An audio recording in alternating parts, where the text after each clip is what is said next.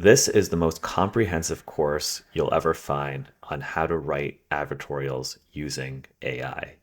This video is over 4 hours long, and I created this course a little while back, but the structure, the strategy, the frameworks we talk about, the AI prompts, they are very relevant and can still help you today to build high converting advertorials.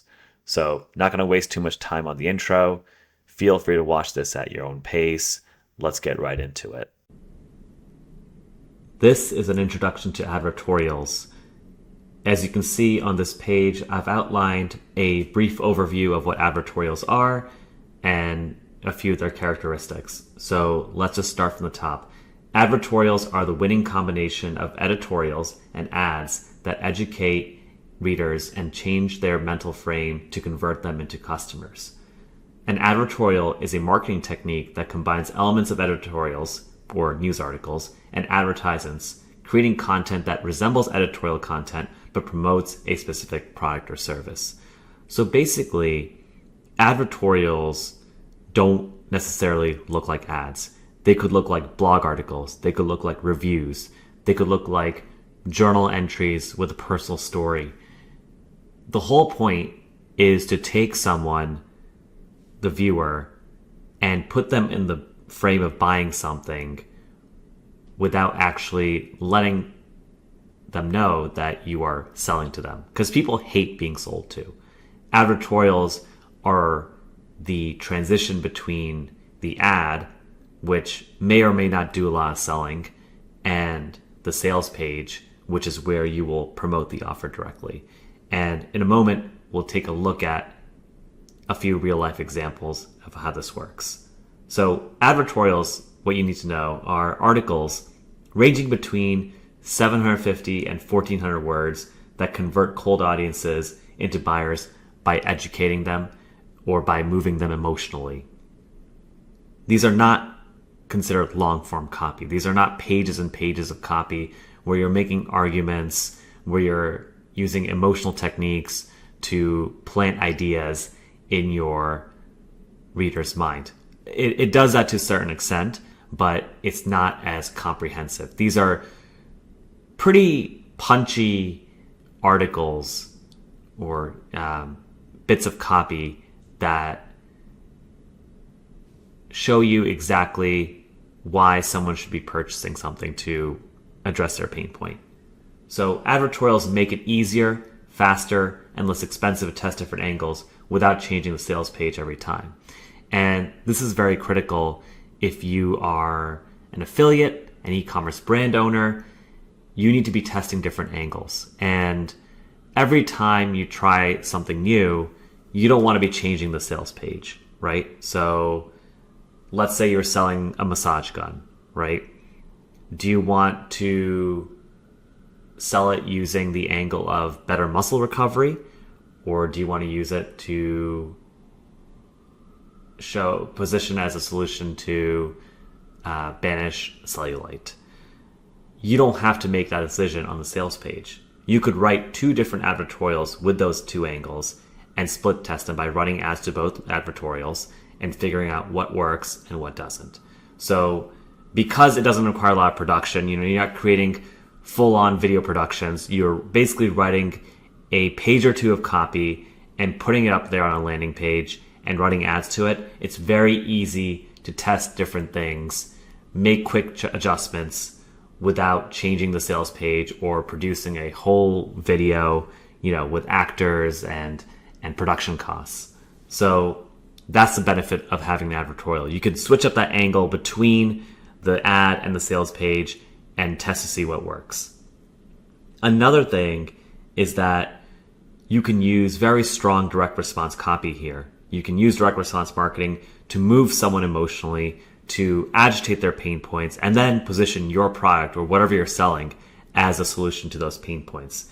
And because it's very short form copy, this is only like a page or two of writing, perhaps 3 pages total, it allows the readers to skim. So they're looking at the headline, they're looking at the subheadlines, and at the end, as they get to the end of the page, they decide to either click through to the next page to see what the product's all about, or perhaps they jump off.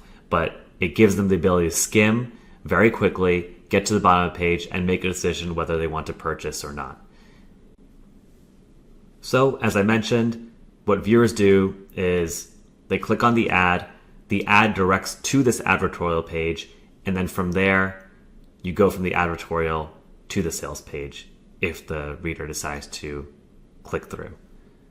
Many Facebook ads and native ads direct traffic to advertorials first, and that's because driving Facebook ads, Google ads, native ads, even in many cases TikTok or Snapchat ads or any other traffic source, taking that traffic and moving it towards a product page or a direct offer doesn't work as well. You have to have the viewer in the right frame of mind, and an advertorial allows that to happen. They're designed as neutral third-party websites in many cases. For example, it may look like a website that reviews products and lists your product as a number one choice. Or it could be just consistent with the branding where someone is telling a personal story related to your product on your website. So many different ways to go about this. And we're going to dive deep into the different types of advertorials and different strategies you can use to create effective advertorials. And the last sub-bullet point I want to make here is that you want to see a click-through rate of at least 20 to 30% on an advertorial. So that means once somebody clicks over from the ad, and let's be honest, these days, if you can get someone to click through at a click-through rate of 1 to 3%, you're in pretty good shape, depending on the metrics and margins for your product. However, with an advertorial, you definitely want to see that percentage as high. So click-through rate for an advertorial is the number of people who end up on your page and then decide to click on the call to action button to get to the sales page. You want to see at least 20 to 30% of the people on your advertorial actually click through to your sales page. And this will all make sense once I show you a couple of real life examples and how this actually works. And finally, as I mentioned, as I briefly referenced this, the goal of an advertorial is to channel desire or emotions to solve a pain point onto a particular product. So that interstitial page, that the interstitial space that the advertorial takes up, it is designed to do that. You're not going directly to the offer. You're not doing selling directly. You're first taking them to an emotional story, maybe some kind of news article format where you're presenting the product as a breakthrough solution to the problems that your audience has been having. So that's where the magic happens, in that interstitial space between the ad and the sales page. You're not doing the selling directly. The final point I want to make here, and again, I'll show you some examples, is advertorials versus jump pages. Comprehensive advertorials will make a sales pitch, while jump pages exist just to transition the reader directly to a sales letter. Now, this will, again, if you're not familiar with this, I'm going to show you a couple examples, and this will all make sense. But just know this, that jump pages are used for compliance purposes. You may want to take your audience to a very aggressive sales page, very aggressive video sales letter, but you have that for compliance purposes, a very basic jump page that exists so that when you're running Google ads or Facebook ads, your landing page that your viewers end up on directly from the ad is as compliant as possible. But usually a jump page is very bare bones because it's just there to get people to click over to the next page, which is where the aggressive selling will be done. Again, this really depends on what you're selling, how you're selling it, and how aggressive you want to be with skirting policy. I don't recommend it. I think that you can do a lot of good selling and be very persuasive without being aggressive and using shady tactics. But just know that when you are studying and researching advertorials, you will come across a lot of pages that look like advertorials but are not actually advertorials. In fact, I would not recommend using them as advertorials because they are jump pages. And the only purpose of a jump page is to get the click to the next page. They're not doing a lot of selling. And in this course, what we will be teaching you is how to create these convincing advertorials that do a lot of the selling for you before the reader gets to the sales page. So this is not a jump pages course. This is an advertorials course. and you need to be able to recognize the difference between a jump page and an advertorial. So with that being said, let's show you some examples in real life. So here we are out in the wild on CNN.com looking for advertorials and distinguishing them from jump pages. You will also, as I mentioned, find advertorials on every other platform out there. So we're going to take a look at an example on Facebook as well. Where do you find advertorials on a website like CNN? Well, you're looking at native ads, and native ads are exactly that. They look native to the platform. So when you scroll down, you can see here, actually there's an ad here right now, odd trick to decimate roaches. This kind of display ad right here is also probably going to go to an advertorial, but we'll come back to that one because I know most of the advertorials you're going to find are going to be at the bottom. When you scroll down at the end of this article, you'll see paid content here, right? So this is like an Outbrain platform, Outbrain, Taboola. Those are native ad platforms. And you can see it's mixed with CNN articles. So this one's right here. This is a CNN article. This is also a CNN article. But then over here, you can see these are all ads, but they don't necessarily look like ads. Again, they're very native to the platform. So I'm going to click on this one right here. It opens up a new tab. And as we wait for it to load, I'll go back here and open up a second one and see what it gives us. All right, so this right here is an example of a jump page. Very short copy, curiosity-inducing copy. It's all to get you to watch now, to watch the advertorial. So you can see, top doctor, quite possibly the best thing since Botox. Creating curiosity, right? It's not telling you what it is. Do this every day. Notice how short the copy is. It's only a few sentences. Why do some women look 20 or even 30 years younger, even if they're actually in their 50s, 60s, or 70s? I guarantee that's not genetics, diet, or hydration. According to this doctor, anyone can turn back the clock on aging skin without expensive creams, invasive procedures, or famous dermatologists when this one vitamin is all you need. So you can see the copy here. It's very curiosity inducing. It tells you what it isn't, the fact that anyone can do it, and you only need this one vitamin. What's that one vitamin? You have to watch the presentation now to find out. Watch this free short video presentation with step-by-step instructions so you can try it for yourself.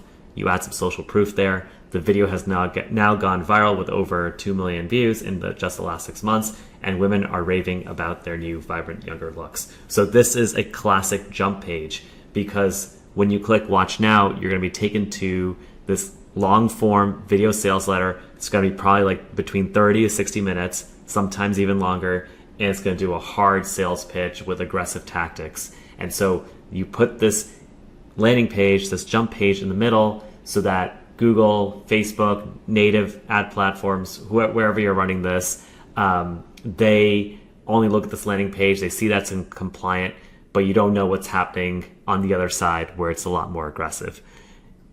So with that being said, this is a jump page, and this is not what we're going to focus on. Although the tactics that they use and the strategies that I'm going to teach you in this course using AI, you can recreate this copy pretty quickly if you wanted to. But it's a pretty easy structure to follow. You open up with a headline that doesn't reveal everything, curiosity-inducing question, some kind of social proof, authority figure making a bold statement, telling the viewer, the reader, what the solution isn't, and leaving like a little breadcrumb of it's this one vitamin, right? So leaving a little breadcrumb to the solution, and then finally you have that CTA sentence, watch this free short video presentation, and you add a little social proof with the 2 million views in there, then just the CTA button right there. So you can get a jump page done in the first 5 sentences, and it's not doing a lot of selling. It's not revealing the product.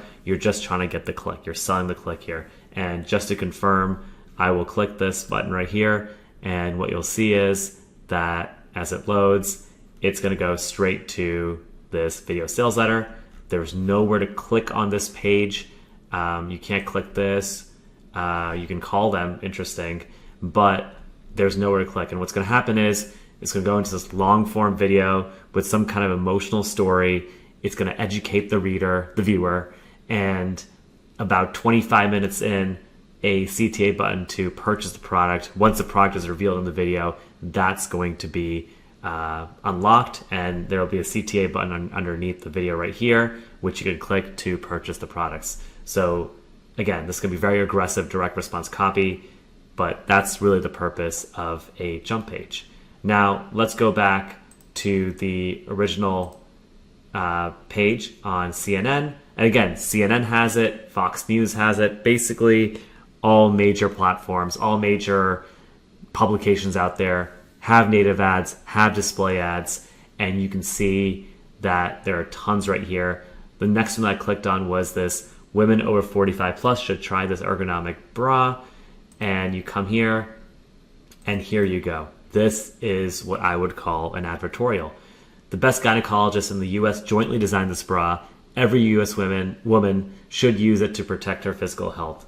You scroll down, it introduces the product, it talks about the benefits, it goes down, it talks about the price, what it is, where to find it, how much it is, it's giving all the details, where can I buy it, and then finally a CTA. Click here to get 50% off and special offers. It's currently on sale, will soon be sold out. Again, using urgency tactics. You can check availability to see if it's available. Scarcity, urgency, it's got all those elements in here of good copy. And you can click here. This is what I would call an advertorial. It goes from the ad straight to the landing page here. Oh, they have a nice exit pop-up right here. You click on this and this will take you to the actual sales page right here. And as it loads, you will see, okay, this is a standard product page. It's almost like a Shopify product page actually, and you can actually add to cart and make the purchase here. So you can see you had the ad goes to the advertorial right here, and then from there it goes to the sales page. So hopefully if you weren't familiar with what an advertorial is, you now know because I've shown you a real life example.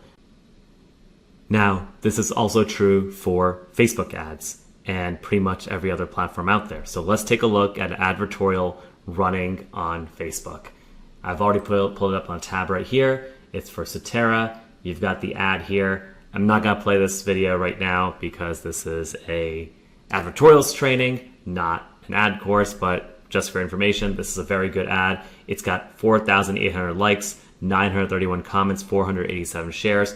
This means that there's a lot of traffic going to this ad, right? So it means that this advertorial is working, this ad is working, everything they're doing is it's a winning funnel. So I'm just gonna click, well, I clicked shop now already. It's gonna take me to this page right here, and here you go. Here is an advertorial. Can showering make you dirtier? This genius new towel is infused, stay fresh silver ions. Interesting, so there's a little typo there, infused with, and still it's doing a lot of traffic. So that's very interesting that there is a typo, but I guess it doesn't matter. You can see here, they introduce the problem here. They go into the introduction of the product, the differences, why silver thread towels are better than traditional towels, and it goes into features, benefits, goes into testimonials, a comparison chart, and finally how to get it. You check availability, and there you go. You can see you introduce a problem. The problem is that dirty towels carry bacteria and they just get dirty. You don't want to be reusing them. Whereas with silver thread towels, which are treated with silver ions, they stay fresher longer and you can keep reusing them without getting dirtier from all the bacteria. So you take a problem, you take a pain point, you channel those emotions and position your product as a solution. So classic use of an advertorial here to scale on cold traffic. You check current availability. Again, like I said, you've got your ad on Facebook. It goes to your advertorial page right here. And then from there, you click check of current availability. And it's going to take you to the checkout page here, because all the selling is done on the advertorial page. you can just have them go straight to buy now. You've got some FAQs here as a conversion tactic as well. And you've got the bold statement right here. So this is what's working for this brand.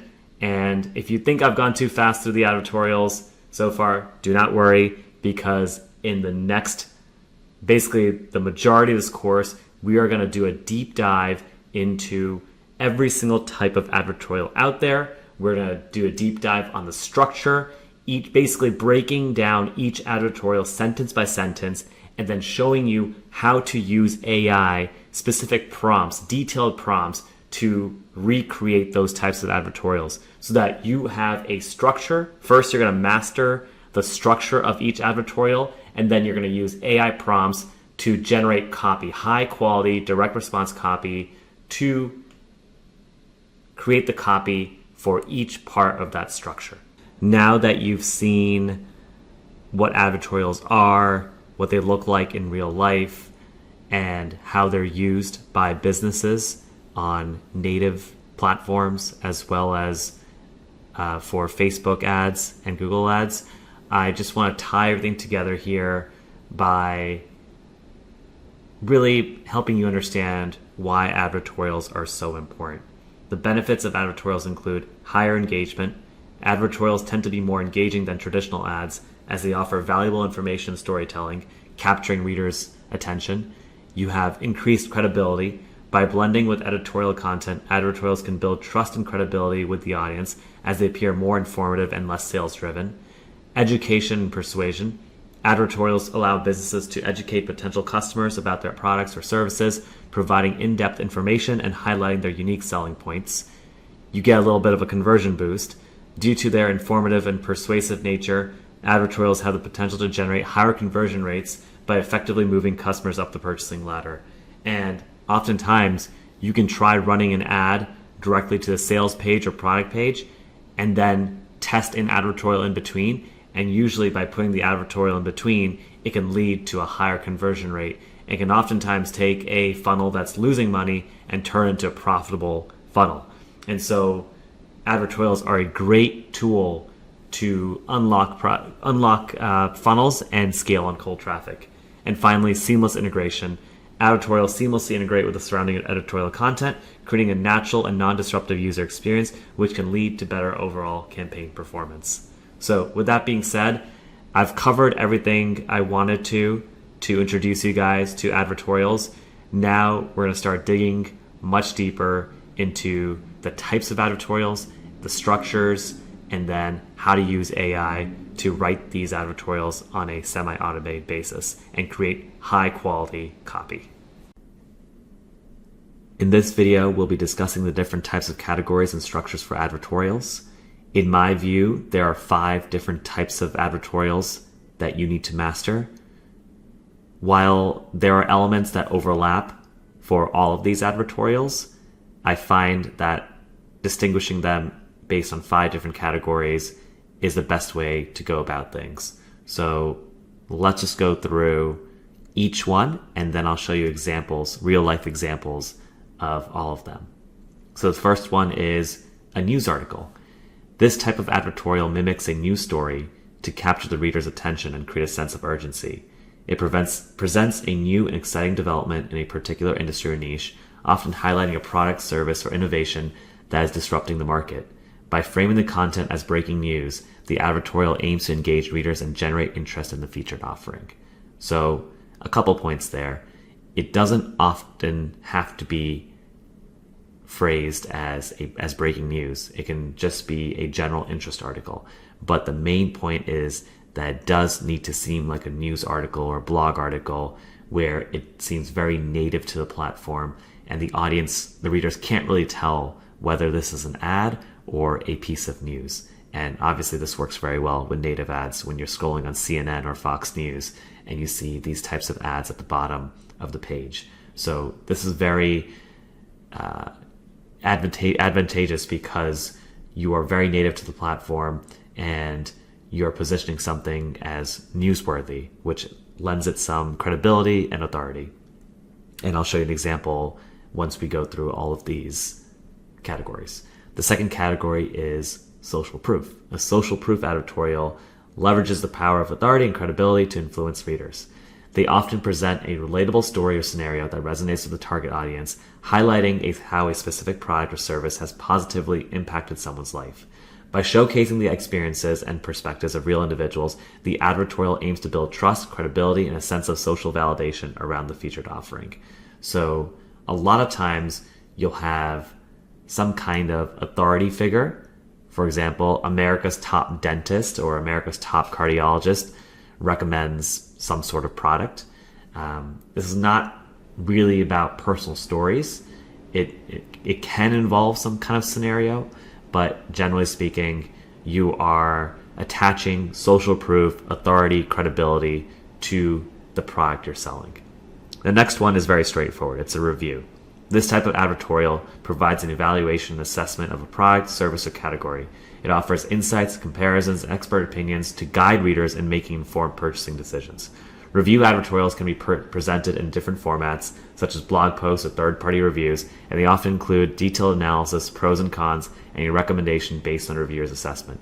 Usually, whatever product you're selling is going to be ranked number one, and you're going to be promoting that product. And so it takes the form of a review guide, top 10 face oils, top 10 green powders, supplements, things like that. And it's a great way to persuade the reader to go with the top choice. And it gives you a chance to show the pros and cons of all your competition. The next one is a personal story. This is probably one of the more challenging advertorials to write because you are using emotional storytelling and weaving together a whole situation or scenario to figure out how to sell your product. Personal story advertorials focus on sharing an individual's personal journey or experience related to a product, service, or topic. They often employ a first-person or third-person narrative format to engage readers on an emotional level. By sharing personal challenges, discoveries, and transformations, the advertorial aims to create an emotional connection and evoke empathy from the audience, ultimately leading them to consider and purchase the featured offering.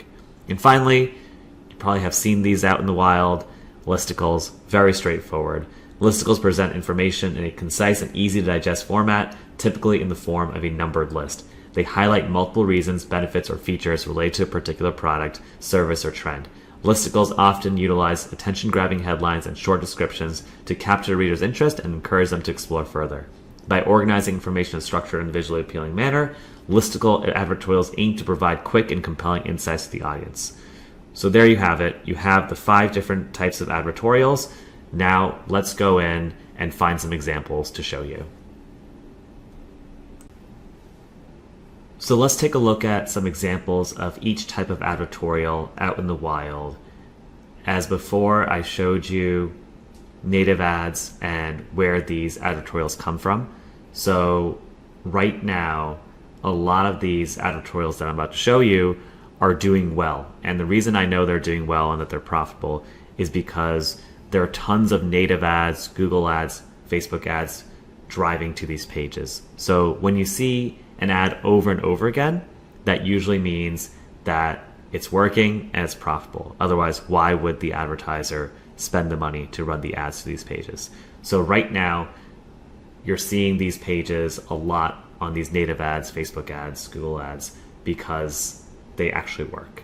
And we are going to start off with the first type, which is news article. And this one is pretty direct and bare bones, but it's working. I'm seeing this a lot right now on native ads. So let's just jump right into it.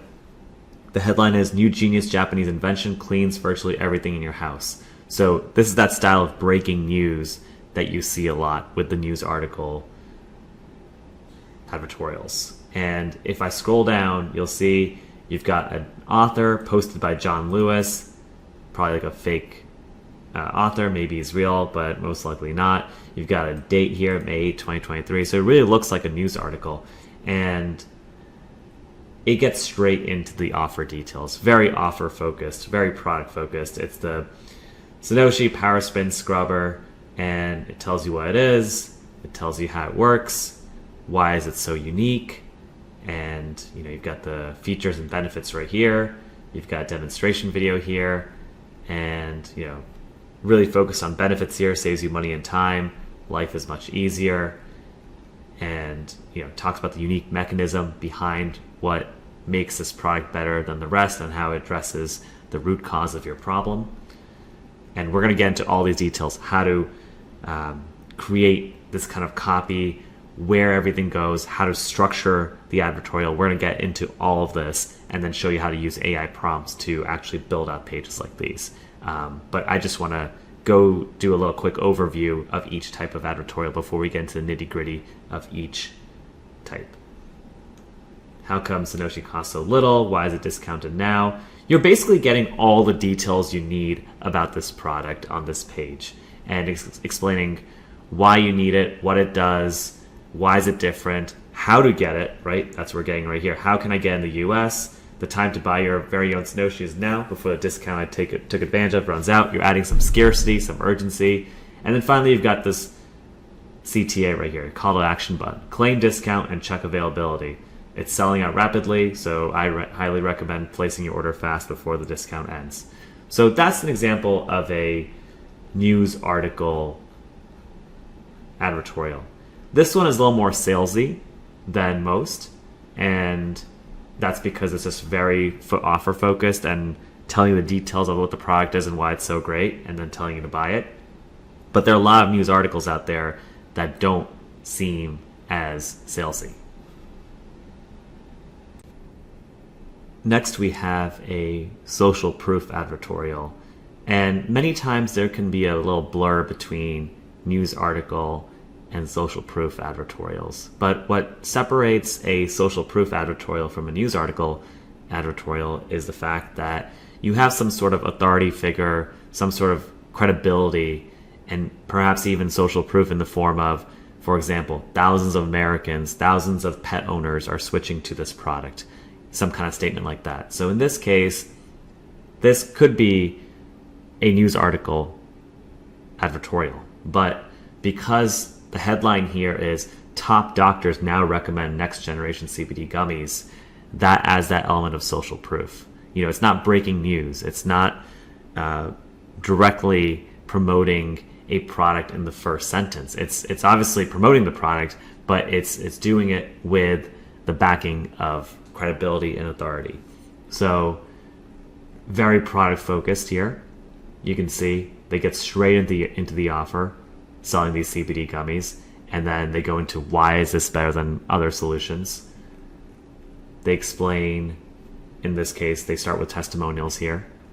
Then they explain the science. They go into a list of features and benefits, more testimonials, and then they make a guarantee and where to buy it. Finally, the call to action button with scarcity and urgency. So that is a social proof advertorial.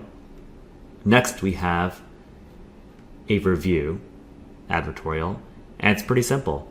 It's just the top 5, top 10 of some kind of product category. In this case, you've got turmeric supplements. So top 5 turmeric curcumin supplements of 2023. You start off with a paragraph here describing the benefits of turmeric. Then you get into the summary of how they ranked everything, benefits, ingredients to look for, secret of promoting healthy joints, what to avoid in a turmeric curcumin supplement. And then it goes into the top 5. It gives an overall grade, gives you the pros and cons of each, the bottom line, a summary paragraph right here. You can click learn more, and this will take you to the 1MD website where you can purchase this product. And then if you see down here, you've got number 2, pros and cons, overall grade, summary statement, and it does this for every single one. Now, there are a couple of ways to go about a review advertorial. In this case, this website seems to be using an affiliate model, which means that when you click all these links, it's going to take you to the website for each company, and then this website, Smarter Reviews, is going to get a commission every time you purchase from any of these links. The other option is to push everyone towards your number one choice, which may be your own offer. In that case, you don't want to put CTAs, learn more, for all of them. You want to push everybody towards number one, which is what you are selling. So there's the affiliate model where you drop affiliate links to every single product in the list, or you just push everyone to the number one choice, which happens to be your own product or the one that you're getting the most commissions for. So with that being said, that's what a review advertorial looks like. It's just literally a review guide. You can do this for pretty much any product you want. You see this a lot on Google Ads when somebody types in best turmeric supplements or best whatever product category you have, and these are the links that show up. So this is a review advertorial. Let's move on to personal story advertorials. As I mentioned, there are two types of personal advertorials, personal story advertorials, and number one is in first person and number two is in third person. This one obviously is in first person. It's a story told by the narrator, something that happened to him or her, and they use statements like, I did this happened to me. So this is in first person. I don't even know why I'm writing this. What happened should not be made public. And it's literally a story, a very detailed, emotionally charged scenario that agitates a certain pain point of the audience. In this case, it's bad breath. The date of this woman told her that she had bad breath, and then she went on this search for a cure for her bad breath, and she came across the product that you're selling, which is oral probiotics, which help balance your good and bad bacteria in your mouth and helps you get better breath. And then you would transition into how it works, a little bit of social proof here, testimonials, and then finally you've got your experience, 30-day journal right here, 30-day challenge of using the product, before and after pictures, and you've got your call to action here.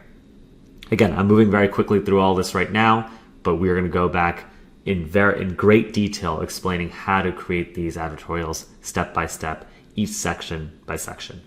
So that is a first person personal story advertorial. Let's take a look at a third person personal story advertorial. Dog mom discovers genius new fleet control device that works without toxic chemicals or costly prescription pills. This is a story. It almost reads like a news article, right? This could easily, this is where the lines blur a little bit. This could easily be a news article like Ohio mom discovers, ingenious solution to flea control or something like that. So this could easily be a news article, but I like to classify this as a personal story because it's in third person and it just has that emotionally charged scenario that news article advertorials don't necessarily have. So it's better to categorize this separately. And again, I'll show you exactly how to write these. You can see you've got a scenario here. Denise Fowler was only trying to protect her pets, but she never knew how dangerous flea drops can be.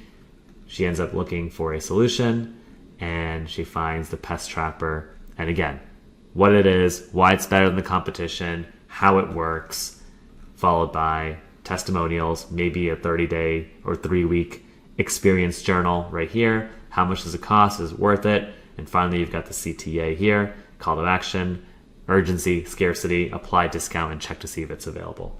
So that's the third person personal story advertorial. Let's move on to the final category, which is a listicle. And listicles are very basic. Compared to personal story advertorials, news article advertorials, and social proof advertorials, review advertorials and listicles are probably the most simple categories to create advertorials for. In this case, you just basically come up with a few reasons why someone should buy the product, right? 6 reasons why Americans are ditching their traditional sheets. You give them 6 reasons why Miracle Brand's bed sheets are better than the rest. So up to 3 times less laundry and big savings. Your sheets are damaging your skin. Odor fighting, silver treated bed sheets like Miracle Brands don't have those odors. They fight bacteria. Luxury comfort without the price tag. They're less expensive. 6, try them 100% risk-free, add a guarantee. And finally, you've got your call to action button here. So you can come up with a list of 5 or 6 or 10 reasons why someone should purchase your product. Very simple to put together. But again, I will be providing the structure and AI prompts for you to create these on a semi-automated basis. So with that being said, I've shown you examples of every single type of advertorial. Let's move on to the next step in the training. So now that you know the different types of advertorials you can write, let's start with step one of writing an advertorial. And step one for writing any type of copy is all about research. Now, ChatGPT is going to make your research a lot easier, but still the traditional methods are important, and it's for one very important reason, because ChatGPT often makes up facts or statistics that always need to be fact checked. And you can't rely on ChatGPT for everything blindly. You need to corroborate everything that ChatGPT is saying. ChatGPT is going to be great for coming up with ideas, angles, the ideation part of everything. And as you will see, the method that I teach, you'll be able to use it to write very high quality direct response copy for advertorials as well. But generally speaking, a lot of people do use ChatGPT for ideation, and that's where we can use it here as well for. You also want to do traditional research. So here are the steps that I would say you need to take when it comes to research. First of all, you need to investigate all alternative solutions and claims in the market, and then use the information gathered to provide in your AI prompt templates. So number one, you can begin with ChatGPT and identify key ideas from the output and begin to investigate, verify, and expand on these ideas with the following. So you want to look at your competitors. Who's running Facebook, YouTube, and native ads right now for the same niche or the same product even? What are the advertorials and sales letters saying? What are the claims they're making? What are the other landing pages? What kind of claims? What's the social proof? What's the authority? What's the credibility behind everything? What are they doing to sell? And how can you differentiate yourself and make your product, your offer look superior to the competition, right? Then you also want to look at what real life customers, what your actual readers and audience are saying. So you want to look at Amazon reviews. You want to look at Reddit. You want to look at forums where people are complaining about their pain points. What kind of stories are coming out? Real life stories. Because if you want to write a personal story advertorial, one of the best strategies I've seen is to just take a real life scenario, something that somebody in a forum is talking about, something someone in Amazon review is talking about, and turn that into a story, because that's stuff that's actually happening to your readers, happening to your audience, and they will be able to relate. And that's how you get that emotional connection and impact.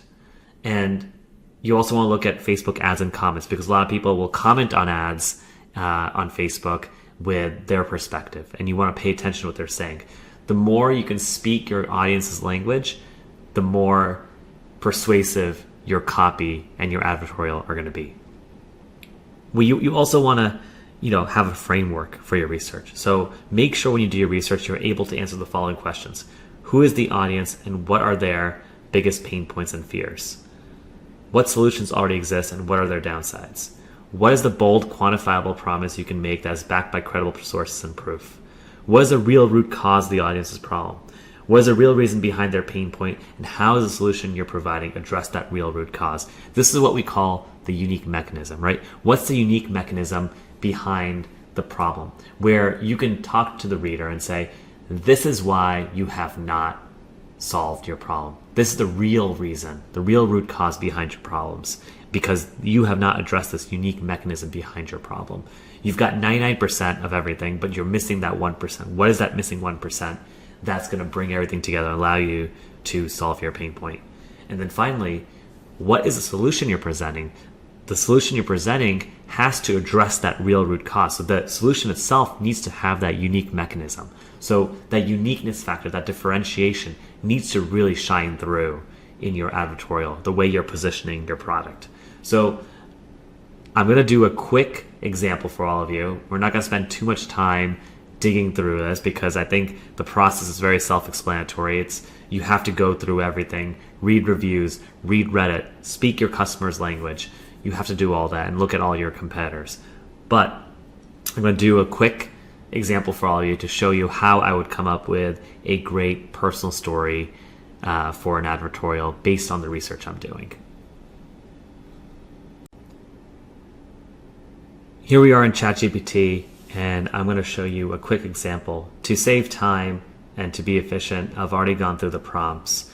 And the exercise for today, the research exercise for today, is selling a dog seatbelt to dog owners using an advertorial. So to do the research, I'll start off with ChatGPT, to come up with ideas and angles. And then I've already looked at Amazon reviews, and we're going to pull out something from Amazon and use that as the basis for our advertorial. I want to sell a dog seat belt to dog owners using an advertorial. Please come up with some ideas and angles for the advertorial based on research and facts. Base your answer on the following questions, and I've provided the framework that I just talked about earlier in this video.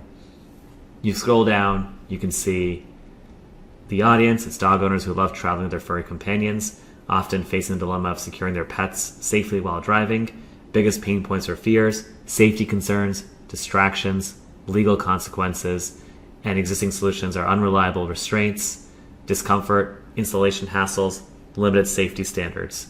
So when you can see the unique mechanism behind the problem is there's really nothing out there that secures a dog and keeps a dog safe while also keeping your ability to drive safe.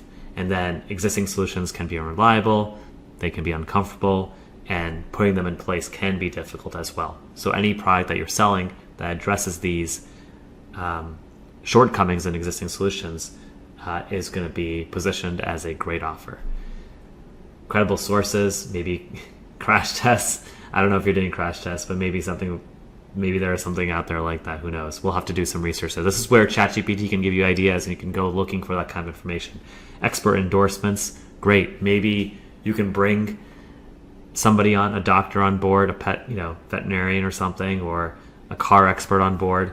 Or you can look for quotes in news articles or studies. You can go and look at studies online, and then finally user testimonials as well. So you can see you've got a lot of good information here to base your stuff on. I went ahead, let me just pull up the Amazon review. So I just Googled a dog, I searched on Amazon for a dog seatbelt, and I came across this story right here. I bought this for my Australian Shepherd puppy as she gets a little bit overexcited in the car. They've worked well for weeks and held up to her, chewing on them pretty well. That's actually an interesting pain point as well. They're sturdy and durable and are resistant to the dog chewing. But I was beginning to question if it would help at all with the chewing she'd done on it. It was pretty torn up. Yesterday, while driving 55 miles per hour down a windy country road, our 7-month-old pup decided she was going to go after the cars and leapt from the backseat window out of the car. Thank goodness. She had on her harness and was attached to the seatbelt. We were able to pull her over immediately and pull her inside. She was fine because the seatbelt on her harness saved her life and kept her from going any further, about 12 inches down the door. The seatbelt saved our dog's life. That is a very emotional story, and that's something that can be used in your advertorial. It can be used as a testimonial. It can be used as the personal story for your advertorial. It can be used as a different kind of angle where pets chew up these seatbelts, right? So maybe the quality of the dog seatbelt is strong enough to withstand that. That's an angle in itself. So many ideas come from doing this kind of research. So I went back to ChatGPT and I threw this review in. So I said, the below is an Amazon review from a customer about the dog seatbelt. Can you please use a framework above and incorporate the story to come up with a strategy for the advertorial? I just copy and pasted this Amazon review. The paw got, and ChatGPT went a little crazy here and came up with a product, right? They came up with a name for the product, a brand, the Paws Guard dog seat belts, remarkable rescue story. And look, if you're drop shipping or if you're trying to come up with a product or an offer, right off the bat, ChatGPT is already giving you a lot of stuff to do here. So, you have an introduction, and then you have a moment that turns into a terrifying incident.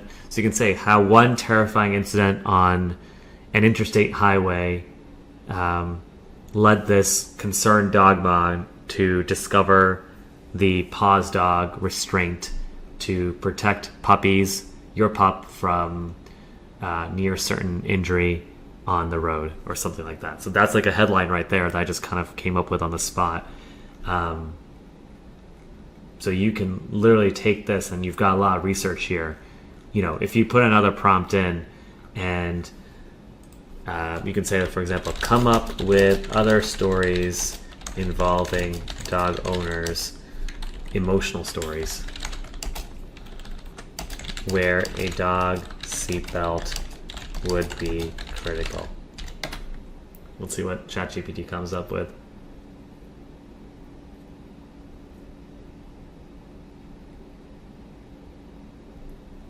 Look at this. Somebody who's scared a rescue dog who had endured trauma before finding her forever home.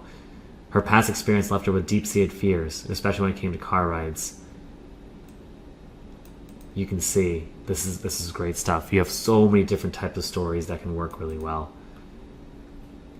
Right, you've got 4 different angles. So this is how you do ideation and research with ChatGPT. You still want to rely on your traditional sources of information: Facebook, YouTube, native ads, your competitors' advertorials and sales letters and landing pages, Amazon reviews, Reddit, forums, Facebook ads in the comments, any current trends. Maybe you can connect it to some kind of current trend right now. There's so much you can do. And then obviously go back to the framework. Who is the audience? What are their pain points? What solutions already exist? What are their drawbacks? What's the bold, quantifiable promise you can make that is backed by credible sources and proof? And then finally, what is the unique mechanism behind the problem, and what's the unique mechanism behind your solution? In other words, what's the real root cause of the problem, and how does your solution fix that real root cause? So that's a little bit about research, and this is how you can use ChatGPT to help you with their research. And I want to emphasize once again that you always want to corroborate whatever ChatGPT is telling you, because ChatGPT many times can make up statistics and facts. So you just want to make sure you're doing that. You're fact-checking every single statement that ChatGPT makes. For a story like this, obviously it's a made-up story, so that's fine. You can use that. But using real-life customer testimonials from your own customers or from Amazon reviews is very critical. So make sure you're doing this kind of research and you're really going in depth with every single channel of research possible. We've talked about the different categories of advertorials. We've talked about research. We're going to start to write these advertorials now. And we are just going to start from the top with the headlines. So headlines for advertorials need to be very good at inducing curiosity. The only purpose of a headline, as many of you who have studied copy in the past know, is to get you to read the next sentence. That's it. The purpose of the headline is to make sure that your readers read the rest of the copy, starting with the subheading and the first sentence. So the art of writing a headline is critical, because if you don't get the headline down right, then no one is going to read your advertorial.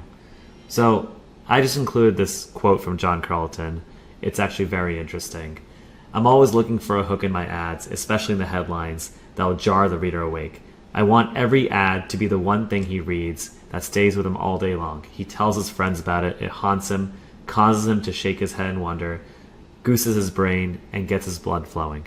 So that's a very dramatic way of saying you have to hook your reader's attention. So let's take a look at the elements of a world-class headline. It has to include curiosity, identification of a pain point, a bold promise to provide a solution, specificity, authority or credibility, and a specific time frame to achieve results. Now, if you have all these elements, that's a good thing. But not all good headlines need to have all of these elements. It just helps a lot. But in most cases, you want the majority of these elements. So let's take a look deeper at what headlines for advertorials look like. So the best way to go about this is to look at headlines by type of advertorial, because the type of advertorial determines the type of headline and the lead. And let's just go through some examples of headlines for each type of advertorial. So for a breaking news or news article format, here's one. Ex-dentist exposes alternative to expensive whitening procedures. Social proof. America's favorite veterinarian, Dr. Gary Richter, shares one major fact dog owners need to know about canine care. So you've got social proof right there. You've got the doctor and the credibility and authority that goes along with being a veterinarian. And then the one major fact dog owners need to know. There's a lot of curiosity there. Reviews, very basic. You can say the top 5 best green powders in 2023. We test the most popular face oils. Here's our pick. So review advertorial is very, very simple when it comes to headlines. Personal story, if it's first person, you could have something like how I discovered a secret cause to my kids' outbursts. That's obviously targeting mothers and parents who have children that are unruly and maybe there's some kind of secret, a lot of curiosity there. Why are kids behaving that way?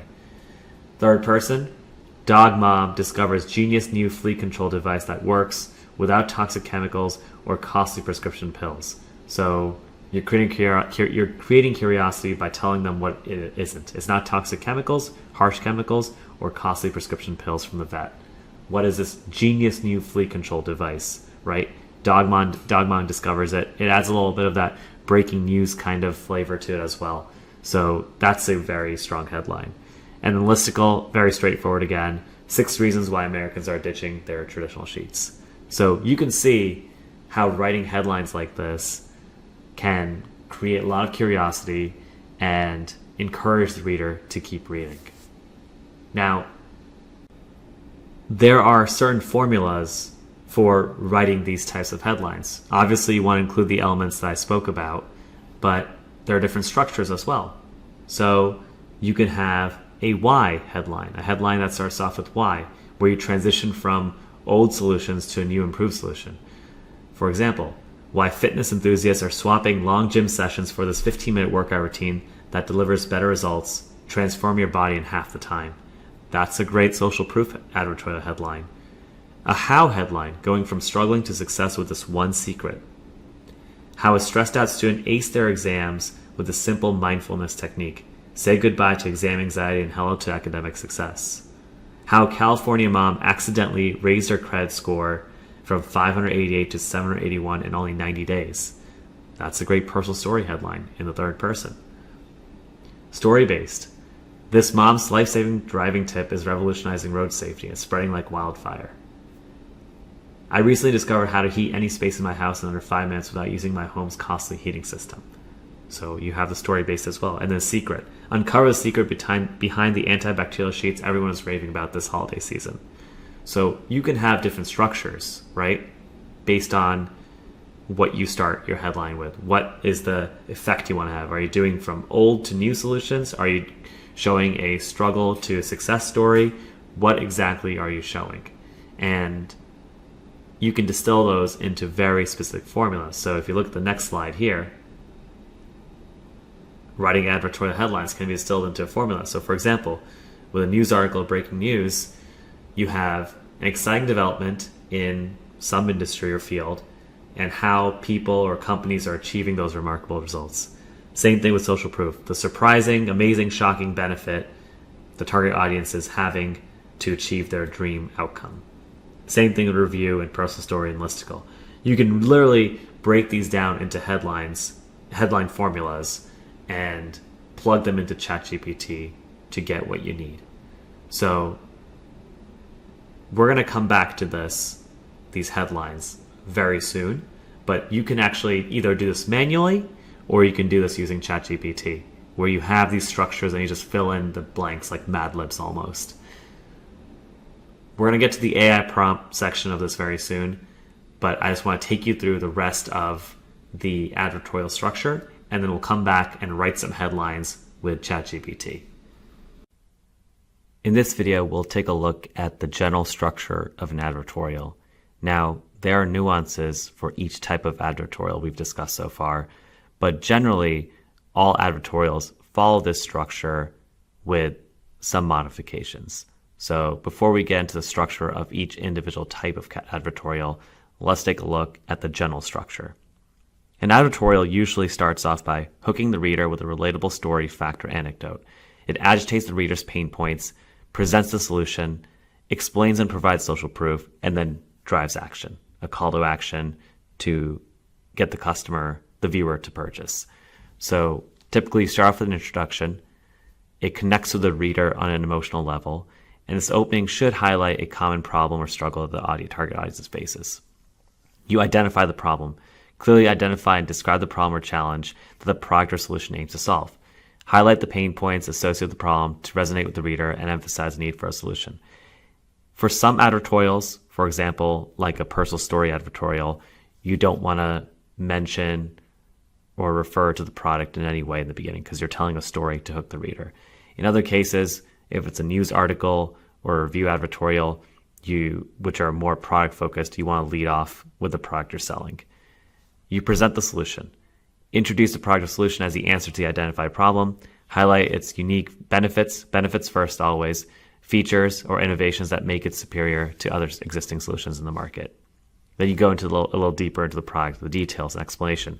Provide a brief explanation of the science or mechanism behind the product's effectiveness. Mention any scientific research, studies, or expert opinions that support its claims. Simplify. This is very important. Simplify complex information to make it easily understandable for the target audience. You may want to include some analogies here to make it very simple, especially if it's something very scientific. For example, a supplement and the ingredients it has. You want to make it very, very simple to understand. You want to focus on the benefits. Highlight the benefits and results that the reader can expect from using the product or solution. Focus on both short-term and long-term advantages such as improved health, time and cost savings, convenience, increased productivity, or enhanced quality of life.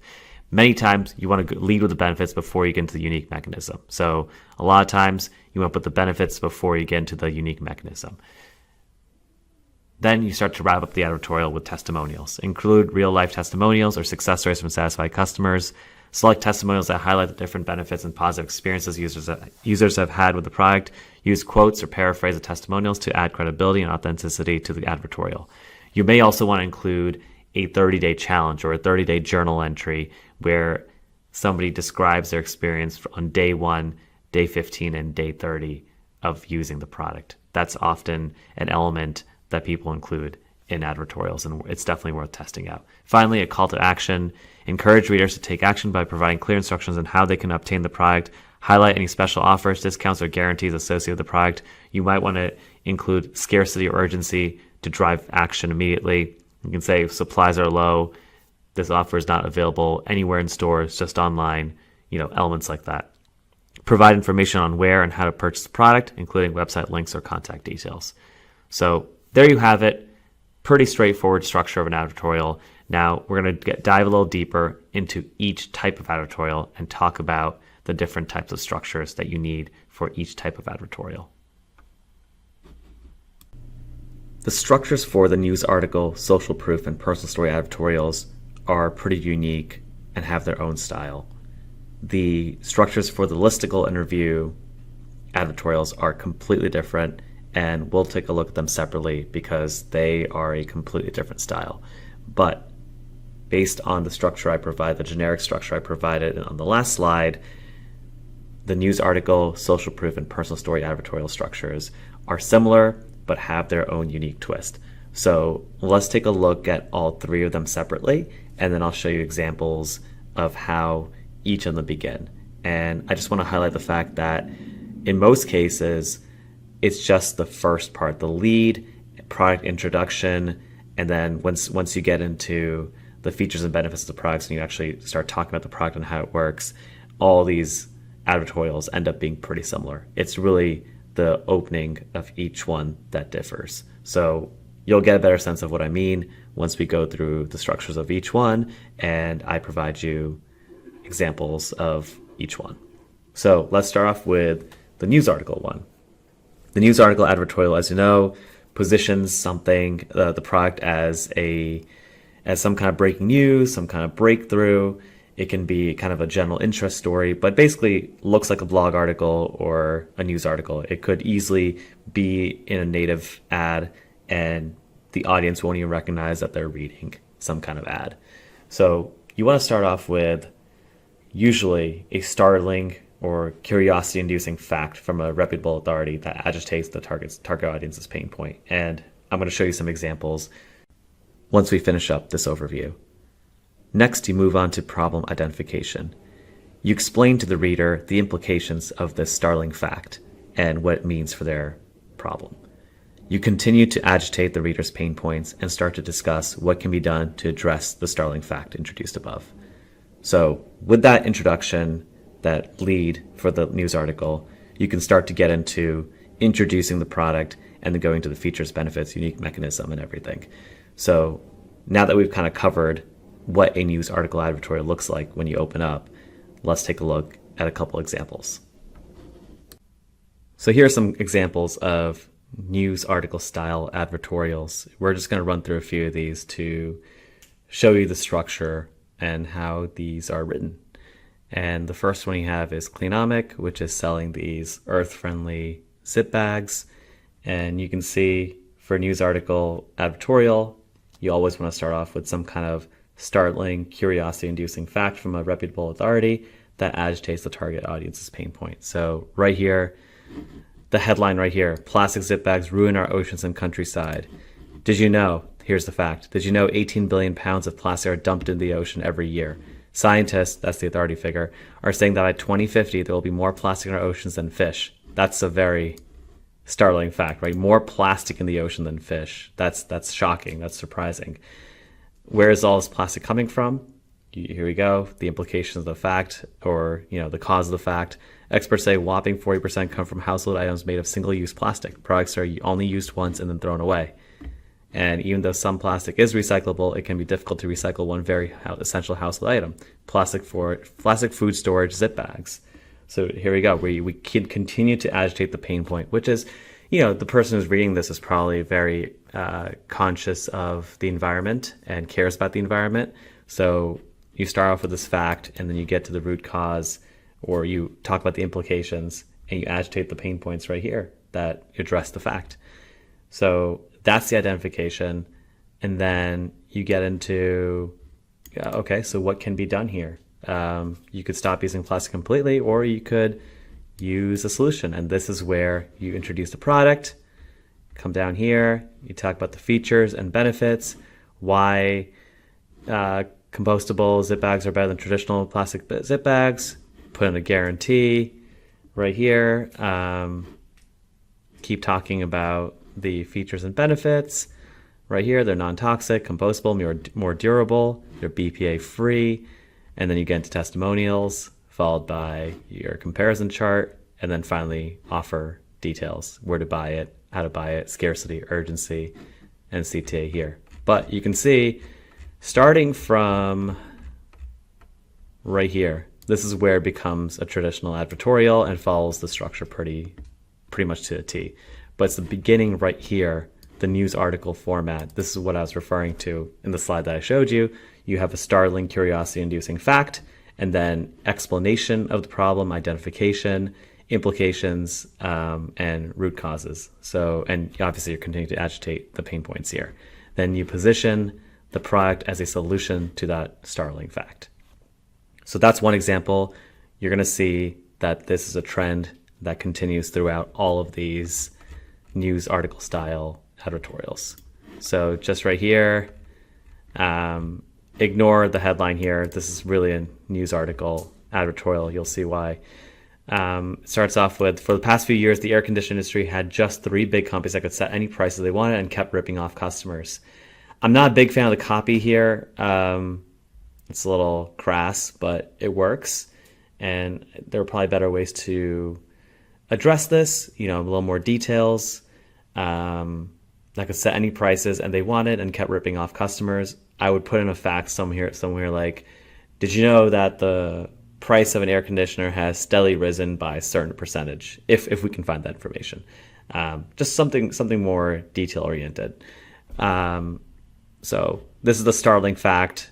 I would probably clean up the copy here, but it works. The advertorial is scaling on native ads, which you can't argue against.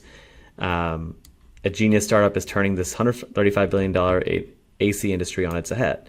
And here you can see it start off with a startling, curiosity-inducing fact, and then kind of skip the whole, problem agitation. But in this case, you don't necessarily need to agitate the problem that much. You could, but this is a very product-focused advertorial, right? News article advertorials are typically very product-focused. You're not trying to hide the product until the end. You're kind of leading with the product and positioning it with that breaking news style of content. So it definitely starts off with a startling fact, but it doesn't really dig into agitating the pain points. You could, and I would say that's worth testing out.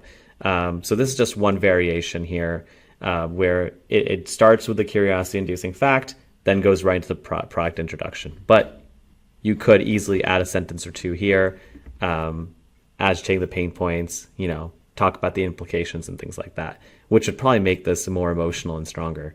But it doesn't here. So that's just one example of where they start off with a fact and then go straight into the product introduction. Now, going back to a more conventional one, here we go. Can showering make you dirtier? This genius new towel is infused with, there's a typo there, is infused with Stay Fresh silver ions. And here we go. We got that startling fact. Most towels are made of cheap cotton or synthetic blends that are virtually impossible to dry out completely. They are breeding grounds for mildew and odors. Since they retain so much moisture, they can harbor mildew, bacterial odors, and other nasty particles. So it's a very startling fact, right? According to Chuck Gerba, PhD, a professor of microbiology at the University of Arizona, drying off with a dirty towel can be risky. And they have a citation right here for it too. So again, you have an image, which really helps. You got the nasty bugs here, bacteria, and you've got the dirty towel right there. So you can see that you've got that startling fact, startling curiosity-inducing fact, and it really starts digging into these pain points, really creating that disgust and emotional level reaction. Ordinary bath towels don't stay clean, but what can be done? In most bathrooms, the towel drying bar is located about 7 feet away from the nastiest thing in the house, the toilet. We all assume this is okay. But again, more authority right here. The 2013 study, scientists proved that the particles in toilet spray all around the room, a phenomenon known as toilet plume. What can be done? You can do what experts recommend by washing or replacing your towels every 3 days, but who has the time or energy for that? You could stop hanging up towels in the bathroom altogether, but walking to the linen closet with wet feet creates a real slipping hazard. What if there was a smart, easy solution to help keep bathroom towels clean, dry, and fresh smelling without sacrificing comfort and quality? There you go. Problem identification. You agitate here, startling fact at the top, and you come here, product introduction, and go straight into the unique mechanism here, features, benefits, more features here, testimonials, comparison chart, and then finally offer details. So you can see this is a great way to structure the news article advertorial for pretty much any product you want to sell. And then finally, one last example. This is kind of like a blog article format, how to get rid of ticks. It's not necessarily like a news article format, but it could easily be found in some kind of publication, whether it's a blog, whether it's any kind of news publication, it doesn't matter, but it can definitely be found. So I've classified this as a news article advertorial, and you can see right here, startling fact, by the time you spot one tick, it may be too late. These bloodsuckers spread easily and fast. A single tick can lay thousands of eggs, which can hatch in as fast as 2 weeks. And there you go. That's the startling fact. Induces curiosity. They're extremely itchy. They can cause swelling, tiredness, or worse in both pets and people. What can be done about it? You're agitating the pain points. Introduce the product. And then the rest is pretty standard stuff right here, based on all the sections we talked about. So these are examples of news article advertorials, and they follow very specific structure. Let's move on to the next category, which is social proof. Let's take a look at the structure of a social proof advertorial. In this case, it's going to be very similar to a news article format. You start off with that curiosity-inducing fact that targets the audience pain point. You explain the implications and root causes of the fact for readers and how it relates to their pain points. But in this case, more so than the news article format, you want to introduce the product as a hot new trend. So you want to introduce how it's becoming popular, why thousands of Americans are switching to it, how top dentists or top doctors are recommending that you use it. That's really the difference. And then immediately you go into introducing the product and discussing why the product is better than conventional solutions. And then you get into the details about the benefits and features of the product. So again, more so than the news article, the social proof advertorial is very product focused, very product driven, and you introduce the product very quickly, whereas you can agitate the pain points a little bit more in the news article format. Like I said, there's a lot of overlap between the social proof and news article format, and you can often combine social proof with the breaking news format. But like I said, I've just separated these two out because they can take on different forms. But a lot of the elements of the social proof advertorial are in the news article format. However, not all news article elements are in the social proof advertorial.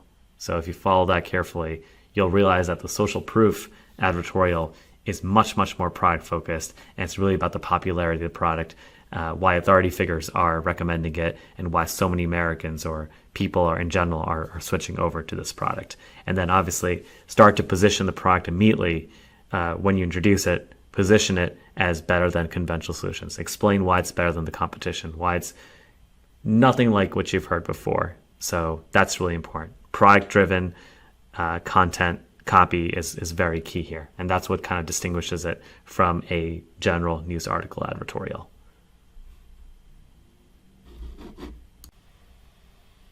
So let's take a look at a couple examples of social proof advertorials. We're going to start with this one for CBD gummies. Top doctors now recommend these next generation CBD gummies, and that's where the social proof comes in. You're talking about top doctors recommending this product. You can see how product focused this advertorial is. And it's interesting because the curiosity inducing fact that they use here is related to the product itself. It uses a new delivery system that's 450% more effective than regular CBD oil, gummies, capsules, and creams. In most cases, the startling fact doesn't have to be related so closely to the product. However, in this case, most people are very aware of CBD gummies. And so the startling fact has to be related to the fact that this is nothing like you've heard before. This is completely a different type of CBD gummy solution. And so having that startling fact linked to the product, the different type of CBD gummy, is really important here. So that's the one interesting thing this advertorial does. And it just goes straight into the features and benefits. It introduces the product as something that something completely novel, right? It's water soluble technology that works day and night to keep you feeling and looking your best, and why this new technology is better than hemp, right? It really introduces the product as a hot new trend, and the fact that top doctors are now recommending it just adds that credibility and social proof. Features and benefits over here, testimonials, and then you put the guarantee in, and then offer details where and how to buy it. So that's one advertorial. That's where it's extremely product focused by using the fact that's so closely linked to the product. Let's take a look at the next one, which is a medical researcher breaks silence. And it starts off with saying, the truth is that your neuropathy has nothing to do with your age, weight, or genetics, and everything to do with a lack of oxygen. Okay, so that's a startling fact. It's everything to do with a lack of oxygen. And when your blood circulation slows down and your feet stop getting enough oxygen-rich blood, the tissue of your feet starts suffocating and dying, causing crippling pain, stiffness, and swelling. So this is where you've got the startling, curiosity-inducing fact from the reputable authority. In this case, they went first person because it's a medical researcher. And, they explained the implications of this fact, how it causes crippling pain, stiffness, and swelling. And then it immediately transitions into the product, right? So as you scroll down, it's a cutting edge technology. You're getting into a unique mechanism. So you need to introduce the product, which is right here. World-renowned podiatrist Dr. Jeremy Campbell and his U.S. startup Neuro partner up to create the first massager that uses neuromuscular electrical stimulation technology to fix the root cause of neuropathy. So this one is a little interesting because it really spends a lot more time on first the startling fact and then the explanation, and it sort of hints at the technology at first, and then it goes into the product introduction. And once it goes in, it really talks about the benefits, features, and customer testimonials. It goes into here's how it works and offer details down here. So this one is structured a little differently. And, if I had to write this myself, if I had to improve on this, again, there's no denying that this is working because it's running on native right now. However, if I were to improve this advertorial, I would probably introduce the product a little faster and hint at the unique mechanism, but talk about the unique mechanism in more detail at the end. So that's something I would do here. But again, this works, and it still has all the elements of a social proof advertorial. It's just structured a little differently than I would, and how most social proof advertorials are structured. So with that being said, let's take a look at one last example here. Again, you've got the element of social proof with the best gynecologists. They designed this bra, and you can see right here, you've got the fact that agitates pain points. It can be extremely challenging to find a high quality and comfortable bra. You know, is it really that difficult to find a bra that improves breast posture and relieves back pain? Yes, and that's why the nation's top gynecologists have found a solution. You know, this is where you're introducing the product as a hot new trend, and you can start, you know, talking about its benefits, what makes it so different. You know, you've got the unique mechanism, zero bra feeling. Should I buy it? Where can I buy it? And then finally testimonials at the end. You could also move the testimonials a little higher before you start doing the where can I buy the posture correcting bra. So again, you can see that a lot of these advertorials don't follow, you know, especially the news article and social proof advertorials don't follow the standard format. And that's where I think you should be following a set format, because it works, right? You want to introduce the testimonials before you introduce the offer details. You know, you're adding that credibility. And I think the fact that this is scaling is a good sign, but at the same time, there's a lot you can improve here in terms of structure. And so, yes, while this advertorial does follow the structure generally, and all the key elements that I've described in this training, I do think that rearranging the structure of these advertorials would improve them. But these are just some examples, and I think having that set structure in mind is going to make your writing a lot more easy. You can kind of play around with the structure as a split test, but at first you just want to follow the structure that I've given you, because that is what works the best, I think, and most advertorials follow that structure. But I just want to provide you with some examples here that show you that some of them don't follow the set structure, and they're working. So there is a lot of flexibility in creating these advertorials, but the way, you know, we're going to talk about the AI prompts in a bit in this training, but the way I've set the AI prompts for you gives you that definitive structure that you don't have to deviate from. It makes everything very logical and very step-by-step. So with that being said, these are just some examples that you can see in real life with social proof advertorials. You can see how there's a lot of overlap between the social proof advertorial and the news article advertorial, but there are some key differences that I've highlighted in these examples. So with that being said, let's take a look at the last complex advertorial, which is the personal story advertorial. So let's take a look at the structure for a personal story advertorial. Now, this structure won't change whether it's a first person or third person advertorial. It doesn't matter what the perspective is. Now, with a lead for a personal story advertorial, it can vary quite a bit because you're telling a story, and stories can start off in different ways. You'll see that advertorials can vary quite a bit in the way they approach these stories. And so for me, it's more important to hit these three elements I'm going to talk about versus a very set structure sentence by sentence. It's not as rigid as perhaps a news article or social proof advertorial can be. So in the lead, you want these three elements. You want a relatable quote that the target audience would say, and a quote and a fact from an authority figure that agitates the target audience's pain point. You want to create an emotionally charged scenario that agitates the audience's pain points without revealing the product while dismissing alternatives. So those are three things. You want this emotionally charged scenario, that's the story, that really agitates the pain points. You don't want to reveal the product. So that's the key difference between the last two, the social proof and news article. You're not going to be revealing the product right off the bat. At the same time, you want to dismiss alternative solutions, and I'll show you exactly how you do this. And finally, you want this emotional scenario that you're continuing where the main character of the story consults with family, friends, or an authority figure who introduces the solution. Because there are so many different scenarios you can create, there's a lot of flexibility here. And I'll show you exactly how to use AI prompts to create these scenarios without requiring too much input from your end.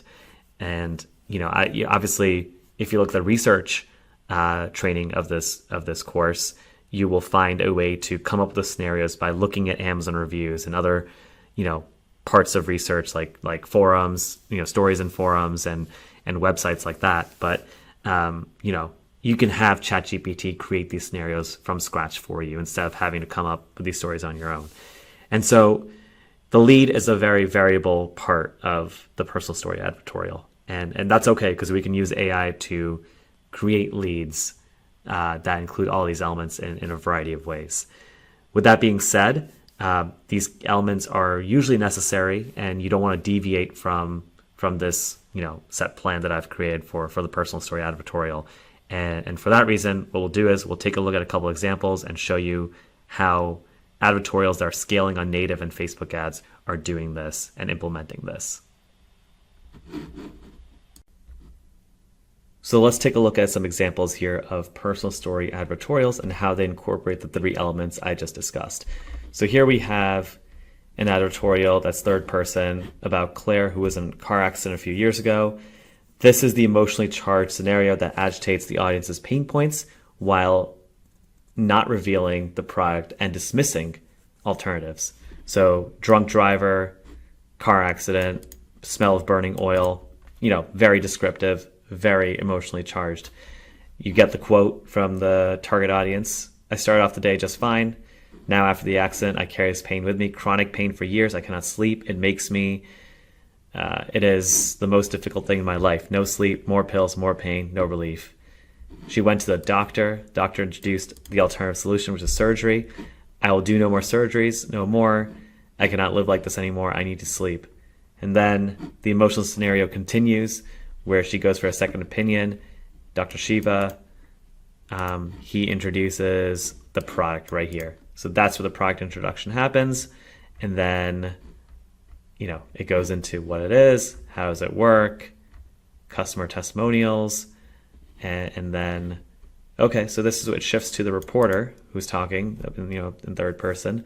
And, it goes into before and afters, goes into, her experience, the reporter's experience with the product, and then finally offer details, and then more customer testimonials below. So you can see it hits all those three parts of the lead, but it's done in a story form. It's narrative, right? So you're not going to have a sentence by sentence structure. It's going to be, are you incorporating these three elements into the lead of your advertorial? So that's really what it does, and it hits all three of those points before getting into the product introduction. And then one unique thing this advertorial does is it shifts back to the reporter, and the reporter tries it out and does a 30-day challenge or whatever, experience with the product. So that is one example. That's a third person personal story advertorial. Let's take a quick look at the first person personal story advertorial. This one, many of you may be familiar with because it does have, it's been popular and it's been scaled to the moon for the past 4 or 5 years. So let's take a look. This is obviously a much longer narrative, and you can do that. But again, when you have a longer narrative, you risk losing the audience's attention. And so my advice is to have an interesting narrative, but keep it straight to the point. Each sentence should serve a purpose and should advance the story. So, this worked for them because the story is pretty interesting and it kept the audience hooked. And it creates this interesting scenario. It's not necessarily super emotional, but having the supermodel involved, it adds that element of social proof. It's taking some social proof. It's taking that structure of, those elements of credibility and authority, because a supermodel uses this product, and it uses the personal story advertorial structure here as well. So it's pulling in elements of social proof, which can only help your cause. And so you've got some quotes here. It's more than just a pillowcase here. It helps me with my hair and skin and actually lightens my load because I don't need to bring as many beauty products. Here, have a feel. And so this is a very interesting structure because everything done is in this first section. Everything's done here. You've got the relatable quotes. You've got an emotionally charged scenario. Not emotionally charged, but definitely seeing a beautiful woman with great skin and hair use a pillow. That definitely creates an intriguing scenario for sure. And it, again, targets the audience's pain points because it's really good for your hair and skin, and it's anti-aging and it's a beauty product. So obviously people will be, the target audience, women will be very interested in it. In terms of dismissing alternative solutions, that's not really addressed here because there really are no alternative solutions besides regular pillows. And it makes this advertorial makes it very clear that these are superior to traditional pillows. And so again, over here you've got this lead. It's very condensed. It really focuses on narrative.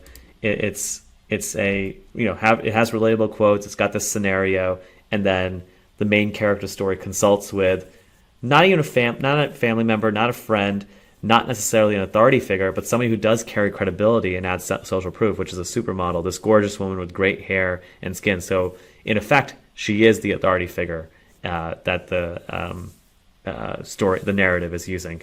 So it's an interesting way of doing it. And like I said, you'll see these personal story advertorials. There's no set structure to leads. It just has to hit certain elements. And as long as it's doing that, you're going to have a pretty strong advertorial when it comes to personal stories. So those are two examples. Hopefully things become very clear in terms of how you are writing and structuring these advertorials. Again, like I said, the reviews and listicles are more bare bones. They're very straight to the point because you're literally reviewing products and you're creating a listicle with reasons to buy a product. And so with those, I'll just show you in the AI prompts how those work out. Okay, so those are not very difficult to follow. I would say the personal story, news article, and social proof ones, there's a lot of nuance to them, the way you structure the leads and how you transition into the product introduction.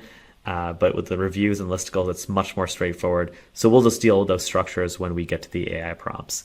So with that being said, there are a couple more things I want to talk about when it comes to advertorials.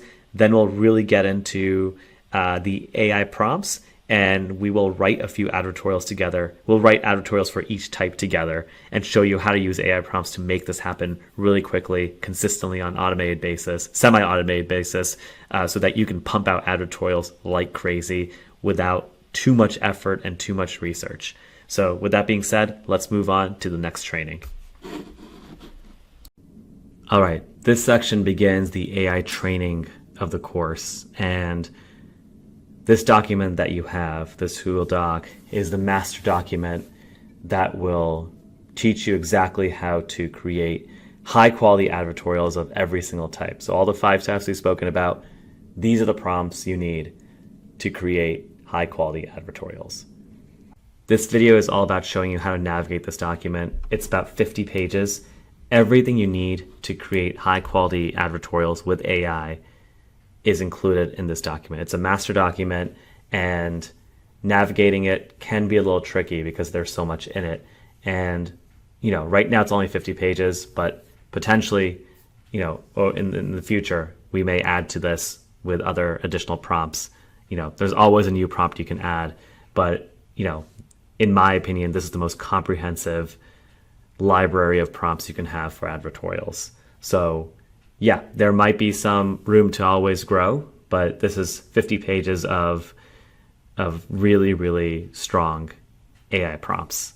So let me just take you through everything, how this works, and how you're going to navigate. So let's start off with the first section. And this is a dynamic table of contents, so you can click anywhere and go to that section. So that makes your life a little easier with navigation.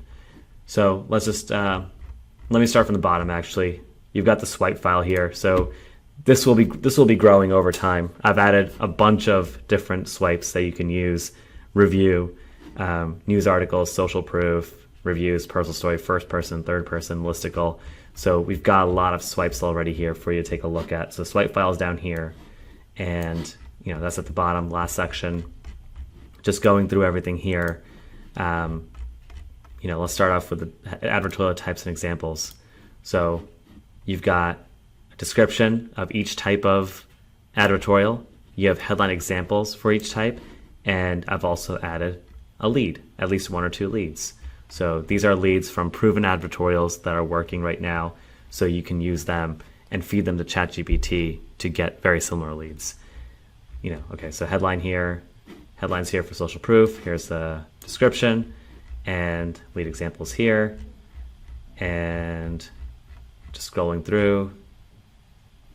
these are all the headline examples. Next up, we have subheadlines.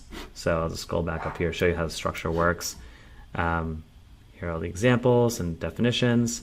Subheadlines is right here. It's the last subsection of section 1. And this allows you to create subheadlines. Let's say ChatGPT doesn't spit out subheadlines for you. You can break everything apart with subheadlines, and you can use this prompt right here to come up with a subheadline based on text of the advertorial. Scrolling back all the way up, you can see over here stock language, right? So, you want to create a comparison. You can add a comparison chart if you'd like, and ChatGPT will actually create a comparison chart for you. You just have to put in the product name and conventional solutions. Here, stock language, you can actually copy and paste. This is a call to action at the end, so you can just copy and paste this. You can make changes as you'd like, as you see fit, but you can actually copy and paste this. And this is a disclaimer you can add at the bottom. You'll see that a lot of advertorials for compliance purposes have this disclaimer. Again, this is not legal advice. I would review this and make sure it's legally sound to your liking. So I just add some stock language here that you could use, but obviously review it and make sure it's legally compliant. Again, not legal advice, but I've just added this text here for your convenience. So that's stock language that you can always use. And this may also continue to grow, but for now, this is all you need. And then additional prompts, copy chiefing. I'm going to show you how to copy chief your advertorials using AI. That's a section that'll be added at the end of this training. And then everything will begin with advertorial headlines, right? So you can see here, prompt 1, 2, 3. You can, there are additional prompts you can use to modify and refine your output, 3.1, 3.2. And then everything will go to prompt 4, 5, 6, 7, 8, 9. And then over here, you start with the headline, and then you go to prompts 4, 5, 6, 7, 8, 9. You got the example at the end. For reviews and listicles, you're going to start from scratch because, as I mentioned, those are structured very differently from the other 3. So those are going to start from scratch with prompts 1 and 2 for reviews and listicles. Personal story, you start with headlines, and they move on to prompts 4 through 8 right there. And that should cover it. We're going to go in now in the next few videos, and I will show you exactly how to create these high quality advertorials using AI. So let's get into it. Every single type of advertorial, there's an AI training for it. So there are going to be 5 more videos after this showing you how to create advertorials for each type. In this video, I'll be walking you through how to create a personal story advertorial using the AI prompts I've provided you. What we're going to do is we are going to take the content for each advertorial type and place it into ChatGPT to give ChatGPT the structure and guidance it needs to create the specific type of advertorial. You can see already in the table of contents I've provided you here, you have the definition of each type of advertorial, you've got the headline examples, and you've got the sample leads for each type. So because we're doing personal story, we'll just go to personal story here, and you can see at the top right here, you've got the definition of what a personal story advertorial is. You have headline examples, you get 3 here. You've got a sample lead, 2 of them here, and then obviously you've got the third person. In this video, we're just going to do a first person advertorial, personal story advertorial. You could literally take the same prompts and apply them to a third person advertorial. It's just a matter of changing the actual words, first person to third person, and providing ChatGPT with the sample headlines and sample leads. So in this case, what we're going to do is we're just going to scroll to the bottom here for an advertorial. These prompts usually stay the same for every single advertorial type. So prompt 1 is going to be, you are a world-class direct response copywriter specializing in writing advertorials. Today, you are going to come up with 5 unique headlines for a first-person personal story advertorial. Then you insert the description of the first-person personal story advertorial, the best headlines for a first-person personal story advertorial, do the following. They take a generic fact and turn it into a powerful benefit-based or pain-based statement that stimulates curiosity and intrigue. They build desire in the reader little by little by creating the urge to keep reading. I'm going to give you examples of advertorial headlines, and then I'm going to ask you to create headlines for a specific topic. If you understand, say ready. ChatGPT will say ready. You give them some examples of the first person personal story advertorial, and most importantly, in prompt 2, what you want to say is, based on these examples, write 5 headlines for the solution that helps target audience achieve their desired outcome. The more detail you put in the sentence, it doesn't have to be just have to be one sentence. It can be multiple sentences, but the more information you provide, the better it's going to be. ChatGPT will give you a better quality advertorial if you can provide more information. So the more information you have about unique mechanisms, the solution, the target audience, the ideal persona you're targeting, and what kind of pain points they have, what they're trying to solve, it's going to be much better. So again, prompts 1 and 2 give you the headlines based on the advertorial type after you supply the example headlines. Prompt 3 adds a new layer to your copy, to your headlines. In most cases, ChatGPT gives you very bare bones copy. To add flavor to it, to add the magic of direct response, you do have to add more specificity. And so prompt 3 is about adding more specific details to the headlines to make them even more intriguing. For example, add specificity like numbers, names, and figures, add time frames, power words, and certainty. Add proof and credibility in the form of an authority figure, persona, or commonly accepted fact. And importantly, add emotional angles as much as possible. Make sure they are concise. Don't use details from the example headlines I gave you. And I put that last sentence in there because a lot of times ChatGPT will just take weird, random facts from the sample headlines and put them in, and that just doesn't work. So the first 3 prompts, and then prompt number 3.1, in these headlines, replace references to the product. This is where you have to actually name the product you're selling that you named above. What you want to do is ask ChatGPT to replace references to product with a punchy nickname that doesn't reveal the product. Again, creating that curiosity and intrigue. Once we do an example, you will see exactly how this works. 3.2, to add another layer, you can add, an age, persona, timeframes. It really is sometimes necessary because it doesn't. Prompt 3 isn't always captured when you have to layer in prompt 3.1. So you'll see what I mean when we actually go through the example. But these are the prompts that will apply to pretty much every single advertorial type. But I just want to walk you through this for this training so you know where to start right from the beginning. So just going back to the table of contents, we are going to do a personal story. So once you've put those 3 prompts in, you're going to go through and do prompt 4. You're going to do prompt 4.1 to add a little more layer. Then you're going to do prompt 5, and you're going to do prompt 6. And all these prompts follow the elements of a first-person personal story advertorial.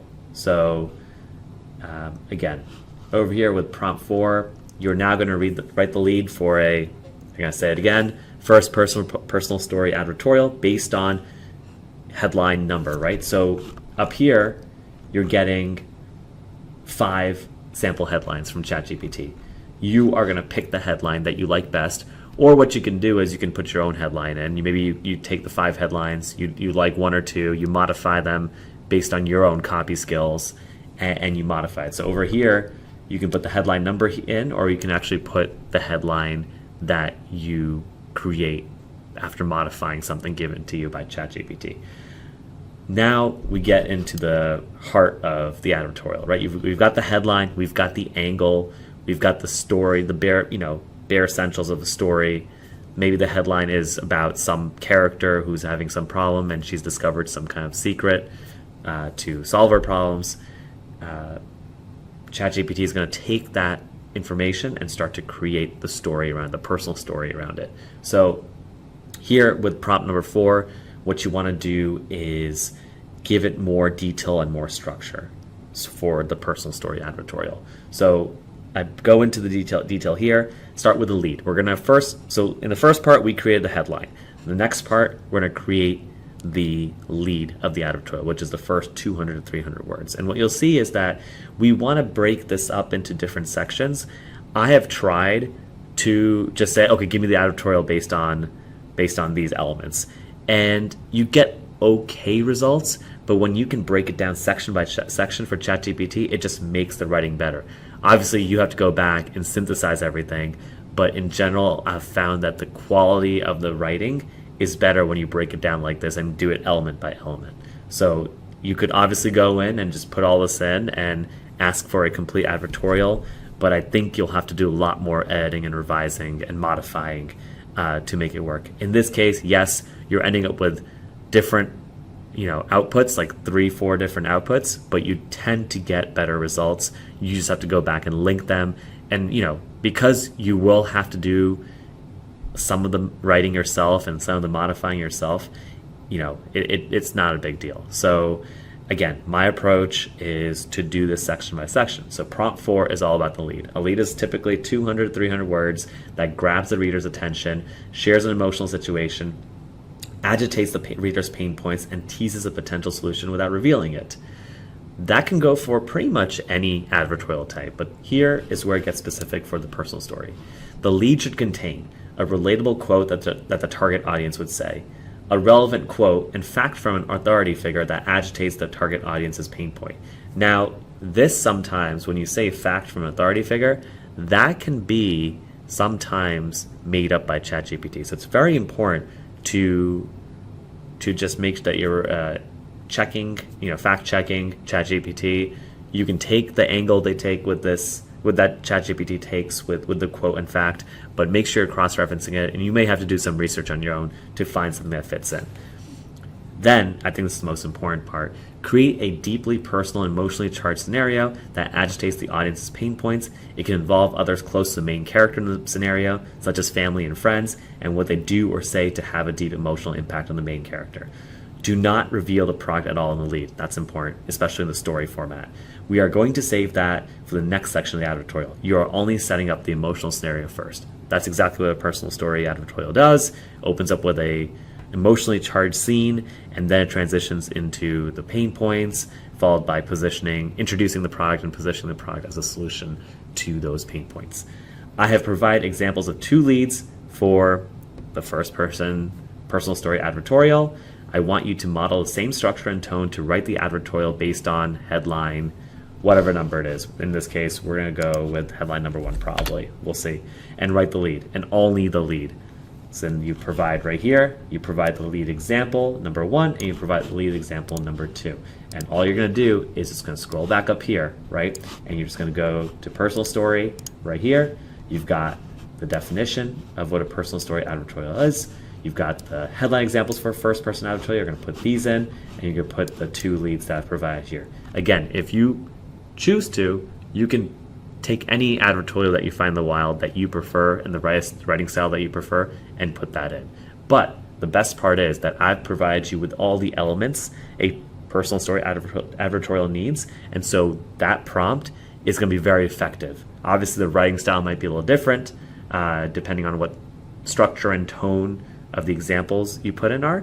However, you will be getting a high quality advertorial lead based on these prompts. So I went ahead and did all the work for a sample advertorial.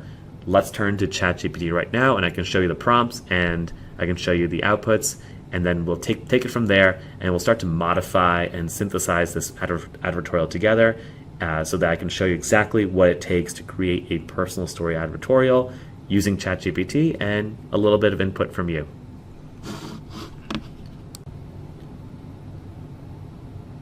So in the personal story advertorial we are going to write today, it's going to be for the Dream Deep pillow by Sutera.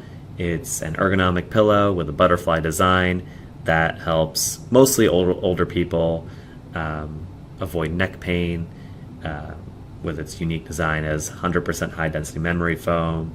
It's perfect for side and back and stomach sleepers, mostly for side sleepers.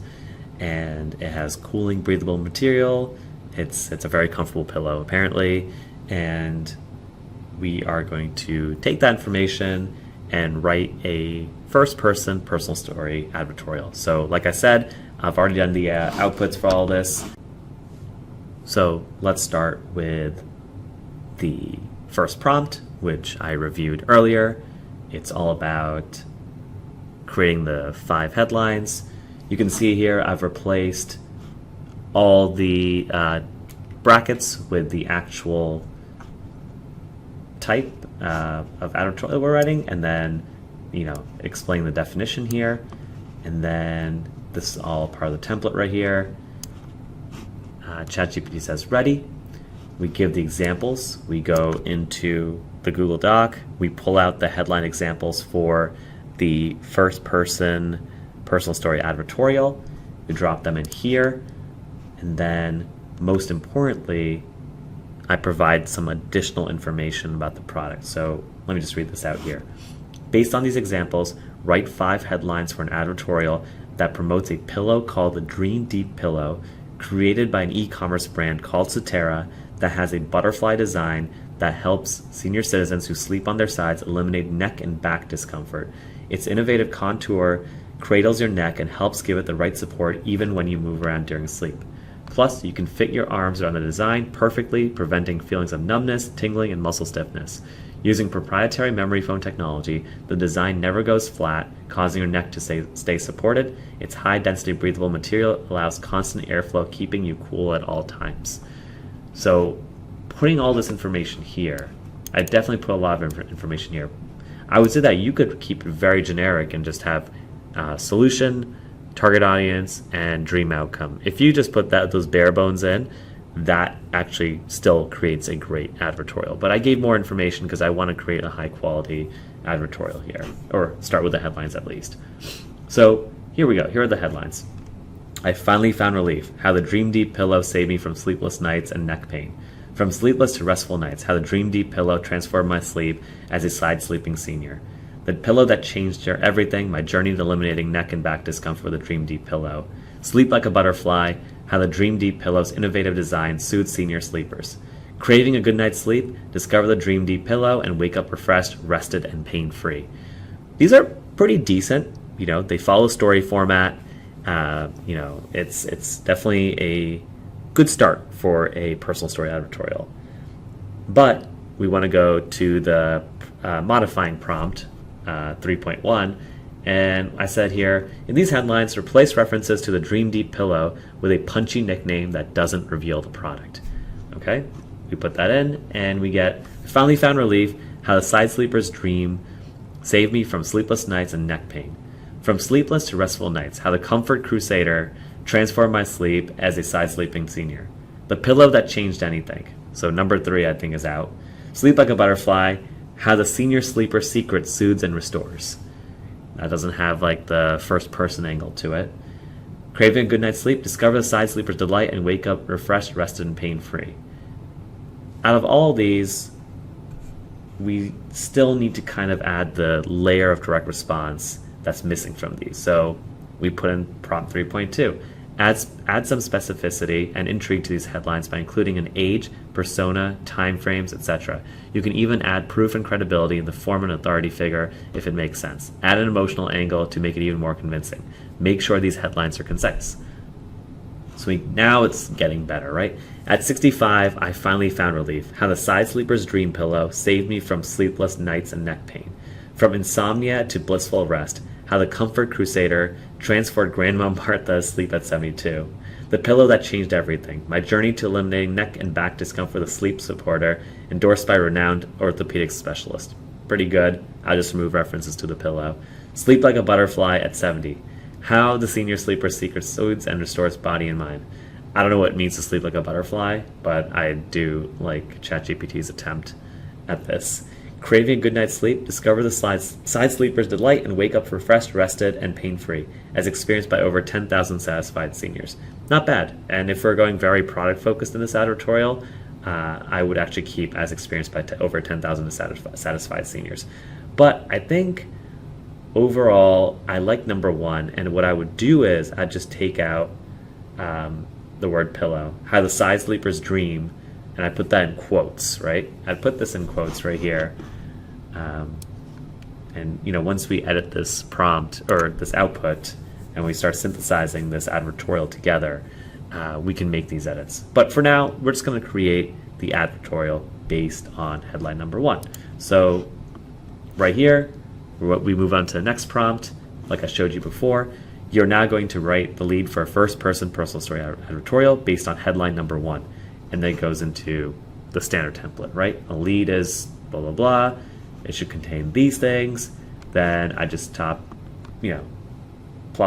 in the lead example number one, lead example number two, and now we get the output for the lead. So let's just go through this lead right here. I'm 55 and I almost gave up on sleep for good. Here's what happened. It was another restless night, tossing and turning in bed, desperately trying to find a comfortable position. My neck felt like a twisted knot, and no matter how many pillows I stacked, it offered no relief. I could hear my husband's peaceful snores next to me, blissfully unaware of my agony. The next morning, as I rubbed my tired eyes, I came across an article written by a renowned sleep expert. The words leaped out at me. Sleeping on your side? Say goodbye to neck and back discomfort. It was as if those words were meant for me, a beacon of hope in my sea of sleepless nights. I read on, captivated by the wisdom this authority figure shared. See here, this is where like I was saying, we might want to add more specificity, and we can either reference a doctor or create a character, because captivated by the wisdom this authority figure shared, we can obviously change that around a little bit. But let's just go through the rest of the lead and we can talk about the changes we make. They explain how improper neck support during side sleeping can lead to aches and pains, robbing us of the restorative sleep we so desperately need. I couldn't help but think about the countless nights I had suffered, all because of the simple act of sleeping on my side. But it wasn't just the physical discomfort that troubled me. It was a toll it took on my well-being and my relationship. My lack of sleep left me irritable, snapping at my loved ones for no reason. I could see the worry in their eyes as they watched me deteriorate night after night. My husband was unwavering support, would often massage my aching neck, but his efforts provided only temporary relief. As I sat there contemplating the impact of sleep deprivation on my life, I realized that I couldn't continue down this path any longer. I deserved restful nights and rejuvenated self, and so my quest for a solution began. And then over here at the bottom, this is part where we may take it or not, but I'll just read it out to you. Little did I know that my search would lead me to an extraordinary revelation, a hidden gem that would change the way I slept forever. It was a journey filled with surprises, trials, and ultimately triumph. But that's a story I'm eager to share with you, as it holds the power to transform your nights from restless to revitalizing. Stay tuned for, so this part right here at the bottom, we're going to delete. We may even delete this part, because we just want to keep the story going. So we've got the lead, we've got a good chunk here that we can work with. Let's move on to the second part, right? This is another part that we want to add. Modify this lead to remove all references to product and solution. I want you to agitate this situation by creating a further situation where the main character consults with a friend, family member, authority figure who recommends potential alternatives to the target audience's problem. Make sure to position the lead to dismiss these alternative solutions for various reasons, including cost, time, difficulty, side effects, long-term issues, etc. So here, we're just going to modify this lead to create a story where we can actually frame the solution as the only reasonable one. This is where the Dream Deep pillow is going to be the only solution. You don't want to use, sleeping pills or, generic pillows, right? You want to dismiss those solutions up front in the story lead, in the personal story advertorial lead. So this prompt is going to do that, right? I'm 55 and almost gave up on sleep for good. That's okay. We may want to change that, but let's see where this takes us. Here's what happened. It was another restless night, tossing and turning in bed, desperately trying to find a comfortable position. My neck felt like a twisted knot, and no matter how many pillows I stacked, it offered no relief. I could hear my husband's peaceful snores next to me, blissfully unaware of my agony. The next morning, as I rubbed my tired eyes, I decided to seek guidance from someone I trusted, a close friend who has dealt with similar sleep struggles. Over a cup of coffee, I poured out my frustrations, explaining how my side sleeping position had become a daily battle against neck and back discomfort. Sympathetically, my friend nodded, understanding the toll it was taking on my well-being. She shared stories of her own restless nights and offered suggestions she had tried or heard about. She mentioned various alternative solutions that were touted as remedies for side sleepers like me. One option she suggested was a specialized support pillow specifically designed for side sleepers. She had heard about it from a late-night infomercial and claimed that it helped some people she knew. Intrigued, I delved deeper, researching this potential solution. However, my enthusiasm quickly waned as I discovered the exorbitant cost of such pillows, making them out of reach for many, including myself. Another alternative she mentioned was a series of complex exercises and stretches to alleviate neck and back discomfort. While I admired her enthusiasm for self-improvement, I couldn't help but feel overwhelmed by the idea of dedicating hours each day to an intricate routine. I needed something more practical, something that would seamlessly integrate into my life without added stress. She even proposed visiting a renowned chiropractor who claimed to specialize in side sleeping issues. Although I appreciate her concern, the thought of scheduling regular appointments, the potential long-term commitment, and the associated costs simply didn't align with my busy lifestyle and limited budget. As I listened to her recommendations, I couldn't shake off the doubts that gnawed at me. These alternative solutions seemed to come with their own set of drawbacks, be it the financial burden, time constraints, or the inconvenience they posed. Frustrated and disheartened, I realized I needed a solution that was both effective and practical, tailored to my specific needs as a side sleeping senior. Little did I know that my journey to finding the perfect remedy for my sleep struggles was about to take an unexpected turn.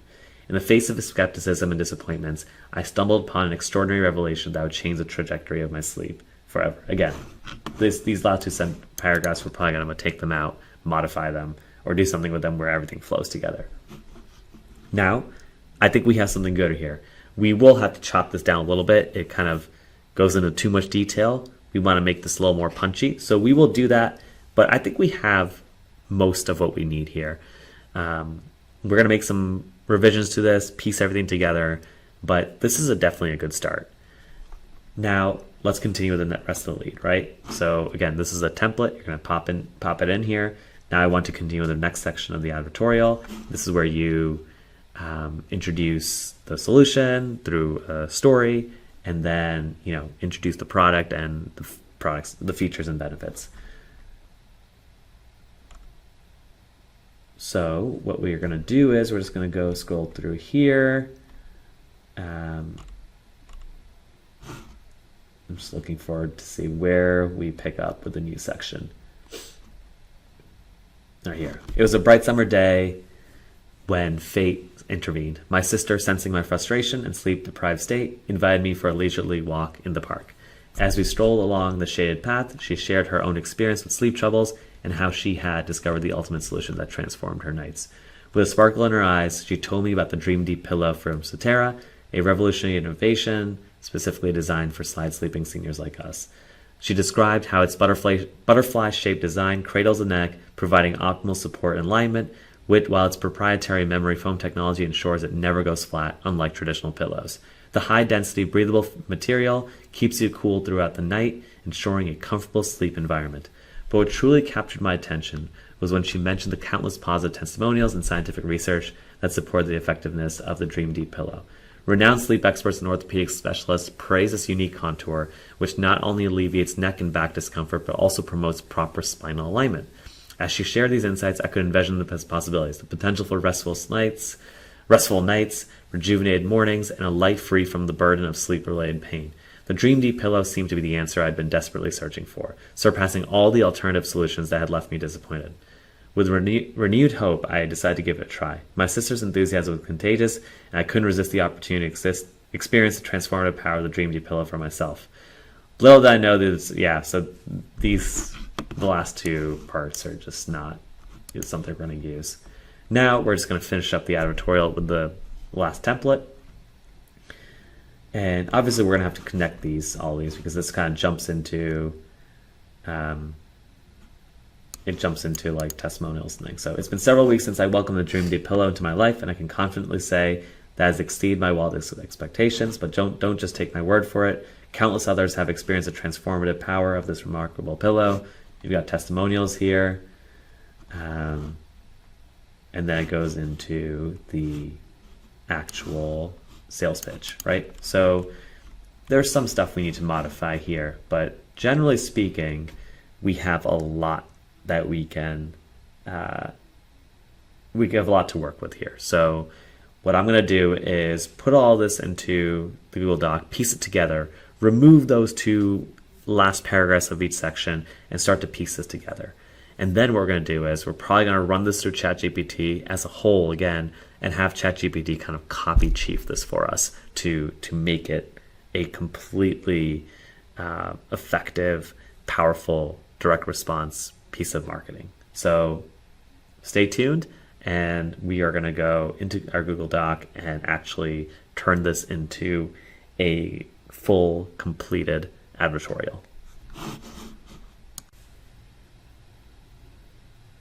Okay, so I've put in the headline that we chose from ChatGPT into the Google Doc.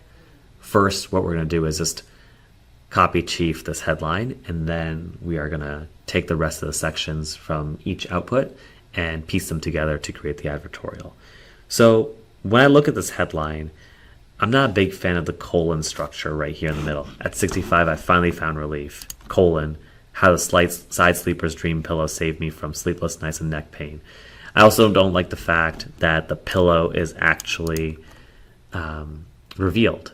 I think you could get away with revealing the pillow because it's a very sleep-focused product. It's an audience that will only read this if they are suffering from sleepless nights and neck pain. But I think we should definitely test out without revealing the product. So we can just call this the side sleeper's dream. Right, so we do that and put that in quotes to create a little intrigue.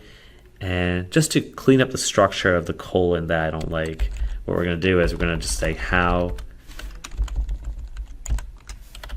I found relief. Let's do that. How I finally found relief at the age of 65.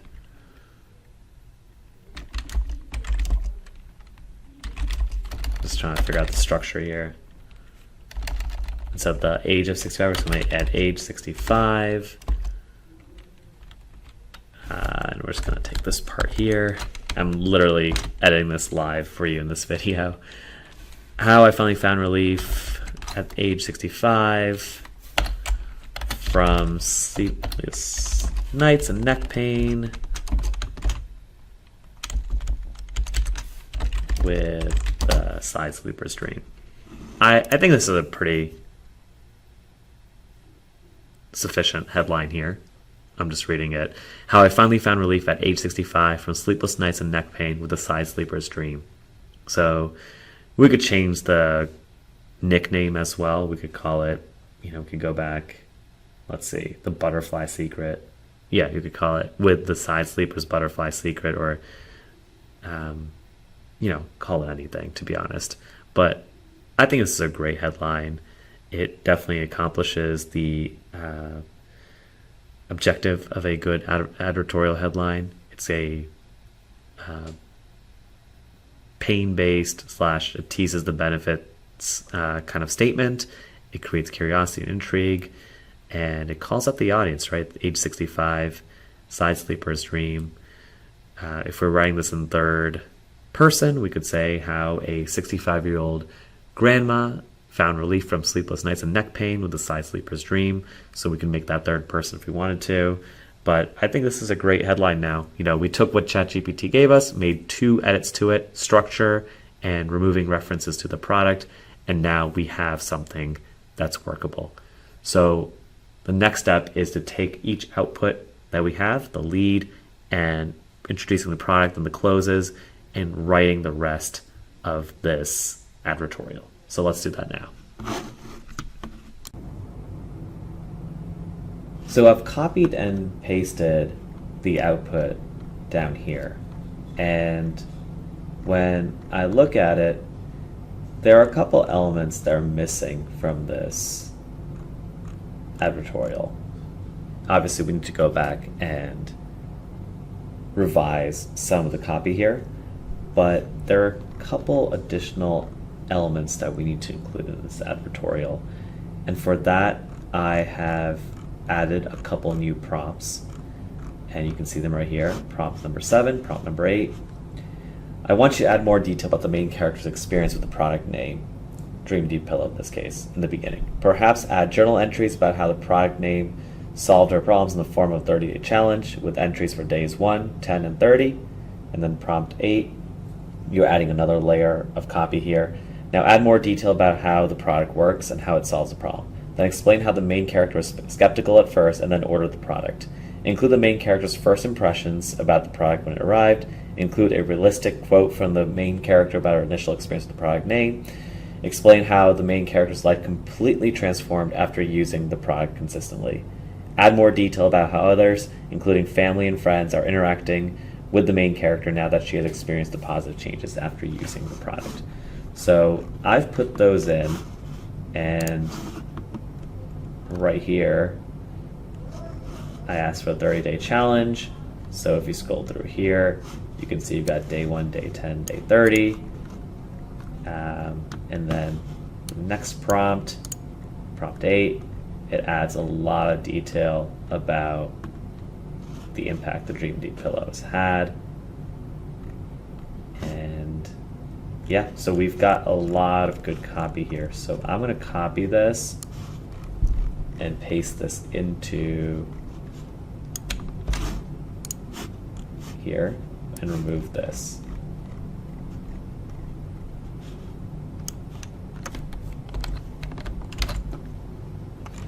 Okay, so now it's time to copy chief this and start to put this together. All right, so we're gonna copy chief this advertorial made by ChatGPT. So first, 65, because that's what the headline is. Pretty basic change. And just to remind you guys, I'm doing this live in this video, so it's going to take me some time to think of some ideas, but I want to show you exactly what my process is to clean up an advertorial created by ChatGPT. I'm 65 and I almost gave up on sleep for good. That kind of doesn't make any sense. So what you want to do is here, as I've stated in trainings before, some kind of statement with intrigue, previewing, teasing the solution. So, one thing we could do is we could literally say, put this into ChatGPT and say, right here, we can just say, come up with a more emotional opening than the sentence below, and tease the promise of better days to come. So let's see what ChatGPT does there.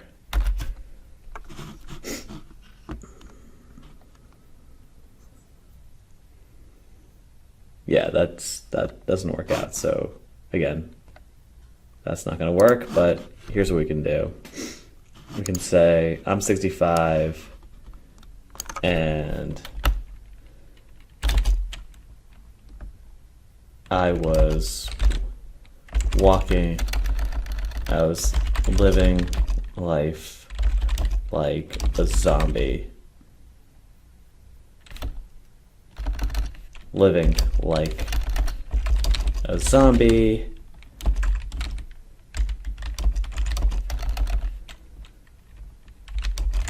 The worst neck pain keeping me up all night long until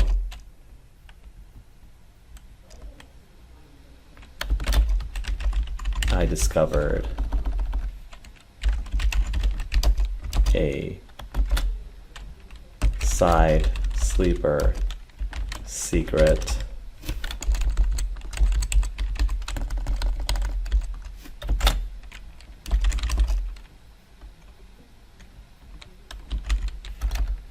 Completely transformed my life.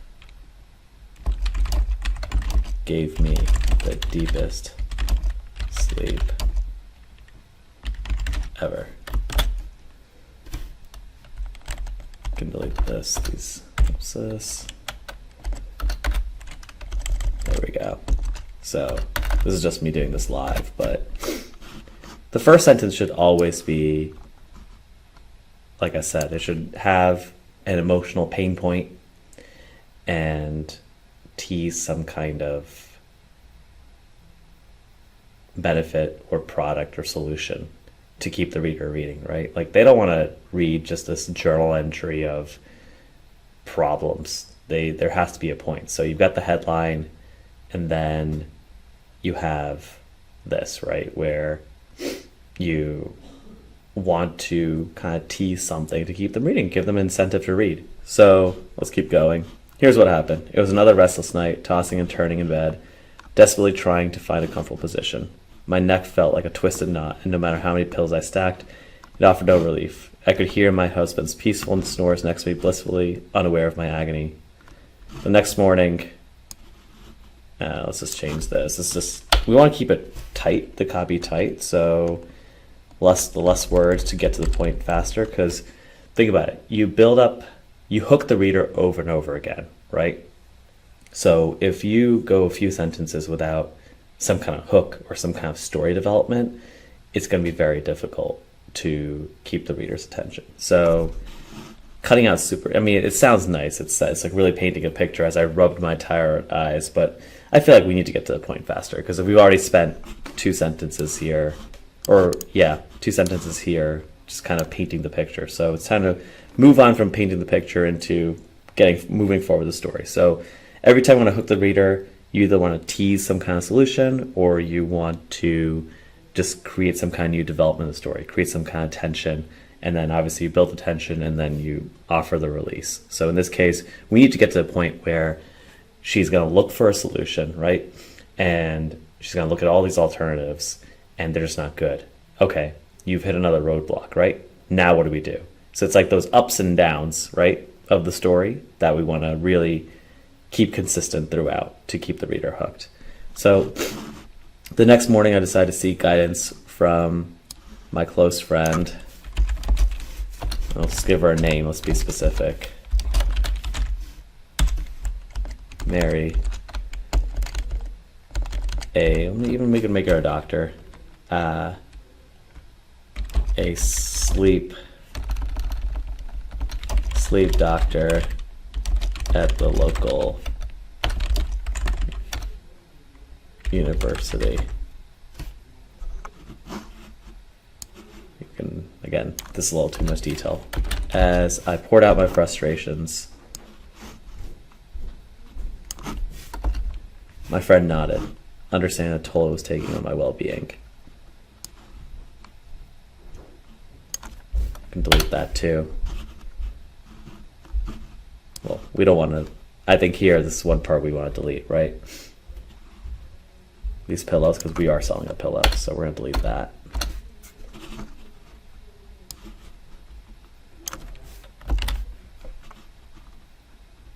She mentioned a series of complex exercises and stretches to alleviate neck and back discomfort.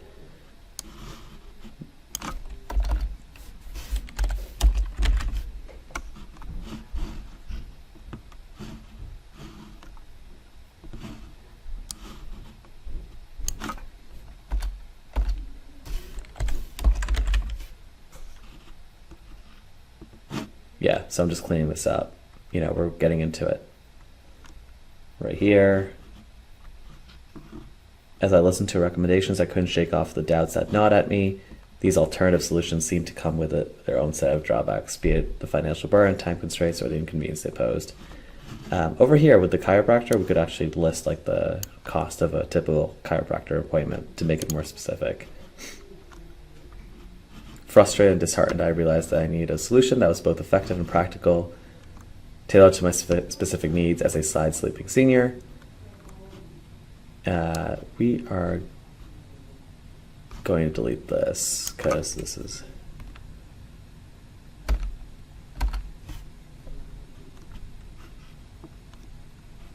Okay, we get to a story. All right. With a sparkling eyes, she told me about the Dream Deep pillow from Cetera,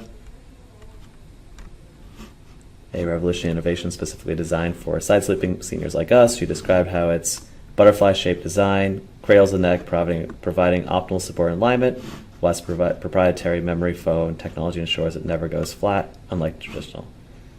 And so over here, we can put an image, right, to break it up and introduce the product. There you go. And then what else can we do here? So this here, this 30-day challenge is a little too far up. So what we want to do is, according to structure, we just want to move this down.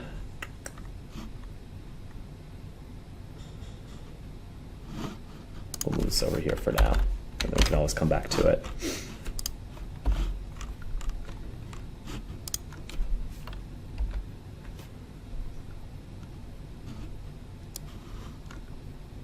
So we can say something like, how she's skeptical. So ChatGPT didn't do this the right way, but that's okay.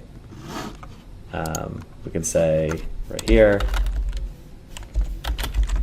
when I heard about Dream Deep Pillow, I was skeptical because I had tried other pillows in the past, and none of them offered the relief I was looking for.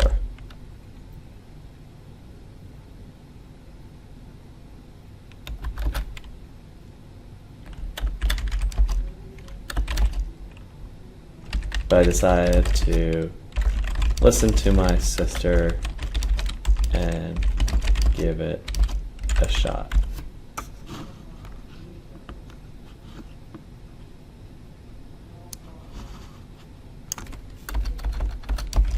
Just cleaning up the copy there. Right. When the Dream Deep Pillow arrived at my doorstep, and as soon as I laid my eyes and hands on it, my doubts started to, too complicated a word, we should make this simpler, disappear.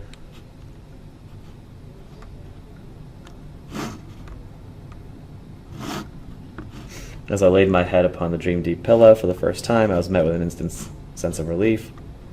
It's good. I love it.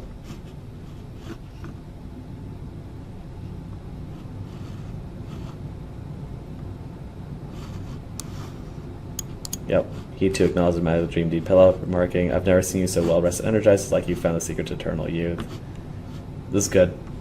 You know, it's up to you. You can either put it in story format or you can do a 30-day challenge. The reason why I asked ChatGPT to do both was because I wasn't sure which path I would go down. But you can either do the experience in a story format like this, or you can do a 30-day challenge, like a section of the 30-day challenge. But in this case, I feel like this is good enough, so I'm actually going to delete this section because we don't need it. It's redundant. You know, we already talked about her experience. So then it actually, this is good right here. And just one thing before I forget, we want to put a headline here. So sub headline, just to break up the section a little bit. So something like, we can even put the quote, difference was night and day. Or, you know, how about this? Trying out the Dream Deep Pillow for the first time. Yeah, just to tease what's happening here. All right, so here we go.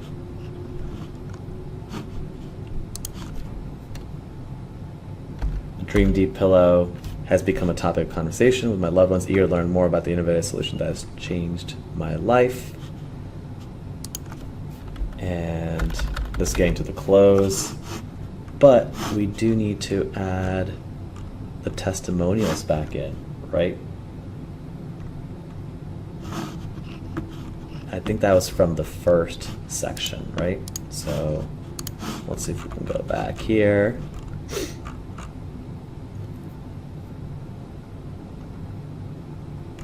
I know I saw testimonials before, so here we go. take that from one of the older outputs.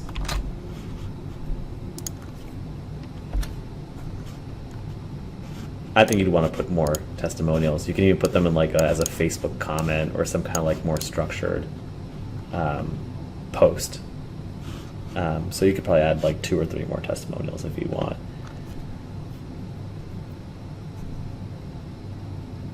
And then here, we probably just want to add one transition here. Even though the Dream Deep Pillow was only introduced to the US recently, word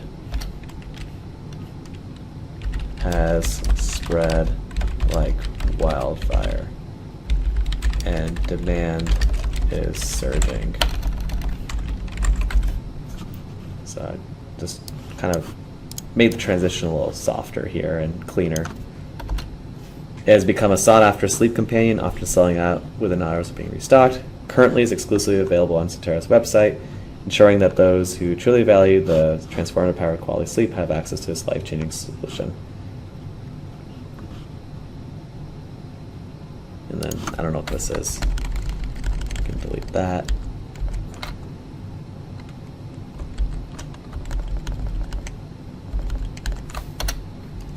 There we go. Clean that up. I urge you to take the leap and embrace the Dream Deep Pillow. Don't let another night of discomfort and restless sleep pass you by. This remarkable pillow has the power to revolutionize your nights and awaken a renewed sense of energy and vitality within you. Yep, add the guarantee. I don't like that's too salesy. That's good. And then what we can do is, I think we can add like the price and everything. So I think we can go back to the stock language that I have here. So we can just put this in. That's going to be the call to action button.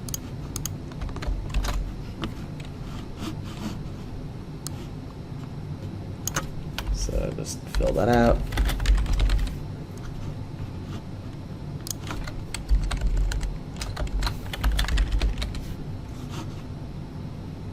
So that's going to be the call to action button right there. That's good. And now what we need to do is just explain the details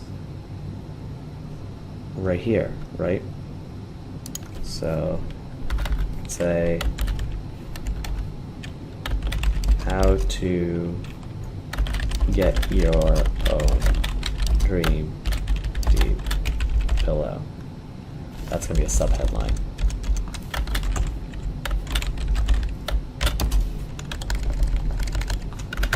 And you can just say the Dream Deep Pillow is regularly priced at whatever it was. I'm not even going to go back, but you know, $59.99. Call it $59.97, and then if you buy 3, it's $149.97. So you can say, but right now Cetera is running a special promotion where you can order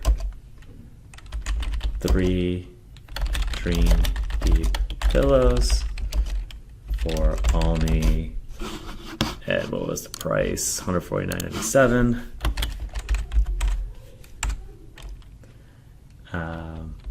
Which is a significant amount of savings. Ideally, what you'd do is you'd put in the amount of that's being saved, but I want to keep this, I want to start wrapping this training up, so I'm not going to look that up. Let's see what else we can do. To order your Dream Deep pillow, simply visit. You can throw in the URL there. Soterra's providing a special limited discount, making it more accessible to... All right, so we can just take this and put this down here so it flows better. To order your Dream Deep pillow and experience life-changing benefits, simply visit website URL, phone number. As an exclusive offer for new customers, Soterra is providing a special limited time discount, making it even more accessible to those who seek the ultimate sleep solution. The Dream Deep pillow is regularly priced at $59.97, but right now, Soterra is running a special promotion where you can order 3 Dream Deep pillows for only $449.97, which is a significant amount of savings. Ideally, put the actual detail there.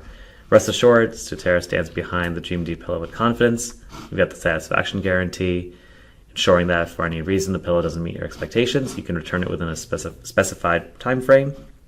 Your journey towards deep, rejuvenating sleep is risk-free and backed by a company committed to your well-being. Take control of your sleep, transform your nights, embrace a life filled with energy, vitality, and the joy of truly restful slumber.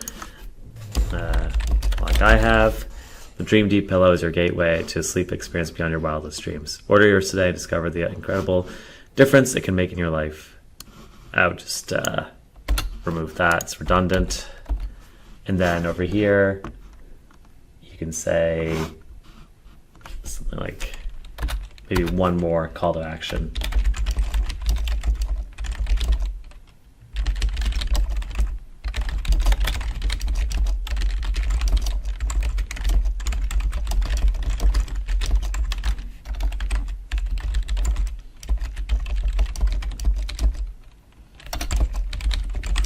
Discount up to blank percent off the regular price, but only while inventory lasts.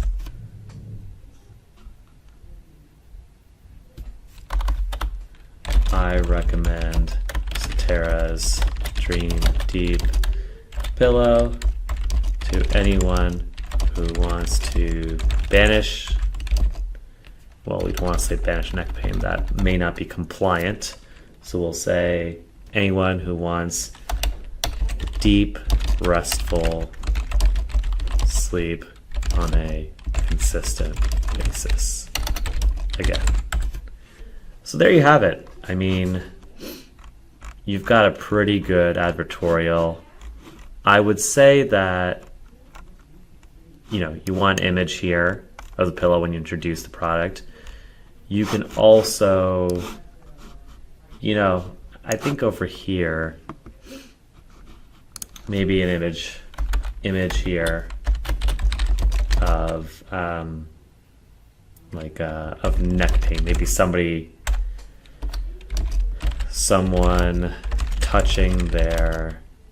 holding their neck in discomfort, or a diagram of the neck looking red and inflamed, like a medical diagram, something like that.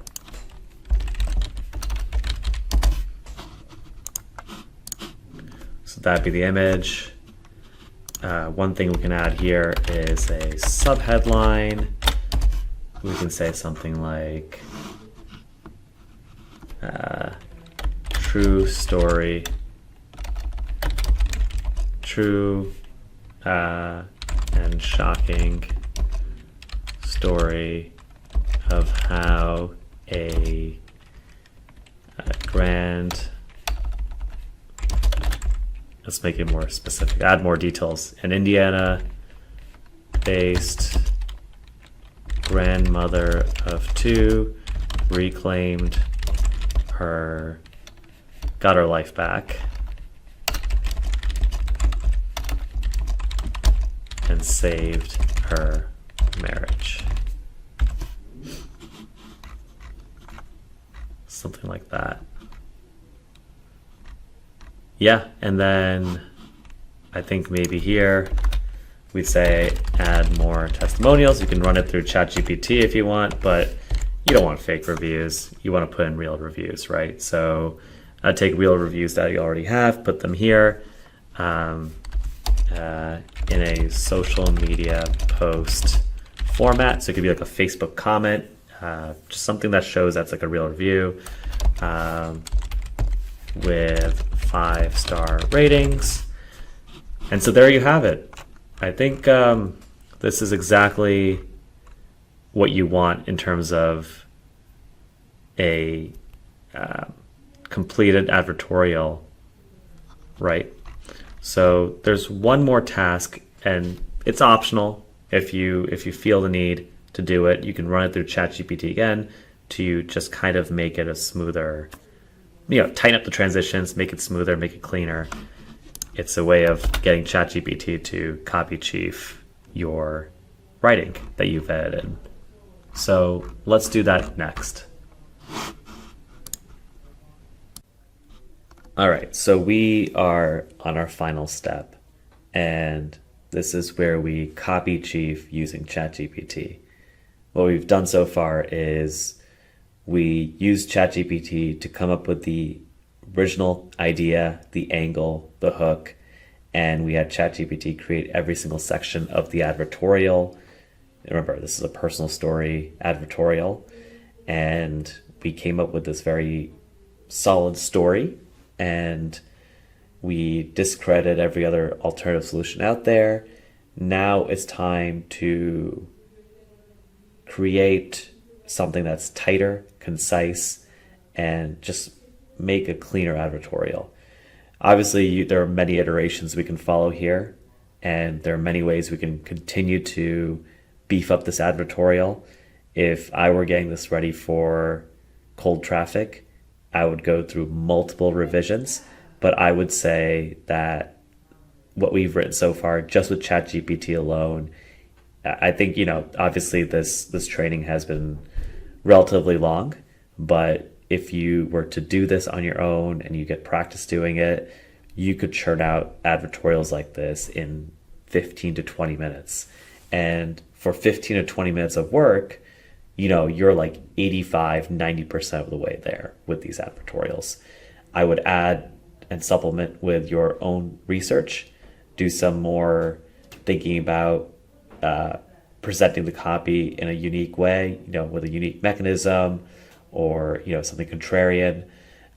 Plenty of revisions you can always do, but I would say this gets you 85 to 90% of the way there with the right structure.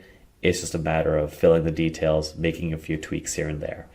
But one last step we can do with ChatGPT right here is to have it act as a copy chief. And here's the prompt right here. I'll read it out to you.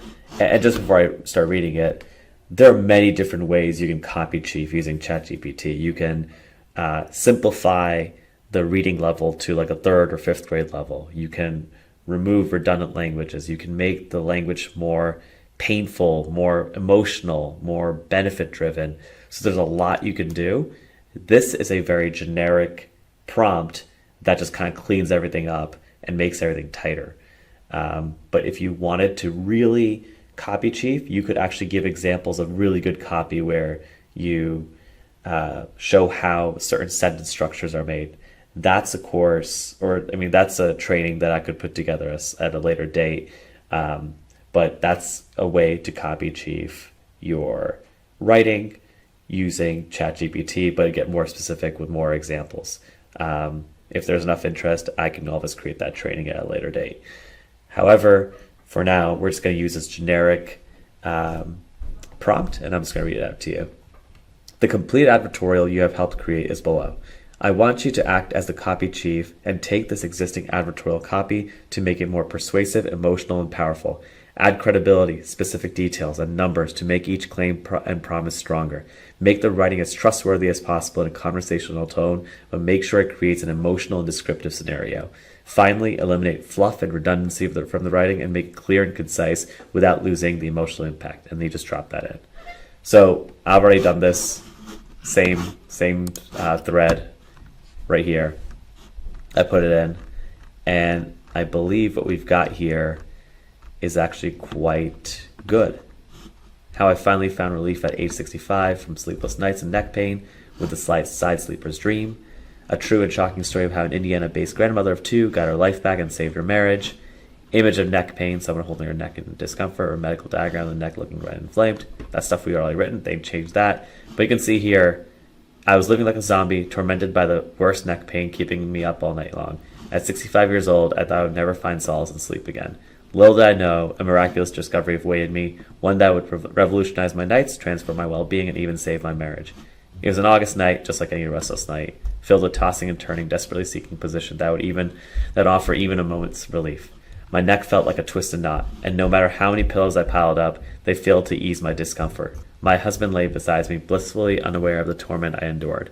In the morning, I knew I had to take action. I turned to my close friend Mary, a renowned sleep doctor at the local university. As I poured my frustrations, she empathized with the toll it was taking on my well-being. And, I'm not going to read all of it, but you can see it's just cleaner, tighter. Mary mentioned various solutions. Each solution was a separate paragraph in the prior copy.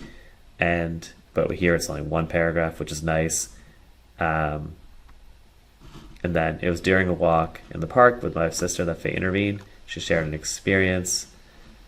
Blah, blah, blah. Decided to give the dream a chance despite my initial skepticism. Yeah, the only thing this is missing is the headlines. So what I'll do is I'm going to copy this right here. And what we're going to do is we're going to put it back in here. Right? And we're just going to put going to take this here. What we're going to do is we're just going to take, I think this was missing. So we're just going to put this back up here.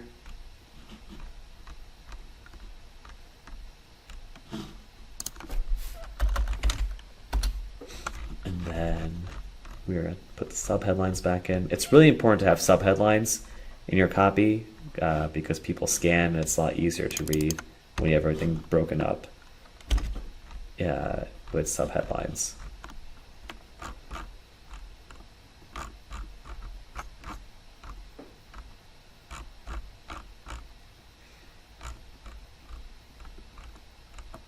Let's put this in the right place.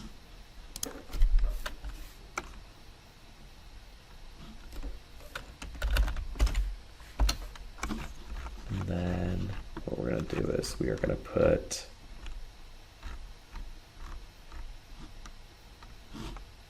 this right here to order.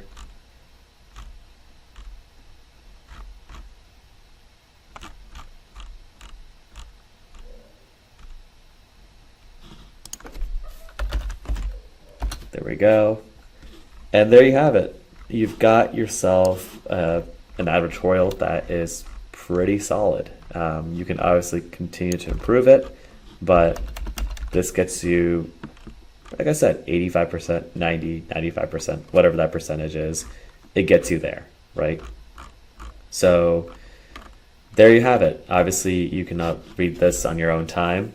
And if you have any suggestions on how you would improve it, I'm always open to it. But I think considering that this would take you 15 to 20 minutes to do with just ChatGPT and no research at all, I think this puts you in a really, really good position to write solid advertorials and churn them out really, really quickly.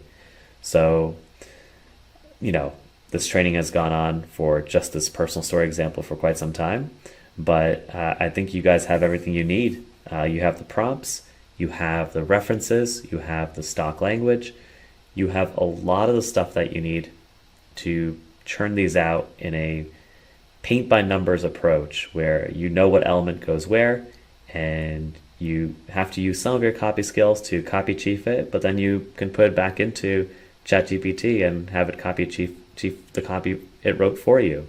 So that's the benefit. And you have a structured approach to actually writing an advertorial with minimal guidance and it's going to just revolutionize the way you write advertorials and write copy. So that concludes the training on how to write a personal story advertorial in the first person. Third person is similar. Obviously, you would just change everything to third person instead of first person. You'd give them the same headlines. Sorry, the headlines in third person, and it would be the same process from there. So with that being said, this concludes this training on how to write a personal story advertorial from scratch using ChatGPT.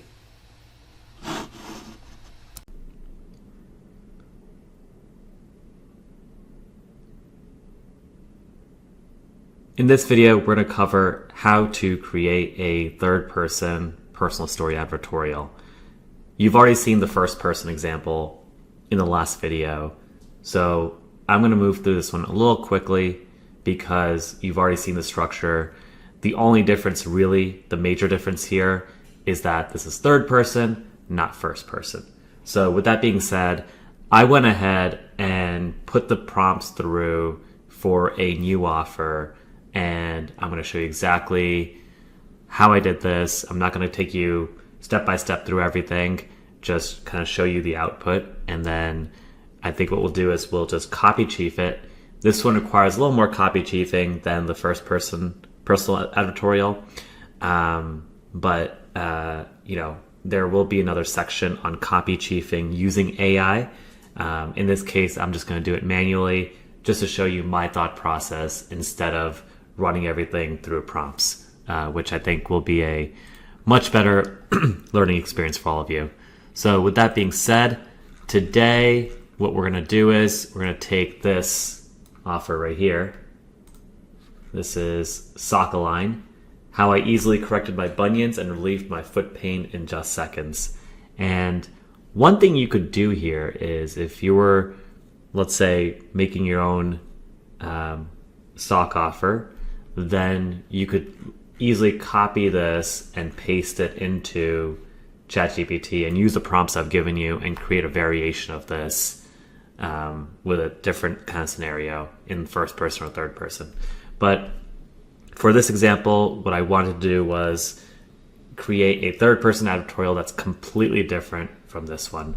So I'm just gonna minimize this one, and what we're gonna do is take you through the output that I have here for third person personal story example.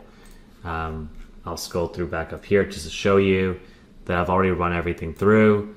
The first prompt, you're going to come up with 5 unique headlines for a third person personal story advertorial.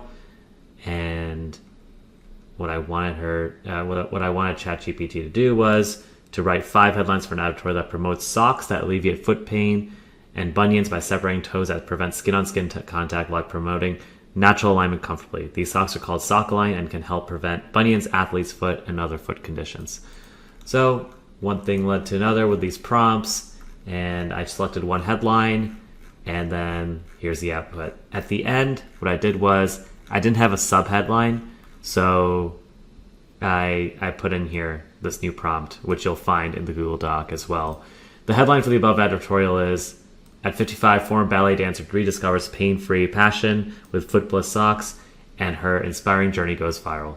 And I just said, come up with a sub-headline for this advertorial, and just to be on the safe side, I reiterated that I want a curiosity bullet / fascination. The best sub-headlines for third-person personal story advertorials do the following. They take a generic fact and turn it into a powerful benefit-based or pain-based statement that stimulates curiosity and intrigue. They build desire in the reader little by little by creating the urge to keep reading. This sub-headline should read like a news article or blog article. So it gave me this.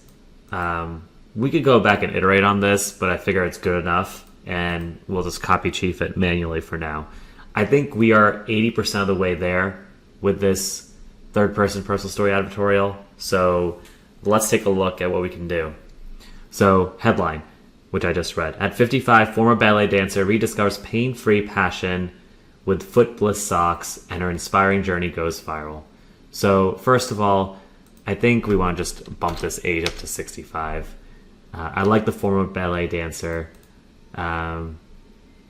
and then rediscovers pain-free passion with footless socks.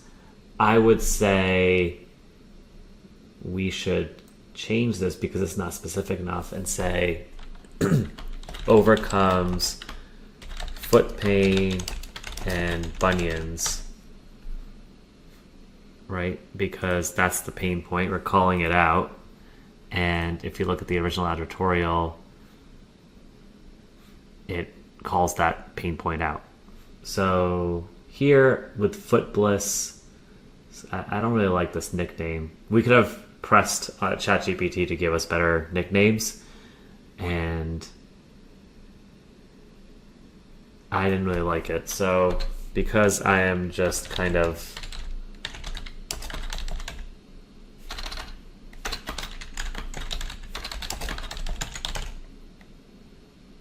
there we go. So I didn't like the Foot Bliss thing. I wanted to change this so that it kind of was specific enough that when somebody's reading this, they know what they're getting into. They know that they're going to learn a solution that overcomes foot pain and bunions. And this just reads better. It's a little less complicated. Her journey going viral, we could implement that into the copy at the end, but it's not necessary here. You could use a tool, you could use an angle like that. That's more of a news article, blog article type of format. But here, this personal story in third person, I think works well without all those extra angles and words. So subheadline, ChatGPT didn't give us the best here again. Let's refer, instead of calling her a former ballet dancer, we should call her something else, right? You vary up the language. That's what you want to do. So discover how a grandmother of 5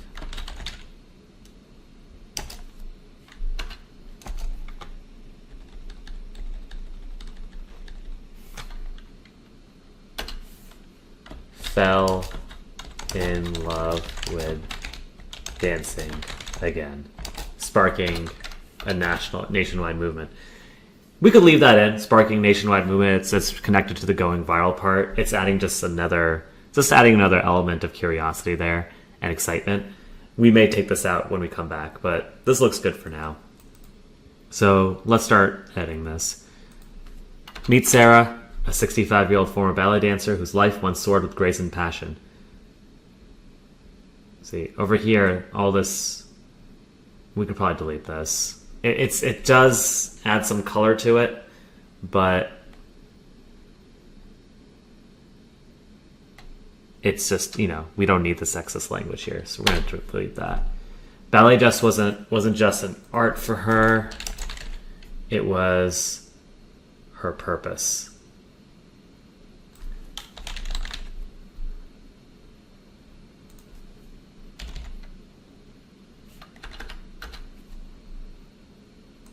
I like this. It really adds a little emotional dimension to this. However, life had different plans for Sarah. The relentless grip of foot pain and bunions entered. How about disrupted? It's a more powerful word. Threatened to eclipse her dreams. Well, she's retired now, so...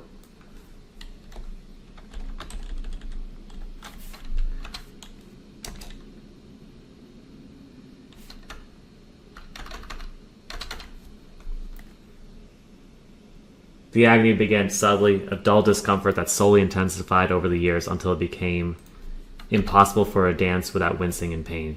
The pain wasn't just physical. It echoed through her heart, dimming the light that always shone in her eyes. That's real poetry right there.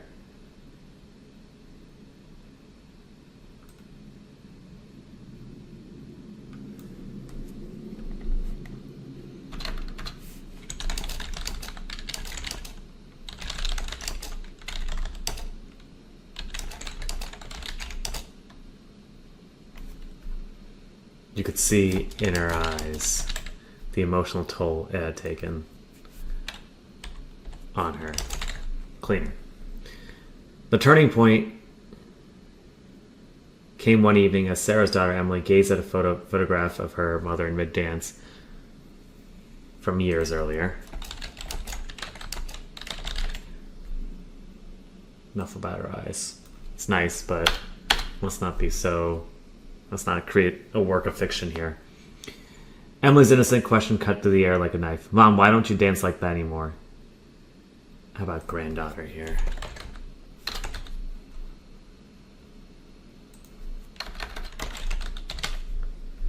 Sarah's heart ached as she struggled to explain how her feet had betrayed her, how the very thing that defined her for years now seemed unattainable. Even her husband, David, who had always been her rock, felt helpless as he watched Sarah's spirit waver.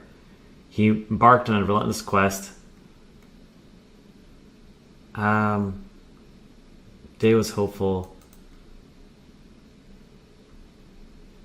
This is quite lengthy, so we want to trim this down. Again, we could use ChatGPT to copy chief this and get to the point faster, but let's do this ourselves manually.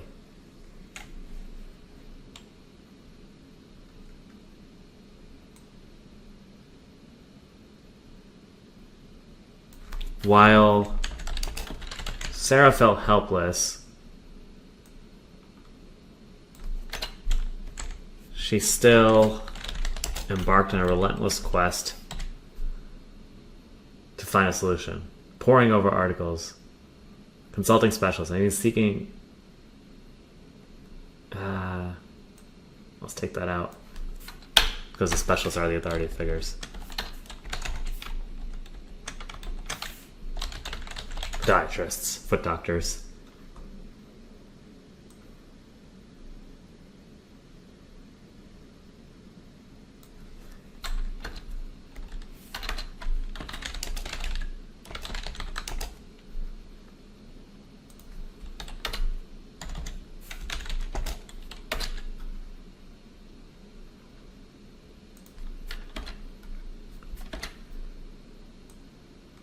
Can take out David. We're just adding too many characters. You know, you've got Sarah, Emily, David, and then you're going to need like an authority figure who comes in to introduce a solution.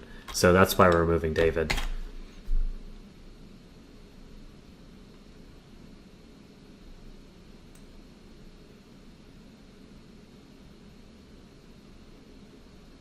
This is just... It was a harsh reminder sometimes. Okay. This is just fluff that we don't need.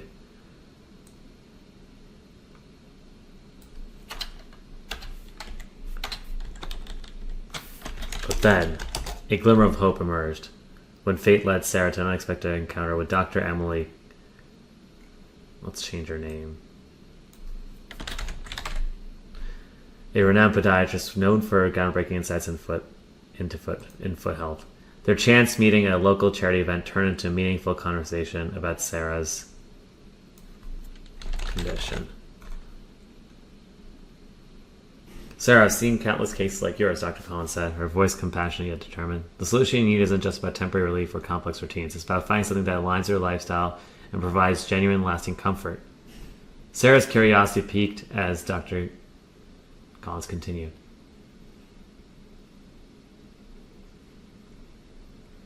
You know what? This would be good for like a longer VSL, but we're going to cut this out.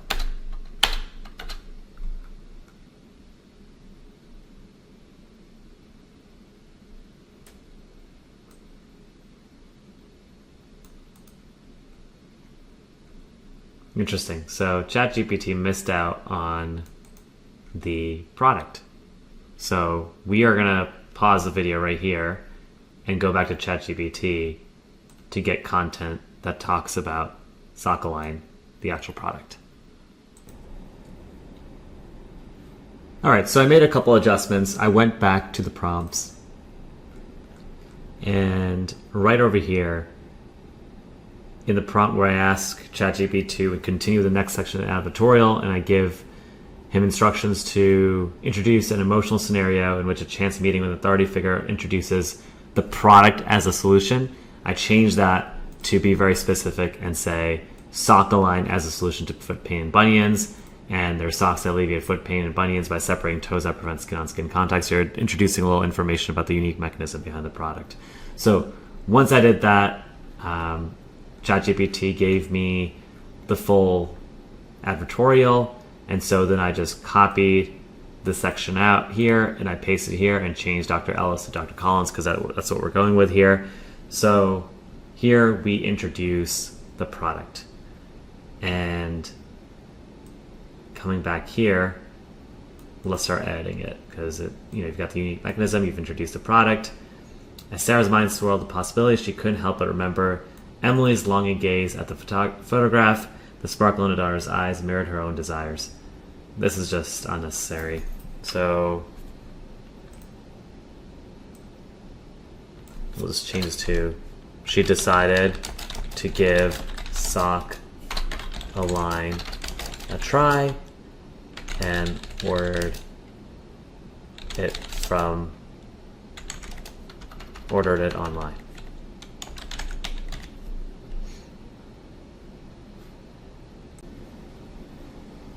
Okay, so this is going to be a section headline over here. Sarah's 30-day experience with sock align.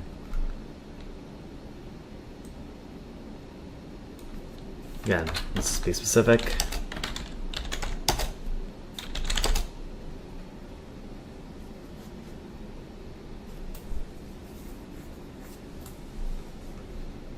Day 10. 10 days into my journey with the solution, I've noticed a remarkable change.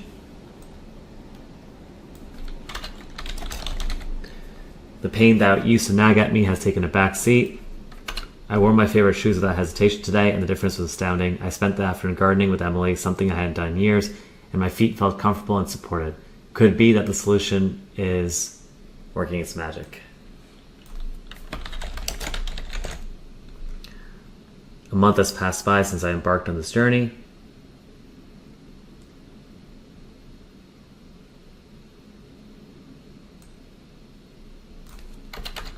Let's be specific.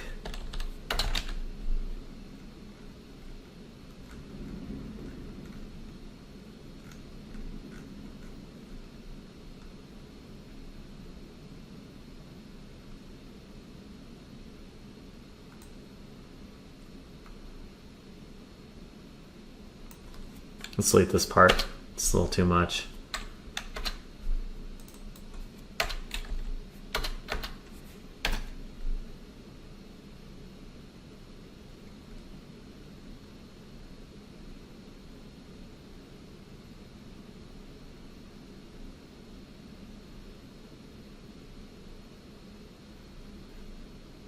With her husband, we never mentioned his name, we deleted that.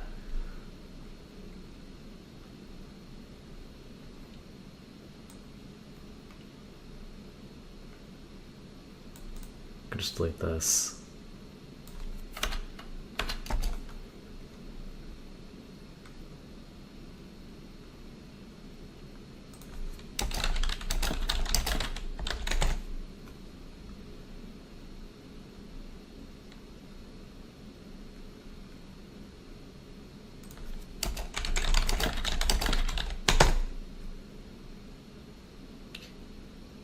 Here we go. Now we can go into the close. So this part here is where we're going to take our stock language, right? We're going to go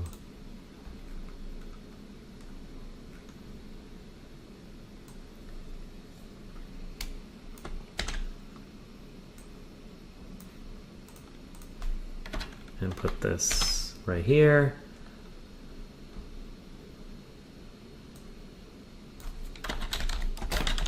Replace everything with sock align.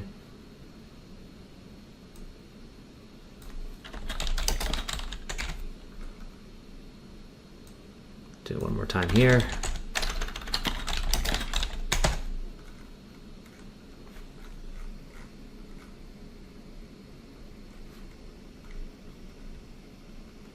There we go. So I think we've got everything here. all we need to do is kind of go back through and add some sections, clean the formatting up, the structure up of this advertorial, and we should be in pretty good shape.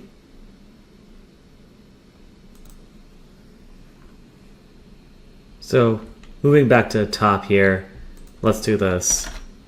Let's put in an image here. Maybe some kind of shocking image of inflammation / bunions on feet. Just going through this one more time. Meet Sarah, 65-year-old former ballet dancer whose life once soared with grace and passion.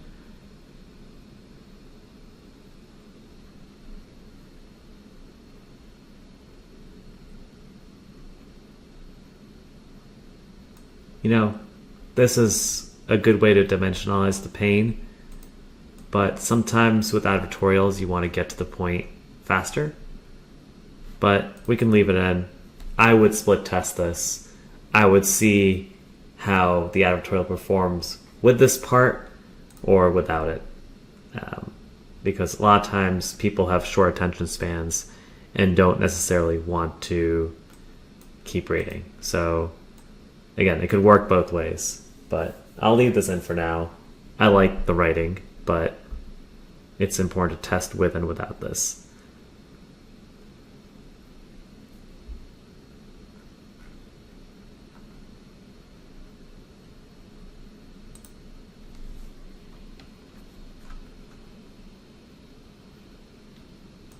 So a couple things. I'd put an image of sock line here.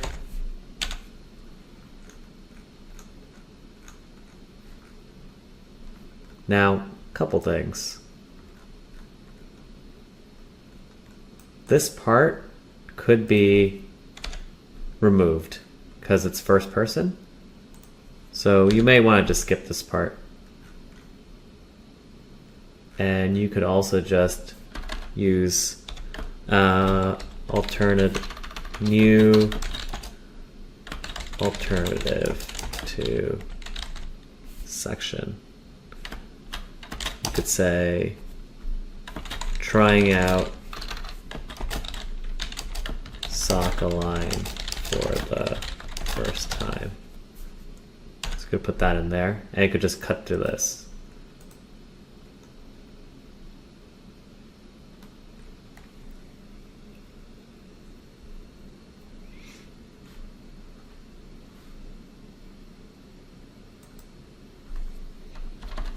From here, you just want to add some reviews.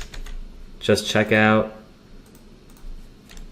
these astonishing reviews from verified sock align customers.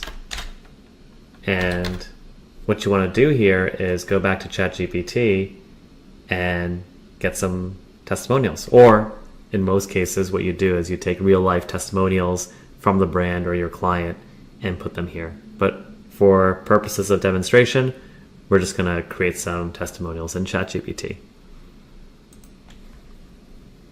All right, so I went to ChatGPT and asked for some testimonials here. This is part of the prompt that I've used before, but for some reason ChatGPT didn't pick it up, so I'm just putting it back in there. Add real-life testimonials or success stories from satisfied customers for SockAlign. Select testimonials that highlight the different benefits and positive experiences users have had with the product. Use quotes or paraphrase the testimonials to add credibility and authenticity to the advertorial. So I took those, and we're just going to copy and paste them here. You could add a third one.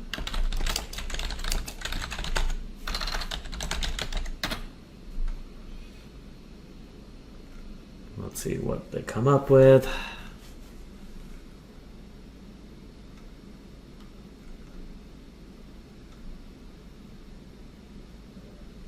There you go. I can take Martin.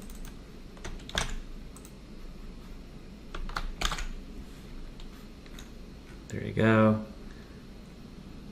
And then you can add a section headline, how to get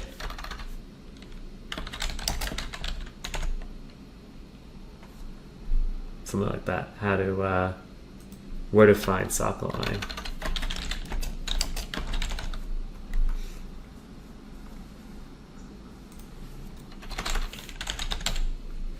You can drop a link. So I'll just pull it out.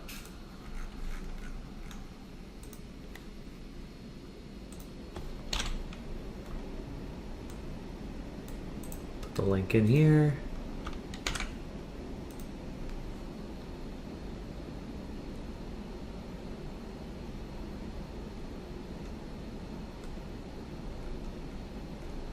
And there you go. You can add the disclaimer at the bottom.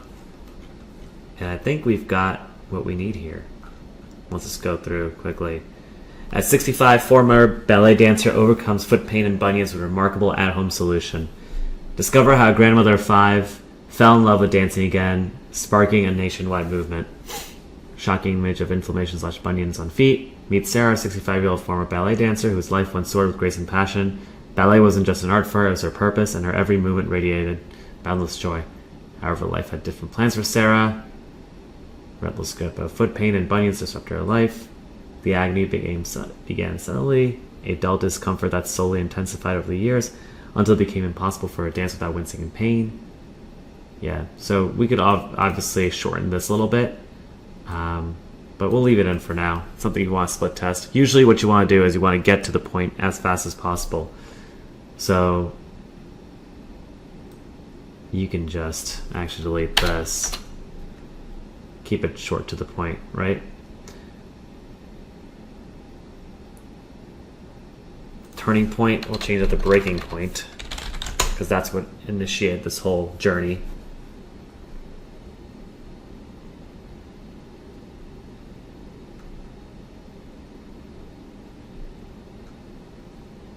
Dismiss other solutions.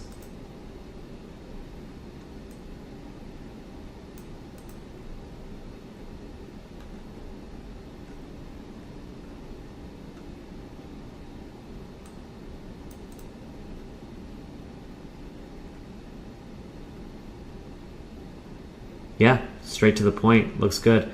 Here, you can obviously take this out and just replace it with this section here.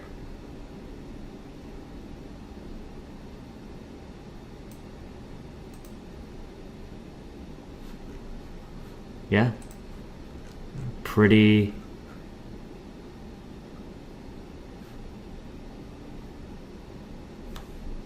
good here, I think.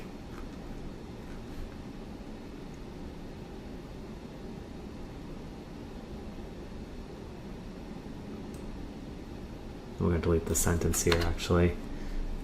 That's out of place.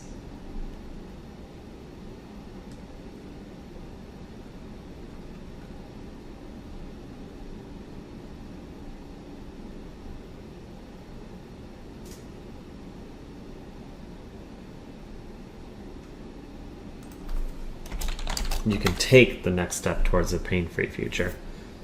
Visit their official website to learn more about how you can obtain this revolutionary solution. Embrace life's joys.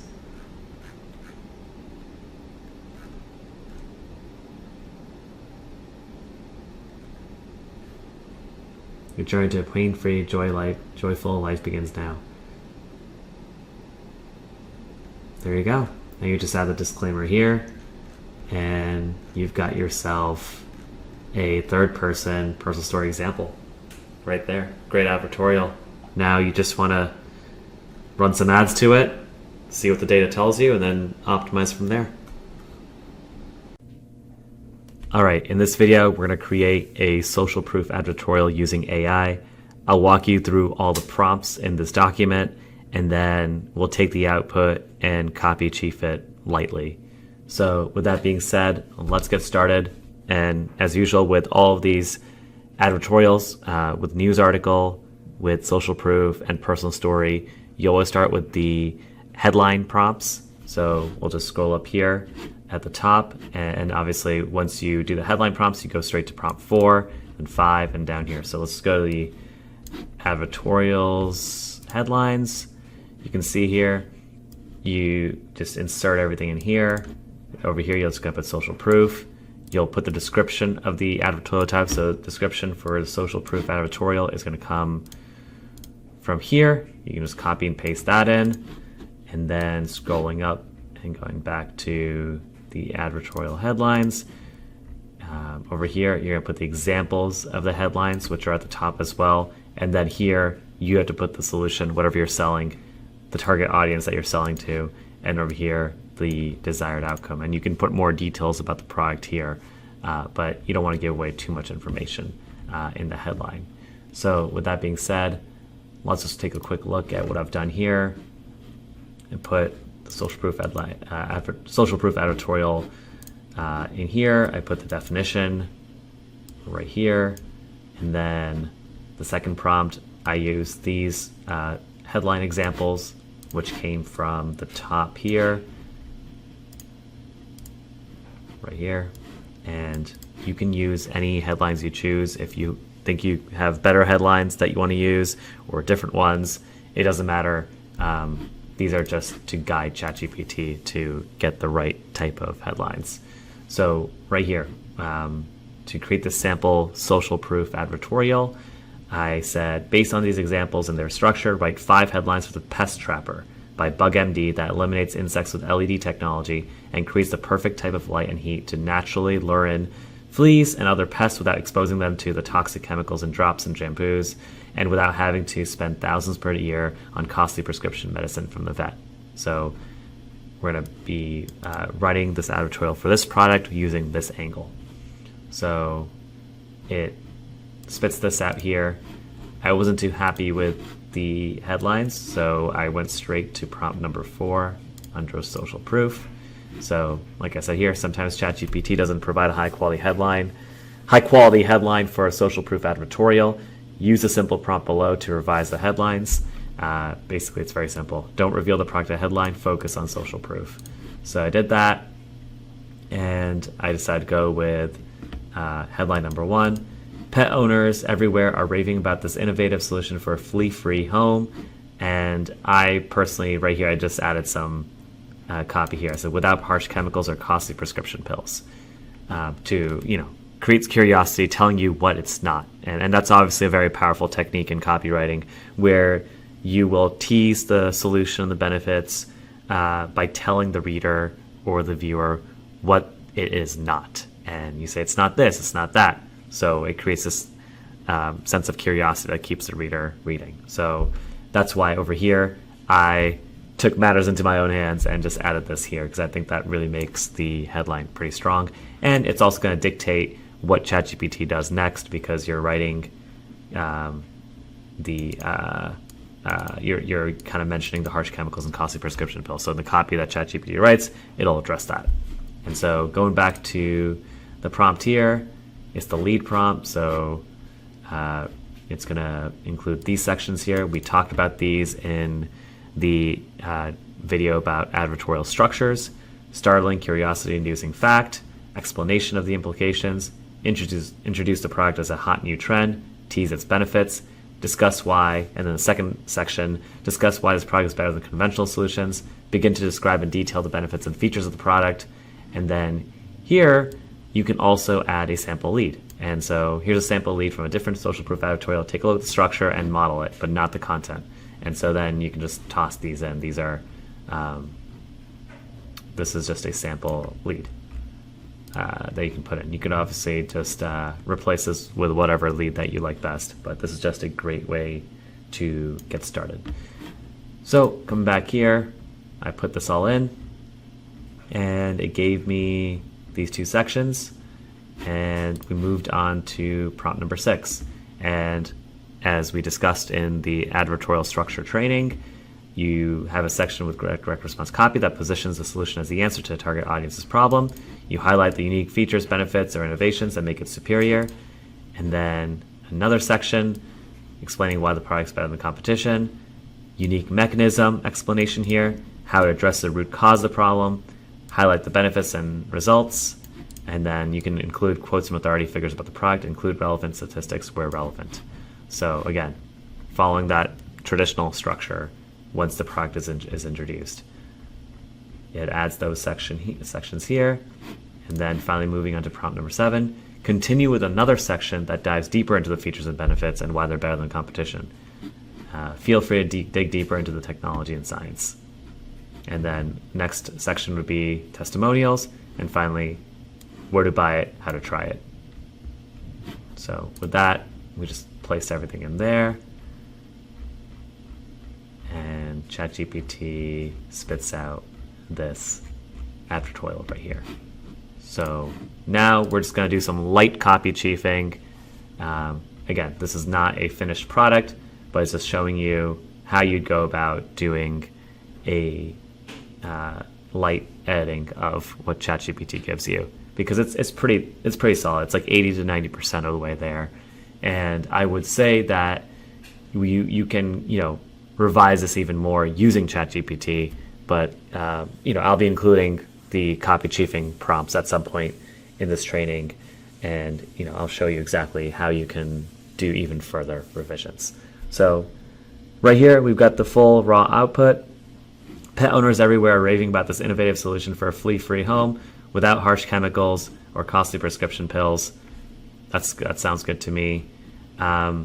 You can put in, I think what's missing here are the subheadlines, and you're missing the section headlines. So I'm going to create some copy here on the spot. So let's do this. So section 1, this doesn't kind of get to the main point, so we can say something like, flea infestations are on the rise, but most solutions use harsh chemicals. Keeps people reading. Okay, introducing the problem right here. If you're a pet owner, you know the struggle all too well. The persistent itching, the scratching that keeps you up at night, the constant worry about your furry friend's discomfort. But what if I told you that there's a secret that pet owners across the nation are discovering? A solution that's shaking up the world of pest control. I like that, but we'll just shorten it right here.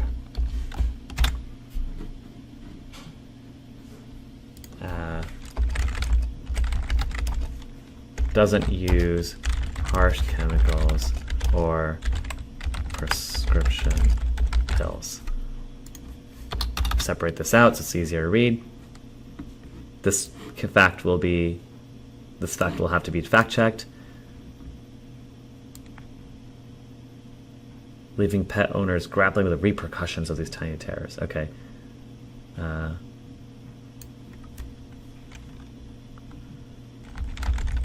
Struggling with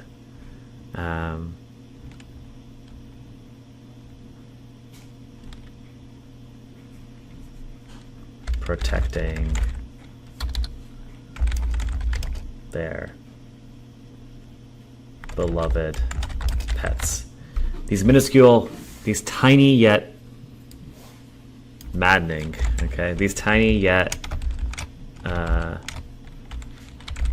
annoying creatures that are not only a source of discomfort for your pets, but also an unwelcome invasion that can disrupt your home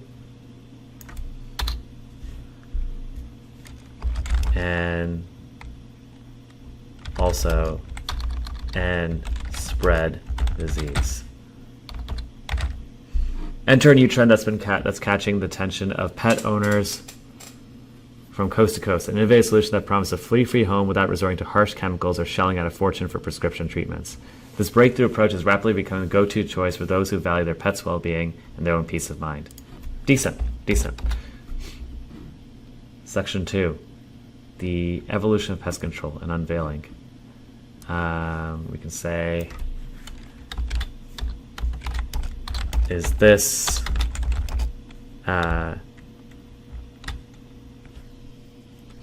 zapping device the answer you've been looking for?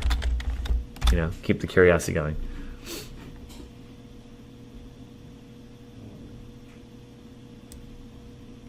I think we can just delete this part here.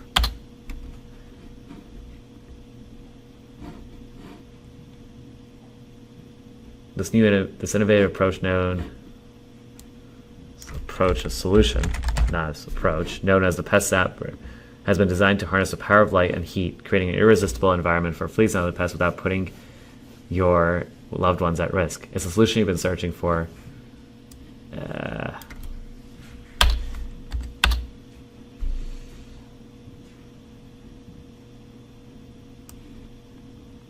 This doesn't make any sense. We don't want to get into it. It's kind of tapping into how the pest trapper works, but eradicating. I like that word, eradicating fleas and other pests without putting your loved ones at risk, or eliminating. Doesn't matter. Unveiling this, you can say, how does the pest trapper work?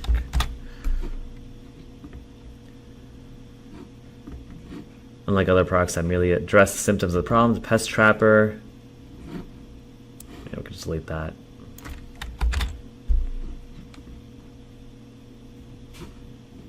Has cracked the code by eliminating precisely the right combination to create an environment that fleas can't resist. Again, this will have to be fact-checked and make sure you're putting in the right explanation. The scientific breakthrough is backed by extensive research and testing, with studies showing a remarkable success rate. In a recent independent study conducted across households with varying degrees of flea infestations, over 95% reported a significant reduction in flea populations within just a few weeks of using the pest trapper. The results speak for themselves, offering pet owners not just short-term relief, but a lasting solution that improves their pet's quality of life and their own peace of mind.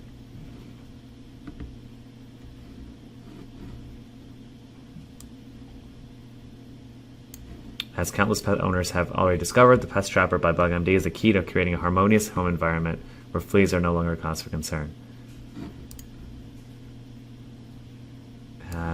This is redundant, so we're just going to delete this here. Still wondering if the pest trapper lives up to its promises? Take it from our satisfied customers. Good, good, good. Solid. And then your CTA. And obviously you could just add the call to action copy here and a disclaimer. You can beef up the copy a little bit more probably, but this kind of gets you where you need to be with a social proof advertorial. So again, we did some light copy chiefing. You could continue to perfect this advertorial, but this gets you pretty much all the way there to start testing this on paid traffic. So there you have it. We've covered the social proof advertorial and how to use AI prompts to churn it out pretty effectively within 10 to 20 minutes. So that's the end of this video. I'll see you in the next. In this video, we'll be taking a look at how to create a news article advertorial using AI. And we'll start off with the prompts at the top right here on page 16. And the way this works is you'll start off with the advertorial headlines prompts. So just coming down here, you can see you are a world-class direct response copywriter specializing in writing advertorials. Today, you're going to come up with 5 unique headlines for in this case, we'll put in new news article advertorial. You put in the description of the news article advertorial type from here. We're at the top. You just copy and paste that in. And then if you just scroll down to the headlines again, the best headlines for a news article advertorial do the following. They take a generic fact and turn it into a powerful benefit-based or pain-based statement that stimulates curiosity and intrigue. They build desire in the reader little by little by creating the urge to keep reading. I'm going to give you examples of advertorial headlines, and I'm going to ask you to create headlines for a specific topic. If you understand, say ready. So you can see here, I've already put the prompts in ChatGPT over here.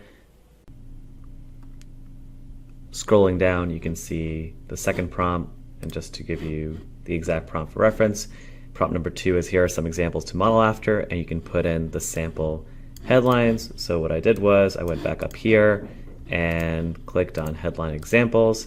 I copied and pasted this in. So you can see here, can showering make you dirtier? New genius Japanese invention. Zip bag guilt. These new zip bags work better than they're compostable. Based on these examples, and this is where I added the actual text for the product, and just to show you the AI prompt that I used.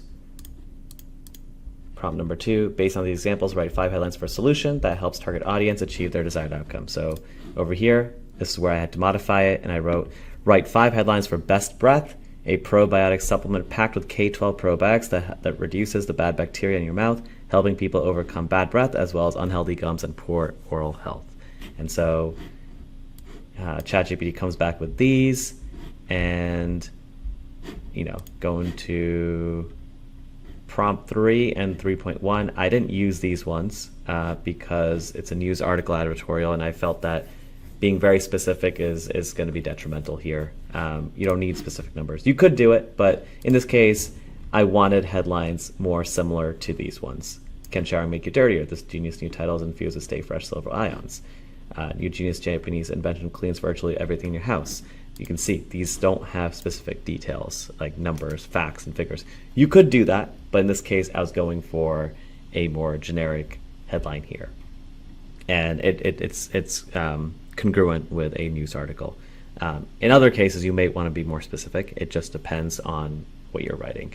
And so here, I went straight to the prompt for the news article advertorial. So these are the headline prompts right here. I moved on to prompt number 4. So go down here, and so you have to add the headline and you have to add the headline text. So came back here.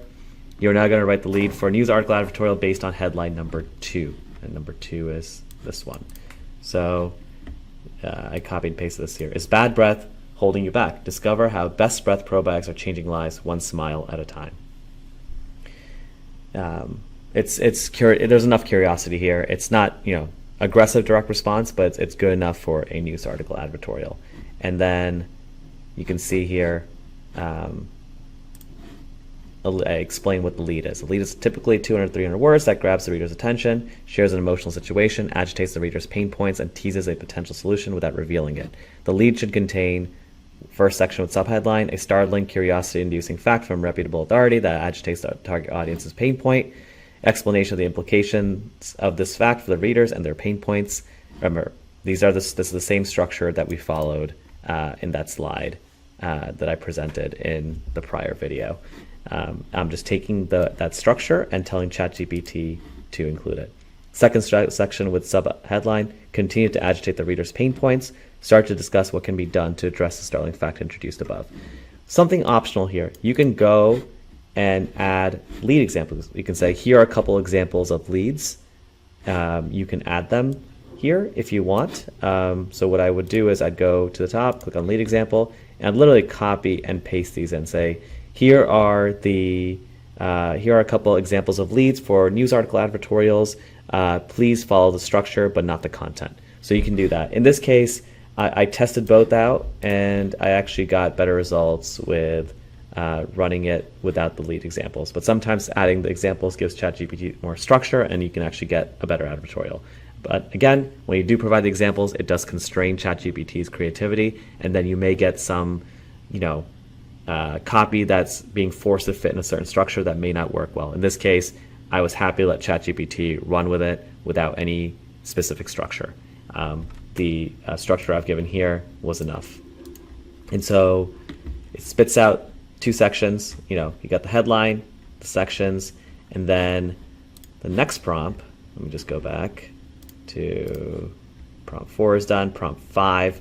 Now I want you to continue the next section of this advertorial. Make sure to combine the lead with its next section, which does the following. And this is, going to follow the basic format of a news article advertorial. And as I mentioned in the prior video where I discussed the structures of advertorials, it's going to start with introducing the product, and then it goes into unique mechanism, features, benefits, testimonials, call to action. So we are literally using prompts to piece this together step by step.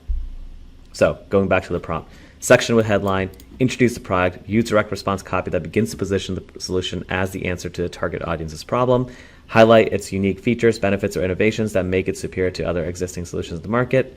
Section with subheadline, explain what makes the product better than the competition, provide a brief explanation of the science or mechanism behind the product's effectiveness, mention any scientific research, studies, or expert opinions that support its claims. Simplify complex information to make it easily understandable for the target audience. Explain how the product addresses the root cause of the problem and why other conventional solutions have failed. Highlight the benefits and results that the reader can expect from using the product or solution. Focus on both short-term and long-term advantages such as improved health, time and cost savings, convenience, increased productivity, or enhanced quality of life. So I put that in here and it spits out more sections, the science and the benefits. And then prompt 6 for a news article, continue with another section that dives deeper into the features and benefits of the product and why they're better than competition. Keep expounding on the unique mechanism and how it addresses the root cause of the reader's pain point. So features and benefits and unique mechanism. So it gives me more copy around that, right? So going forward, now add a section of the subheadline, here's what satisfied customers had to say. And then you include real life testimonials and success stories, and you can add quotes there. So I do that, I add the testimonial prompts here, and I scroll down, and now I've got testimonials. And I just wanted, more than one sentence, so I asked for more details to the testimonials. Scrolling down one more time. Next, add a comparison chart. So, a lot of news article testimonials, advertorials have comparison charts. So I asked prompt 8. Again, this is optional. You don't necessarily have to add a comparison chart. It's worth split testing, as I've mentioned in this course before. So come down, and you can see it spits out a total comparison chart right here. Pretty good, pretty solid. And then finally, add a final section of the subheadline, how to try product name today. Mention how the product has caught on like wildfire and then regularly sells out. Also mention that the product is not yet available in stores and only on the company's website, and the company is running a special limited time offer for new customers. Encourage readers to take action by providing clear instructions on how they can obtain the product. Highlight any special offers, discounts, or guarantees associated with the product. Provide information on where and how to purchase the product, including website links or contact details. So those are all the prompts for the news article advertorial, and I put that in there, and it spits this out here. And, it even gave me the word count here. So it's about 1,000 words. It's a nice, solid, long advertorial. And if we just go back here, I copied and pasted it here. And as we've been doing for these examples, we will copy chief this manually. So overall, and here I actually added a subheadline. So I ran this through a subheadline prompt at the top, and expert insights unveiled the hidden impact of bad breath on your personal and professional life. It's okay. This is not, it works, I guess. Looking at this, I would actually change this. Expert, let's see. Expert insights reveal the hidden but the secret cause of bad breath, and how you can fix it. That's adequate for now. Is bad breath holding you back? Discover how best breath probiotics are changing lives one smile at a time. So, in this case, do we want to reveal that it's probiotics? Maybe not, because in the headline, some people might get turned off because probiotics are pretty well known, although this is a unique application, and you could go either way. I'd split test the headlines. Probiotics have been done to death. For oral health, it's a novel application, so it's kind of a unique mechanism. So I would literally split test mentioning probiotics in the headline and not mentioning it. So I would even just discover how this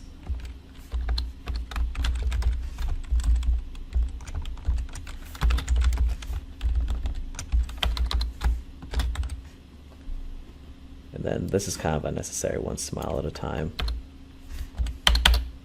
There you go. So this actually makes it a lot more, adds more curiosity. Is bad breath holding you back? Discover how this best breath trick is changing lives. Expert insights reveal the secret cause of bad breath and how you can fix it. So this is pretty, I think, solid to test out. You could, similar to the sample headlines, you can reveal the product in the headline. I think it's, like I said, it's worth testing out. So let's take a look. Let's try to trim down this copy because, ChatGPT is great for spitting out a lot of good copy, but I think we're like 80 to 90% of the way there. So we've all been there, that moment of uncertainty before stepping into a crucial meeting or sharing intimate conversation, only to be all undermined by the relentless nag of bad breath. So we could try and think what we can do here instead of saying all undermined by the relentless nag of bad breath.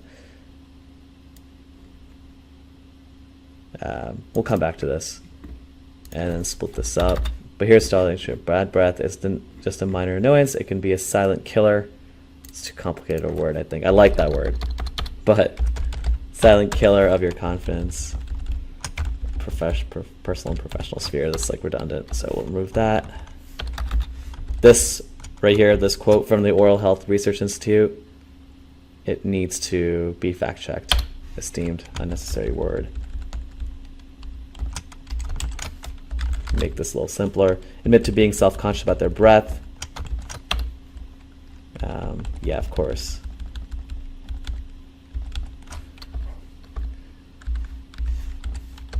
It's a concern for all, no matter your age or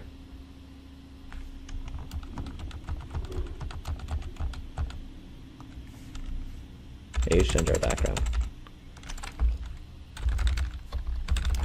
Yeah, it's simpler. This reads easier. Cracking the code, the real story behind bad breath's impact.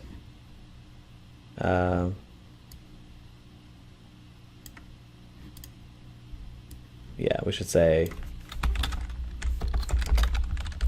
the real root cause of bad breath. Over here, we could say your dentist won't tell you. That might be aggressive, but for now, we'll leave it like that. The story goes beyond the discomfort of beyond awkward. There we go. You can see I'm just like cutting down words, and this is just the first run, right? I'm doing this as a first run for copy chiefing, so I would say that you'd want to take another pass through this and trim it down, add more clarity, add more emotionally charged copy. But as a first pass, my goal is to chop down the words. This is not a VSL, this is an advertorial, and you have to get to the point as fast as possible, while also agitating pain points. So it's a delicate balance. The story goes beyond awkward social interactions. Research suggests that persistent bad breath could indicate a more more serious health issue. Oral hygiene experts warn that bad breath might be a result of an unhealthy balance of bacteria in the mouth, leading to not only embarrassing odors, but also unhealthy gums and a host of oral health problems. This sentence is not needed. So let's add a transition. So what can be done? How about this? But if you fix the oral balance, all these issues can be addressed. So what can be done? Just a transition. There was no good transition between that and this. So I'm just adding a little transition here. All right, cool. This looks, it's getting there. Subline, say hello to Best Breath, your comprehensive solution for freshness and oral health. Okay, that's pretty decent. Introducing Best Breath, the pioneering probiotic supplement that has taken the oral care world by storm. You could say the dental industry.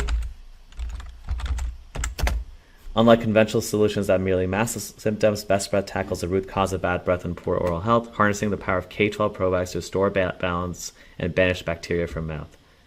Okay, the science behind the transformation is pretty good. What sets Best Breath apart from the rest? Backed by a wealth of scientific research, including studies from the renowned Dental Wellness Institute, these K12 probiotics have been proven to target and eliminate harmful bacteria responsible for bad breath and oral health issues. By replenishing your oral microbiome with beneficial bacteria, Best Breath not only provides immediate relief, but also promotes long-term oral wellness, fostering an environment where bad breath and gum problems can no longer thrive. These words are kind of advanced, I think. But because this is a news article, it definitely being sophisticated with your copy and not dumbing it down so much is going to play to your advantage, I believe. Again, you can always come back and chop down the copy and make it simpler, which I've done to a certain extent. But here, I think you're really creating credibility by stating the facts, in such a sophisticated way. So I do like it. I do like the way this reads, even though it's definitely the structure and the vocabulary is a little more advanced. So I would keep it in for now. I like it, but you could also, simplify it if the advertorial doesn't perform.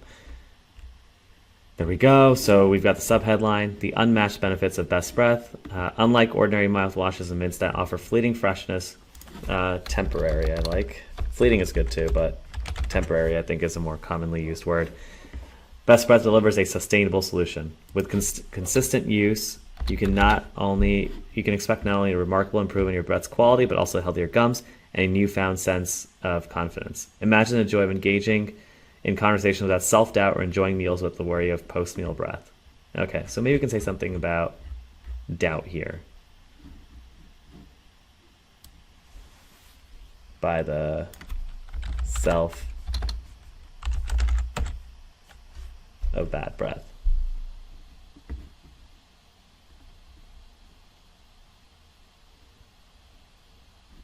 That crucial moment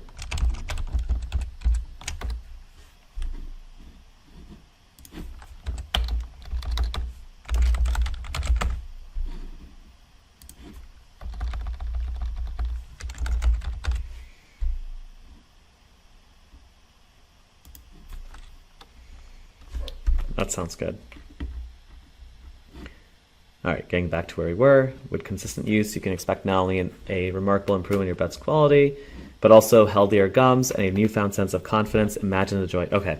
Empower your smile with Best Breath, a superior solution beyond the competition.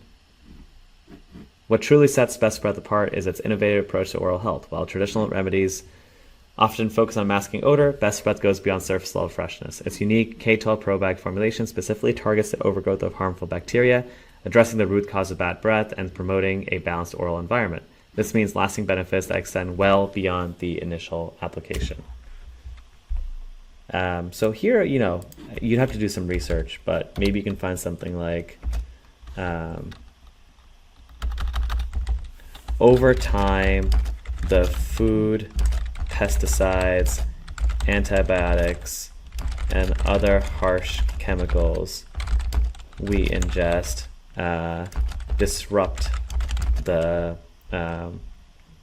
balance of good and bad bacteria in our mouths. Best Breath fixes this. This means lasting benefits that extend well beyond,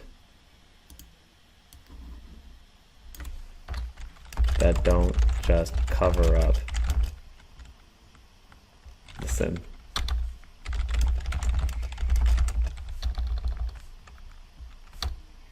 That don't just cover up. Don't just take our word for it. Hear from individuals who have experienced the transformative effects of Best Breath firsthand. That's cool. I like this too. Yeah, pretty decent testimonials. Why Best Breath leaves conventional solutions in the dust. and addresses root cause, promotes oral microbiome balance, yes, yes, gum health, yes. Yeah, ordinary mouthwash does support gum health. Chemical free and gentle, yes, not necessarily. Sustainable freshness, yes, temporary. Okay, great. Experience the best breath and experience difference. The word is out. Best Breath has ignited a revolution in oral care, catching on like wildfire. Due to its popularity, supplies often sell out quickly. And here's the kicker: you won't find Best Breath on store shelves. Our exclusive product is available only through our official website to ensure you receive the authentic formula that's changing lives. For a limited time, we're thrilled to offer new customers a special opportunity to experience the Best Breath difference firsthand. Don't miss out on this chance to enhance your oral wellness, boost your confidence, and rediscover the joy of a fresh, self-assured smile. To order, you can add that, and they can add the CTA copy and everything here. So you could go and let's see, where is it? Call to action. You can just put this in here if you want. But it looks like, you know, our news article advertorial is all set. It has produced pretty high quality copy here. So I can just put in Best Breath here.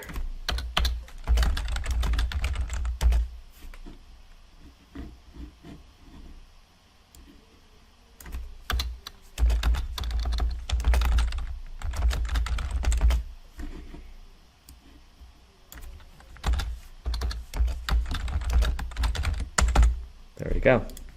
You could add a legal disclaimer at the bottom and you are set. So that's how you write a news article advertorial using AI and how you copy chief it. So hopefully this gives you a good roadmap to churning these news article advertorials out on a, you know, in an efficient and effective way.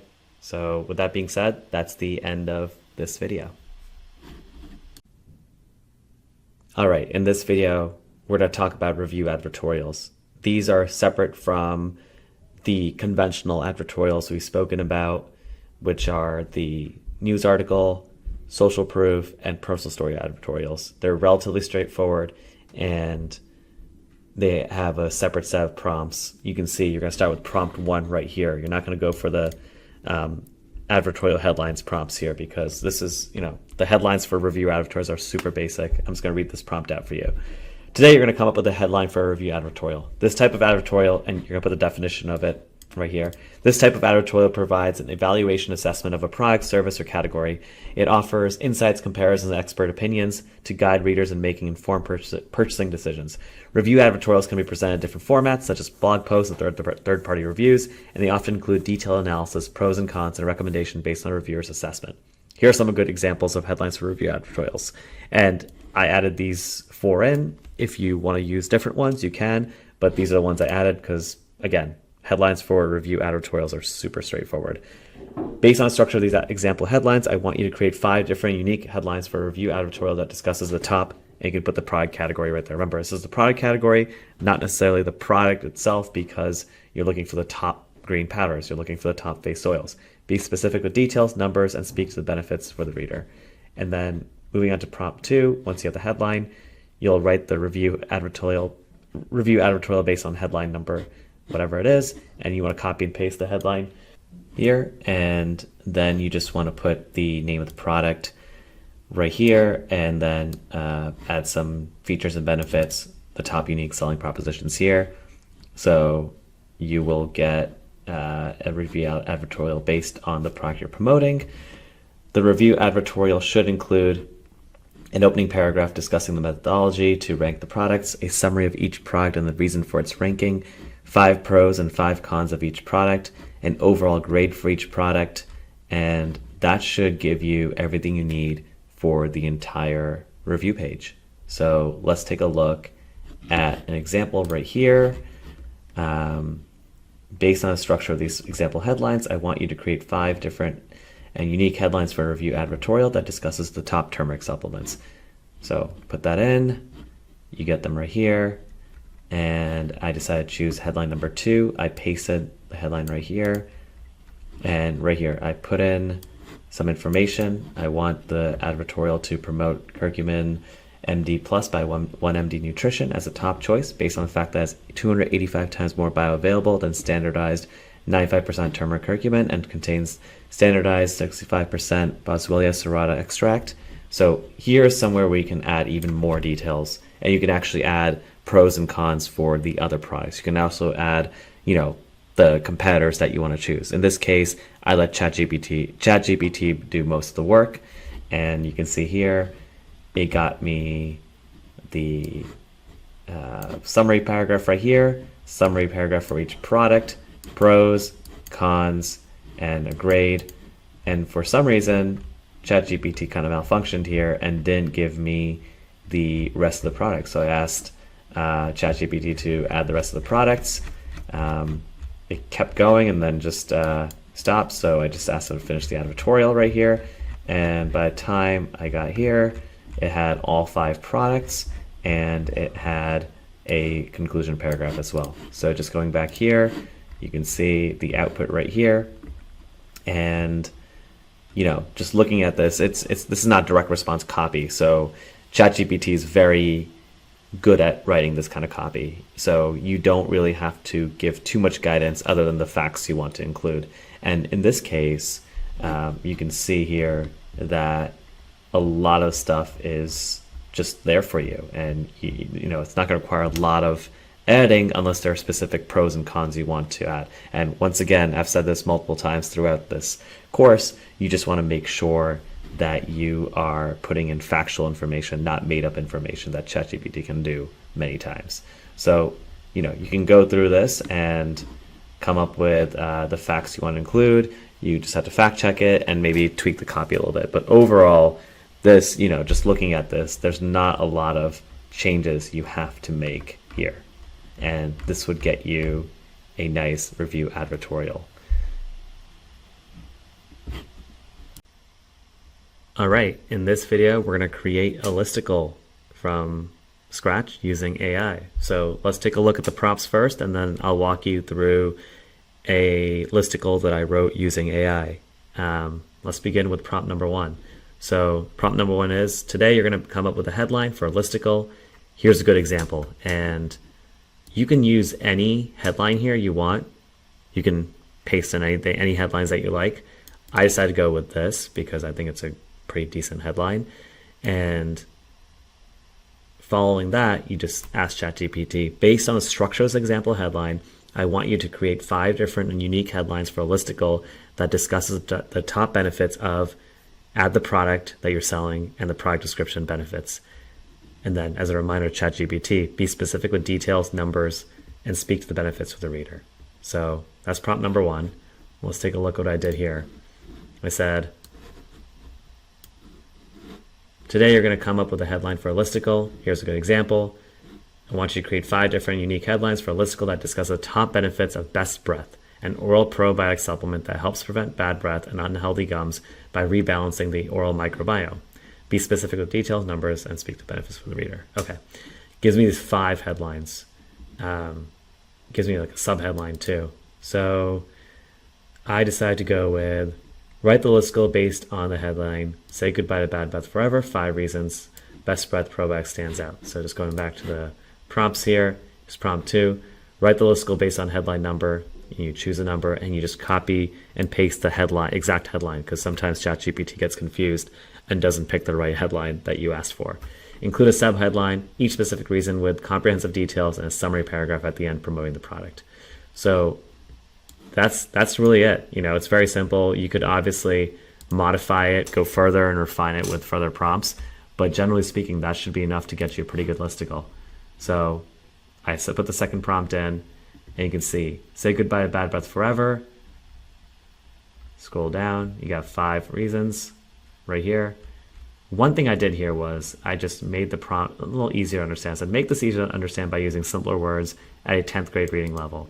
Now, I've found that ChatGPT is not that great at, making the reading level easier. And so I tested this out with like 6th grade, 8th grade, 10th grade, and 10th grade gives me the best balance where it's like not too simple and like very shallow. It becomes, at 6th grade and 8th grade, it just was very like childish writing that had no nuance, no insights. So 10th grade I found was perfect. And so For a listicle, that's pretty good.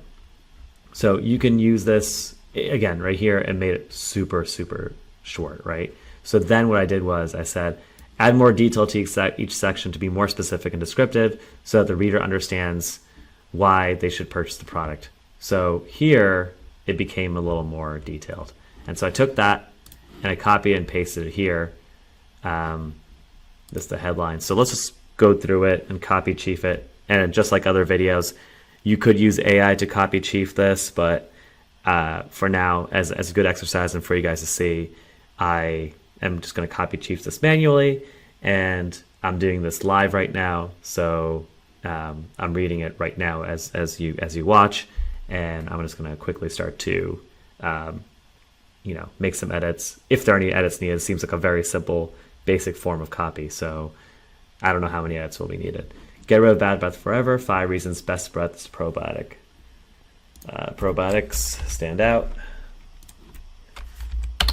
Discover a fresh start for your breath and confidence. Okay. Are you tired of feeling embarrassed because of bad breath?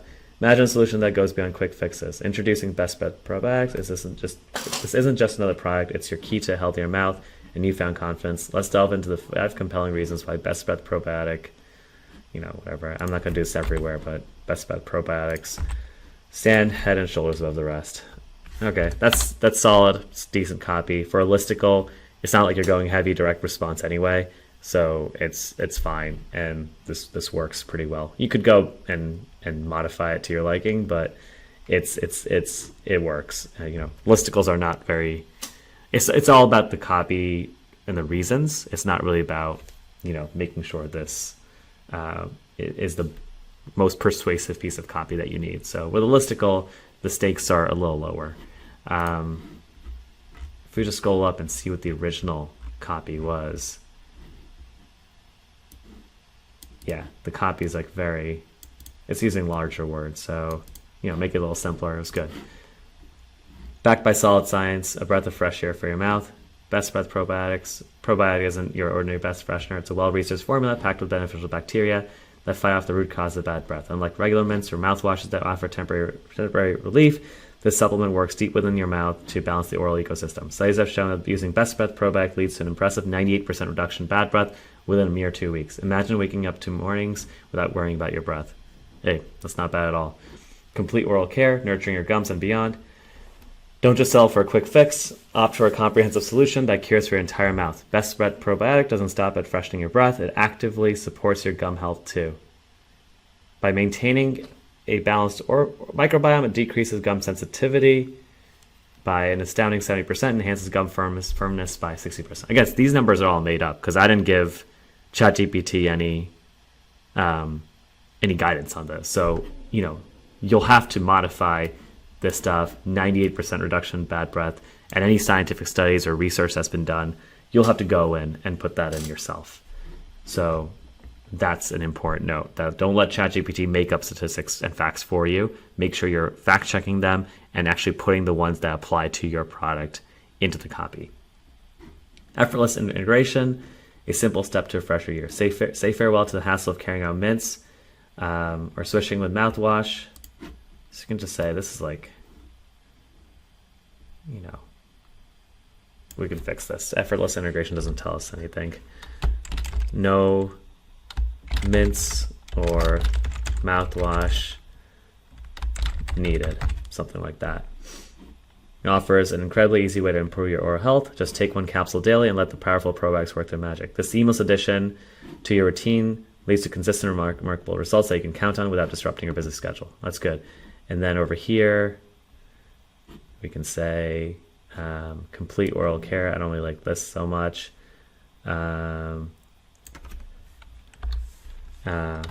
Enhance, promote healthy gums,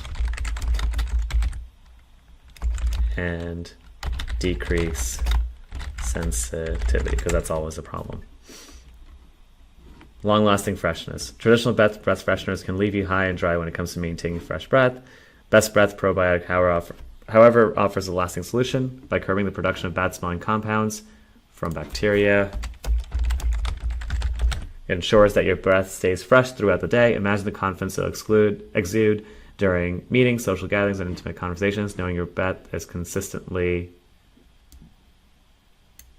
inviting. Okay, that's fine. Awkward phrasing. Maybe we could change that, but it's fine for now. It's a confidence booster. So you can, I hate that copy at the top.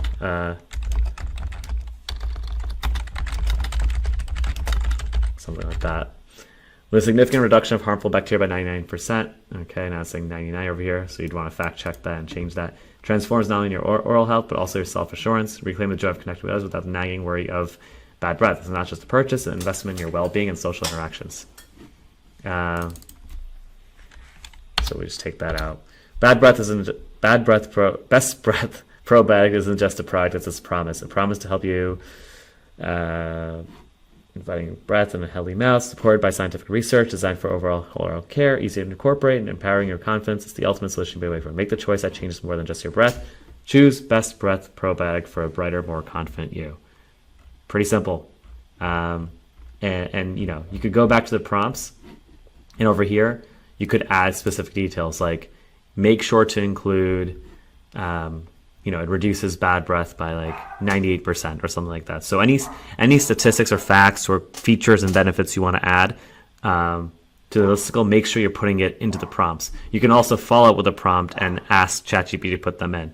But you can see it's going to spit out a very high quality listicle that works very well. Between the headline, subheadline, the reasons, the copy, and then finally the summary statement at the end. It's giving you a really great start. You can either put in more facts and copy yourself related to the product, or you can ask ChatGPT by feeding that information to ChatGPT. But other than that, listicles are very straightforward to write. They're not that complicated, and hopefully using AI is going to reduce the amount of time it takes to make these for you. So that's the end of this video. Making listicles with AI is very straightforward. So hopefully these prompts will make everything a lot more efficient for you. In this video, we'll be taking a look at key elements to add to your advertorials. These elements definitely help improve the performance by increasing the click-through rate, increasing the conversion rate. So it's important to test these out and make sure you have as many as possible. Now, most advertorials don't have every single one of these items, but it's good to include as many as you can. So with that being said, let's take a look at the list I've put together here. Then I'll show you some real examples. Number one, quotes from experts. When you can, you should include quotes from studies, experts, credible authorities around the topic that your advertorial is about. You want quotes from target persona. This is especially true when you're writing a personal story advertorial. It doesn't necessarily have to be in a news article or a review or listicle advertorial. Usually a quote from a target persona would be helpful in a personal story advertorial. Obviously, you want the byline, date, and author. Makes it seem more of a native piece of content. Obviously, you want the check availability CTA, which I think most, if not all, advertorials have. You want subheadlines, different section headlines to divide up your advertorial. And then if you can, you can also add a reviews section in a Facebook post format or with 5-star ratings. Regardless, you want testimonials, and you can choose the format you'd like, but there are a lot of advertorials that do well by including reviews in a Facebook post format. You can also include a 30-day challenge or journal entry showing the target persona's experience with the product you're selling. A lot of advertorials include this, some don't. It's not 100% necessary. It's definitely worth testing out to see if it improves conversions. And finally, a comparison chart, comparing the product you're selling and the benefits and disadvantages of conventional alternative solutions that you're trying to dismiss. So with that being said, let's take a look at some of these examples in real life. So I've pulled out a few examples of advertorials here to show you the key elements we just discussed. First of all, when it comes to quotes from experts, you can see right here, according to Chuck Gerba, PhD, a professor of microbiology at the University of Arizona, drying off with a dirty towel can be risky. And this is an actual quote or a paraphrase of a quote because you've got a citation down here. If you scroll all the way down, you'll see, here we go. It comes from Reader's Digest from a March 23rd, 2021 edition. So they're citing something real.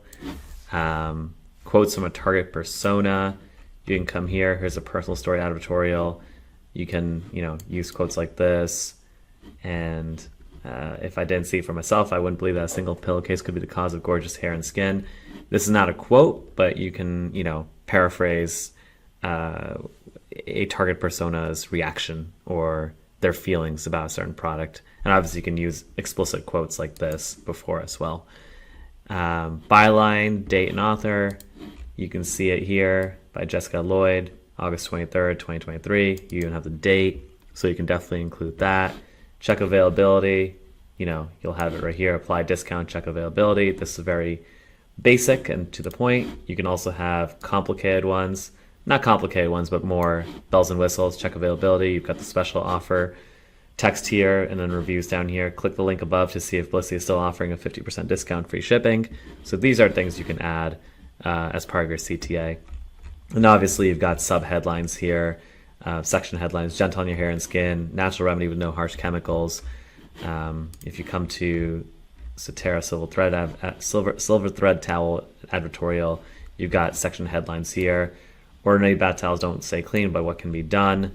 Traditional bath towels, breeding grounds for mildew and odors. You can see these section headlines kind of summarize the main points of each section. And if someone is quickly skimming through or scanning, and they can read these section headlines, these sub headlines, and they can kind of get the point. So you can just skim through and really get, what the point of the advertorial is. Stop using damp, dirty towels and switch to this innovative new solution. You've got that. So yeah, you can add these section headlines to make things more scannable. Finally, moving on, you can add reviews in a Facebook post format like this. You can also add testimonials like this, with blocked off in sections. It really depends what you want to go with. Definitely worth testing out the Facebook ad post format, but generally speaking, it's always a good idea to have not advertorials, to have testimonials in place in your advertorial. It just depends on what format you want to choose, and it's definitely worth testing out different formats. But again, these smaller types of elements you should be testing out, whether it should be in a basic review format or Facebook post format. Those are minor details that should be addressed once you've actually got the copy down and split tested the copy to make sure it's performing well. Finally, you've got the 30-day challenge. Here, Blissy has a 7-day challenge here. You can do a 7 to 10 day, 10 to 30-day challenge. It really depends on how long it takes your product to get results for your audience. And so it's something you can include. For example, this one doesn't have the 30-day challenge. You may want to add it and see how it performs, see if it actually performs better than the original advertorial. And then finally, you can see none of these have the comparison chart. So with a comparison chart, I'm trying to see if this one has a comparison chart. No. Okay, so this one doesn't have a comparison chart. Maybe here you could have traditional pillows versus the Blissy silk pillowcases and make a comparison there. But, Cetera right here has that comparison chart. It's a good one. Maybe it could be included in the Blissy one and have better results. Who knows? They probably split tested a lot, so maybe they saw performance was better without the comparison chart. But regardless, it's really good to test out comparison chart and see if it makes a difference or not. Like I said, these are elements that you should be split testing once you've got the copy down, and then from there you can figure out whether to keep these elements in place or not. But yeah, that's the overall list of elements that you should be testing. There are lots of other bells and whistles you could theoretically add, but these are the main ones that I'd focus on once you've got the copy down. So that wraps up this training, and in the next training we'll be taking a look at your overall strategy with advertorials, and then we'll wrap up this training with some thoughts on beating a control. In this training, we'll take a look at your strategy for testing advertorials. When you're just starting off, you're not sure what type of advertorial is going to work. So it's always best to start with a package of advertorials in the testing phase. So I recommend starting with three different types, 3 different angles. For example, you can start with a listicle, personal story, and use article advertorial to begin testing, and each of them can use a different type of angle. Personal story could be something very different from the listicle, which is more product focused, and the news advertorial can have a different angle that the personal story advertorial does not address. Always optimize for mobile because most of your traffic will be coming from mobile. So make sure before you launch, you are using mobile optimized pages, and then obviously track your click-through rate from your advertorial to your sales page, which should be at least 20 to 30%. But the higher it is, the better it is usually. Unless you're basically creating a lot of curiosity and not revealing what the product is, then your CTR could be super high, but your conversion rate may not be that high. But overall, all that matters is at the end of the day, your conversion rate on your sales page and your AOV. So make sure you're maximizing your conversion rate and your AOV.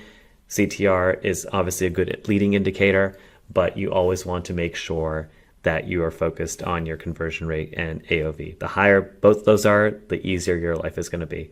And finally, I say this about everything, whether it's ads, VSLs, or advertorials, accumulate statistically significant data. So make sure you're spending enough money on ads to make sure that the data you're seeing is statistically significant. So if you're testing ad to simple product page, simple sales page, versus ad to advertorial, make sure you split test both and see if the advertorial is actually making a difference. So again, statistically significant data is very, very important.